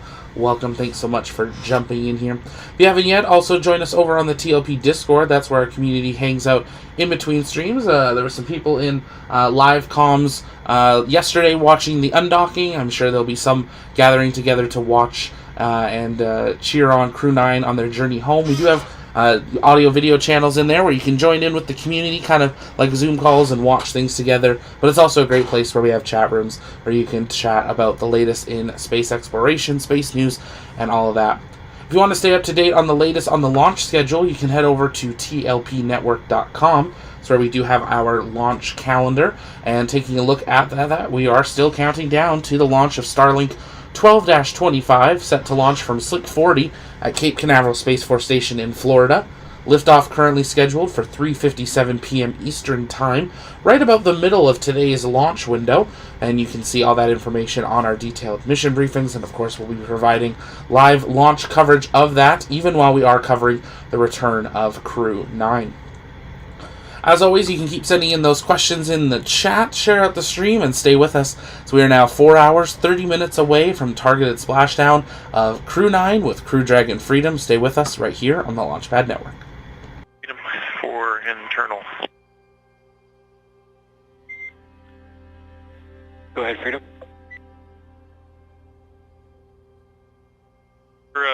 We're into our fluid loading. We're going to start cycling through the commode and then also start working on donning our orthostatic garments and undergarments. So I kindly ask if you could take the cameras external. Performing that now. I'll let you know when we're exterior. Thank you.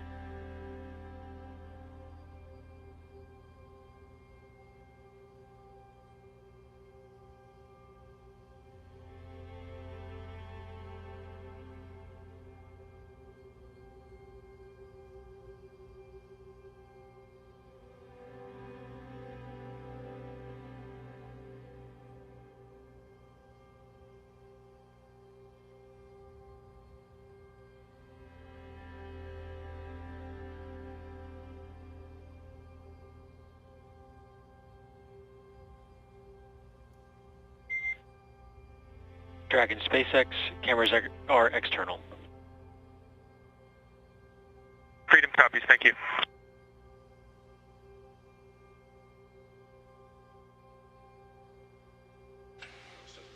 Great communications there between Crew 9 Commander Nick Hague and the core team at SpaceX.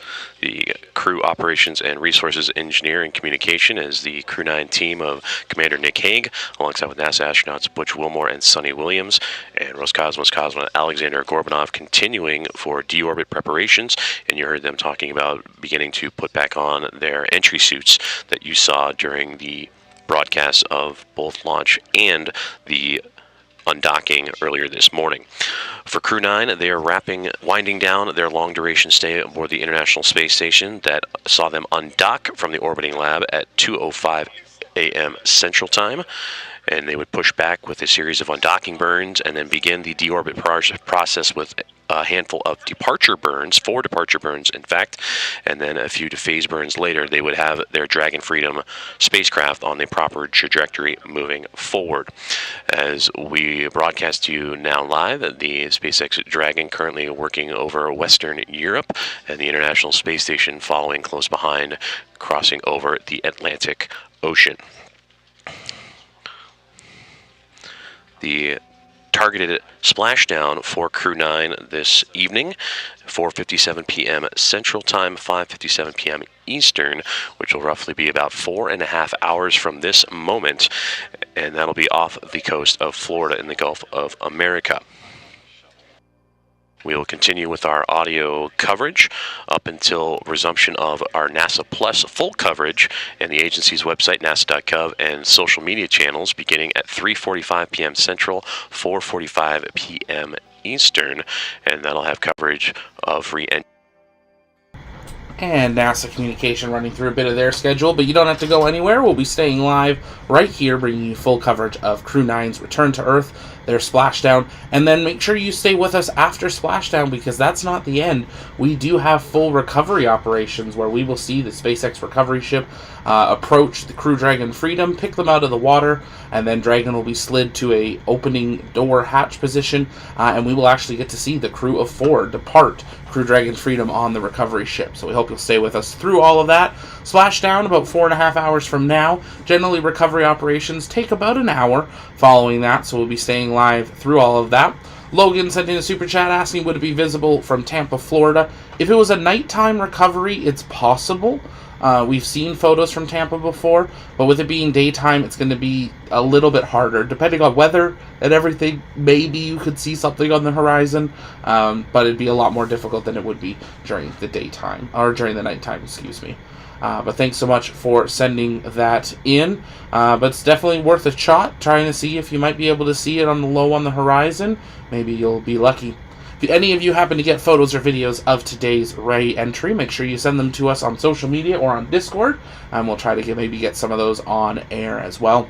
If you're just joining us, though, we are 4 hours, 26 minutes, and counting till the splashdown of Crew Dragon Freedom, completing a 170-day mission at the time of splashdown for Crew 9, completing over 280-day mission for Butch Wilmore and Sunny Williams, who launched in June of 2024 on the Boeing Starliner crew flight test. It's supposed to be an 8-day mission, now over 280 days in low Earth orbit, and they'll be coming home here today.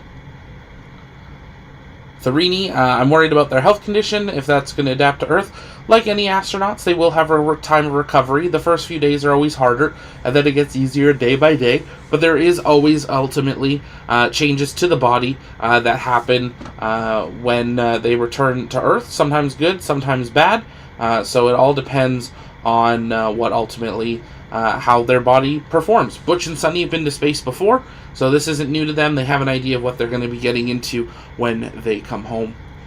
You are listening in to live station-to-ground communications with 2 live views from the International Space Station, as well as tracking Crew Dragon Freedom on their return to Earth. Stay with us right here on the Launchpad Network.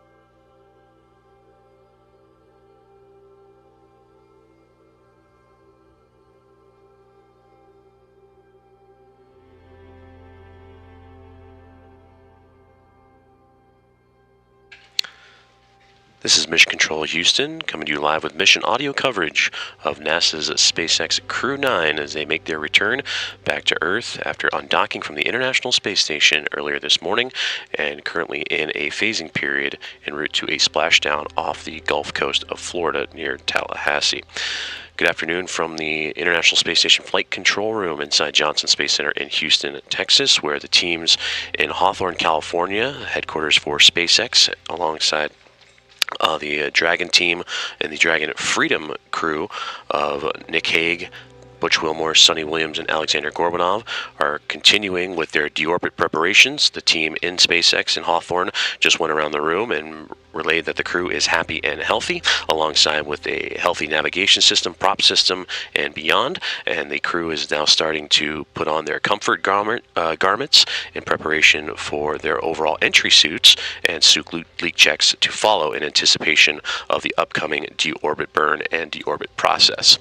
Currently, as we stand right now, splashdown is about 4 hours and 4 minutes from this moment, with the anticipated time of 4:57 p.m. Central Time, 5:57 p.m. Eastern, off the coast of Florida and just away from Tallahassee, as the Dragon spacecraft continues to distance itself from the International Space Station.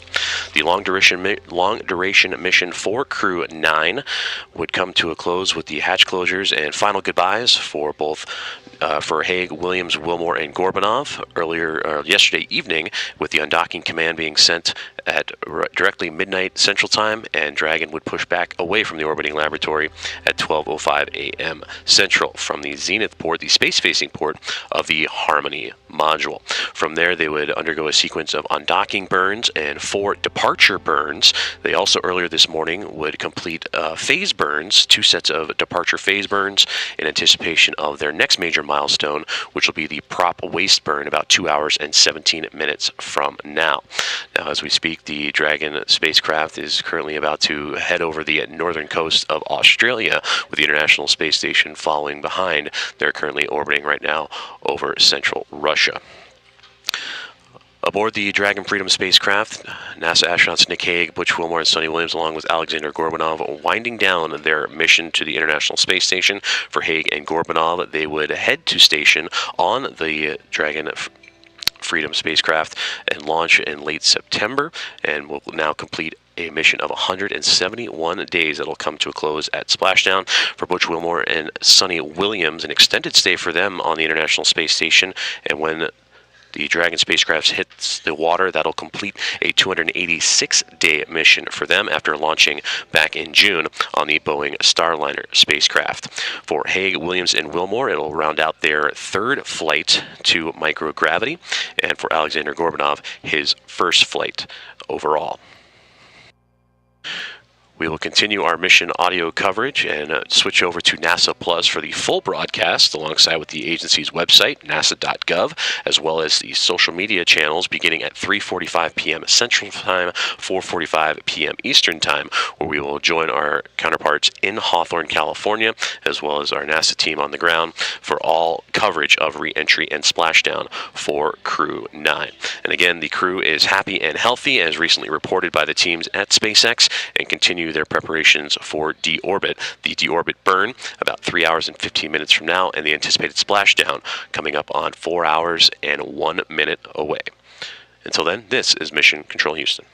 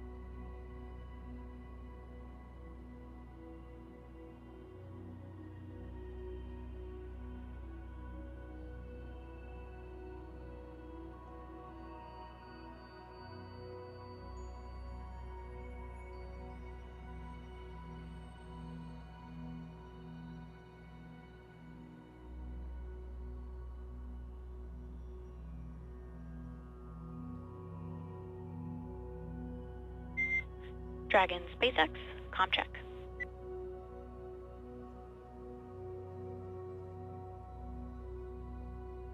Freedom's with you, loud and clear. Hey there, Nick. We performed a shift handover down here on the last LOS. Arthur handed over to me, and you've got Kira now through the remainder of the mission. Outstanding. It's going to be a fun way to finish up a long journey for a few people. We are all very excited to bring you guys home today.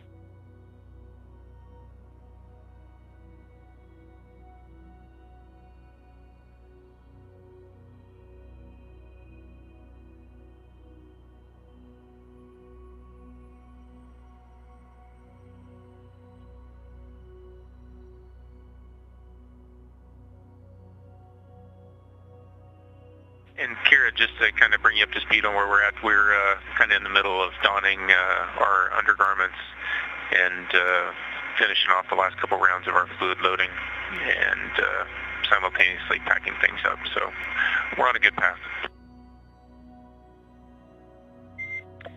Okay, Nick, that sounds great. Yeah, I got a good handover from Arthur. Understand you're working through donning the comfort garments and working through fluid loading as well. I'm following along with you all in 4.700 deorbit preparations. For awareness, we will have a return out of plane burn today ahead of the deorbit burn. That's in a little over 2 hours. Okay, understand. Thank you.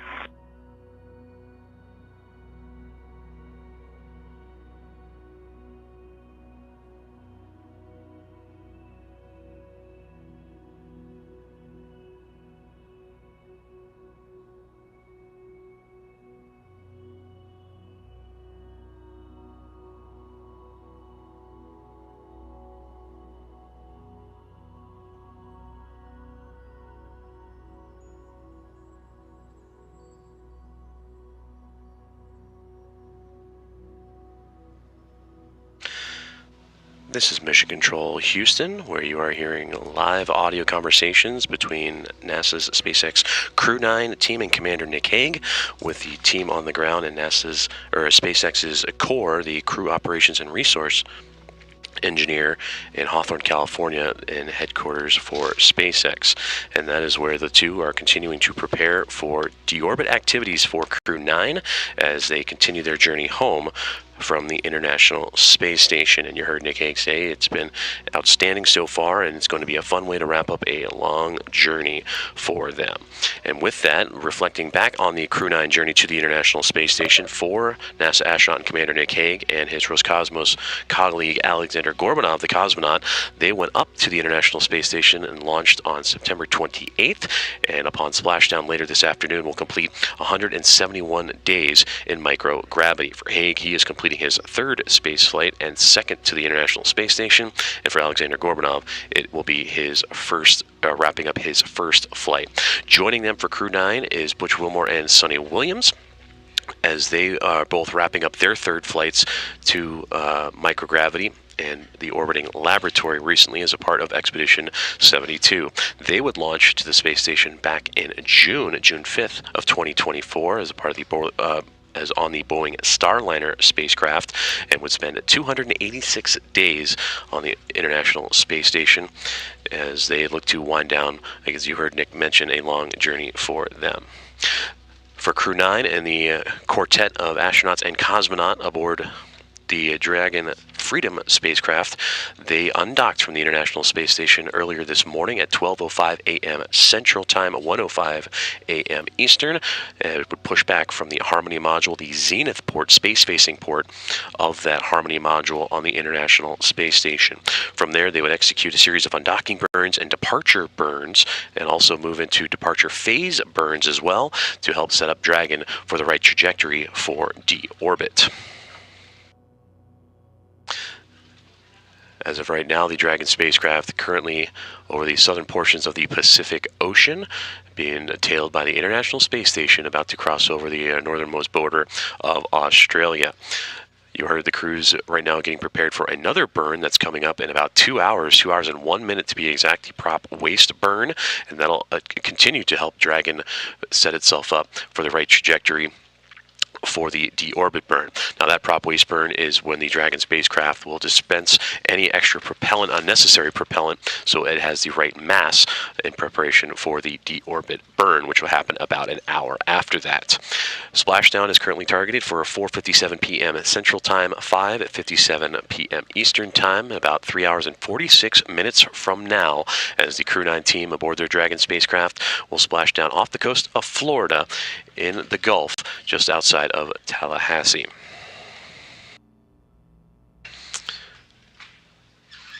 We will continue our audio coverage of the return of Crew 9, and we'll bring back up the full production, including NASA Plus, on the agency's website at nasa.gov and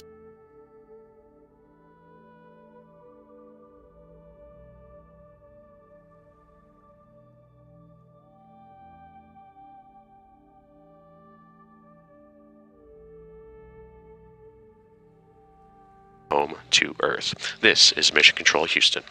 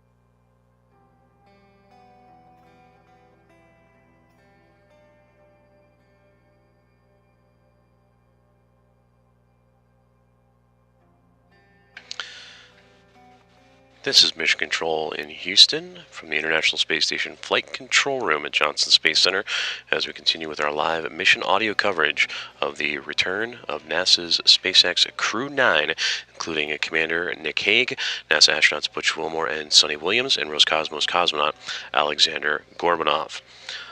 The quartet of astronauts and cosmonaut are completing a multi-month stay aboard the International Space Station, which they would undock earlier this morning at 12:05 a.m. Central Time from the Zenith Port of the Harmony module earlier this morning to begin a 17-hour phasing period, and over that time they would execute a sequence of undocking and departure burns to put the Dragon Freedom spacecraft on the proper trajectory, and are now awake and currently undergoing deorbit preparations. The crew is happy and healthy and continuing to move closer and closer as the clocks are ticking down here inside Mission Control towards the prop waste burn in about an hour and 48 minutes from now, and then after about an hour from there, the deorbit burn that'll help put Dragon on course for a splashdown about 3.5 hours from this moment. The Crew 9 team aboard the Dragon SpaceX craft, Commander Nick Hague, Butch Wilmore, Sunny Williams, and Roscosmos cosmonaut Alexander Gorbanov, again, all wrapping up their long-duration space flights aboard the International Space Station. For Hague, Williams, and Wilmore, all of NASA, they are closing out their third flight in their careers. For Butch Wilmore and Sunny Williams, they would launch to the International Space Station back on June 5th aboard the Boeing Starliner spacecraft and would be on station for 286 days. For Butch Wilmore, that would add to his career total of 446 days, and for Sunny Williams, 608 days over her 3 flights to microgravity. For Nick Hague and Alexander Gorbanov, they would launch the International Space Station aboard the Dragon SpaceX, the Freedom spacecraft they are on right now, and they would launch at the end of September, the 28th of September, and will be winding down 171 days in orbit. For Sunny Williams and Butch Wilmore, their 9.5-month stay would see them travel 4,576 orbits of Earth and over 121 million miles. For Hague and Gorbanov, 171 days for them, covering over 72 million statute miles. For Williams and Wilmore, they would see the arrival and departure of 8 visiting vehicles. Hague and Gorbanov would see 4 of those 8 in their time aboard the International Space Station. Here, teams on the ground inside the International Space Station Flight Control Room continuing to work. The crew aboard the space station that saw the Crew 9 team depart earlier this morning. That includes NASA astronaut Don Pettit, Roscosmos cosmonaut and commander of Expedition 72 Alexei Ovchinin, and Roscosmos cosmonaut Ivan Wagner, along with the Crew 10 team of NASA astronauts Anne McLean and Nicole Ayers, along with JAXA astronaut Takuya Onishi and Roscosmos cosmonaut Kirill Peskov. They are all currently getting some much-needed rest ahead of a busy day of work ahead of them. As for the Crew 9 team, after departure, they would get some rest as well, but are currently up and working away on deorbit preparations. The team on the ground here inside of the International Space Station Flight Control Room, led by Fiona Antkowiak, flight director of her Mosaic flight team, continuing to monitor all things International Space Station and keeping an eye on that Dragon Freedom spacecraft that is currently under the guidance of SpaceX in Hawthorne, California. All of this to continue to lead us up to the deorbit burn and splashdown about 3.5 hours, 3 hours and 32 minutes from now. Scheduled splashdown time of 4:57 p.m. Central Time, 5:57 p.m. Eastern Time off the coast of Florida, just outside of Tallahassee. We'll continue our mission audio coverage and then expand to NASA Plus, the agency's website, nasa.gov, as well as the social media channels beginning at 3:45 p.m. Central, 4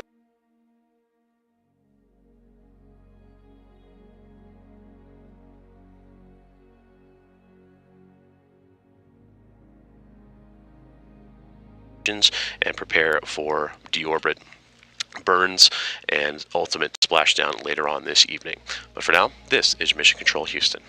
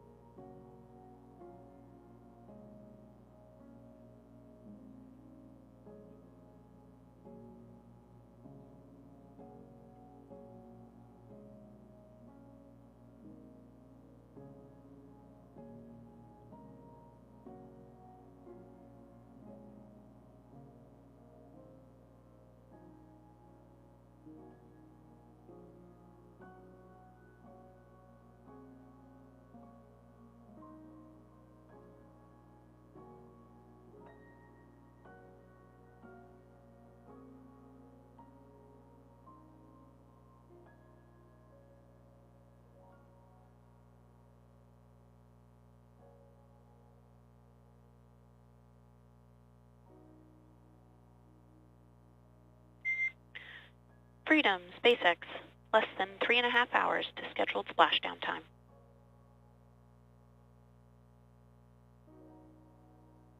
Freedom copies.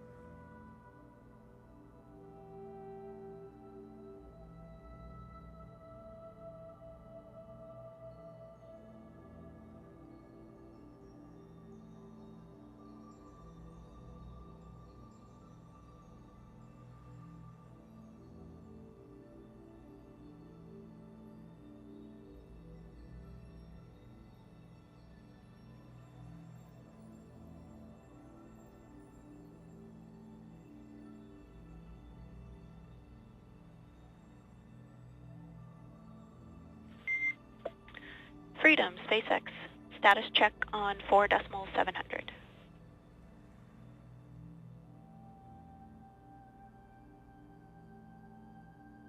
Freedom's with you. We are just closing up the final little bits of stowage in about 3 minutes. I'm going to check in with you and show you where we're at. Okay, Nick, thanks for the update. That sounds great. We'll be ready to give you guys the go for suit downing here pretty soon.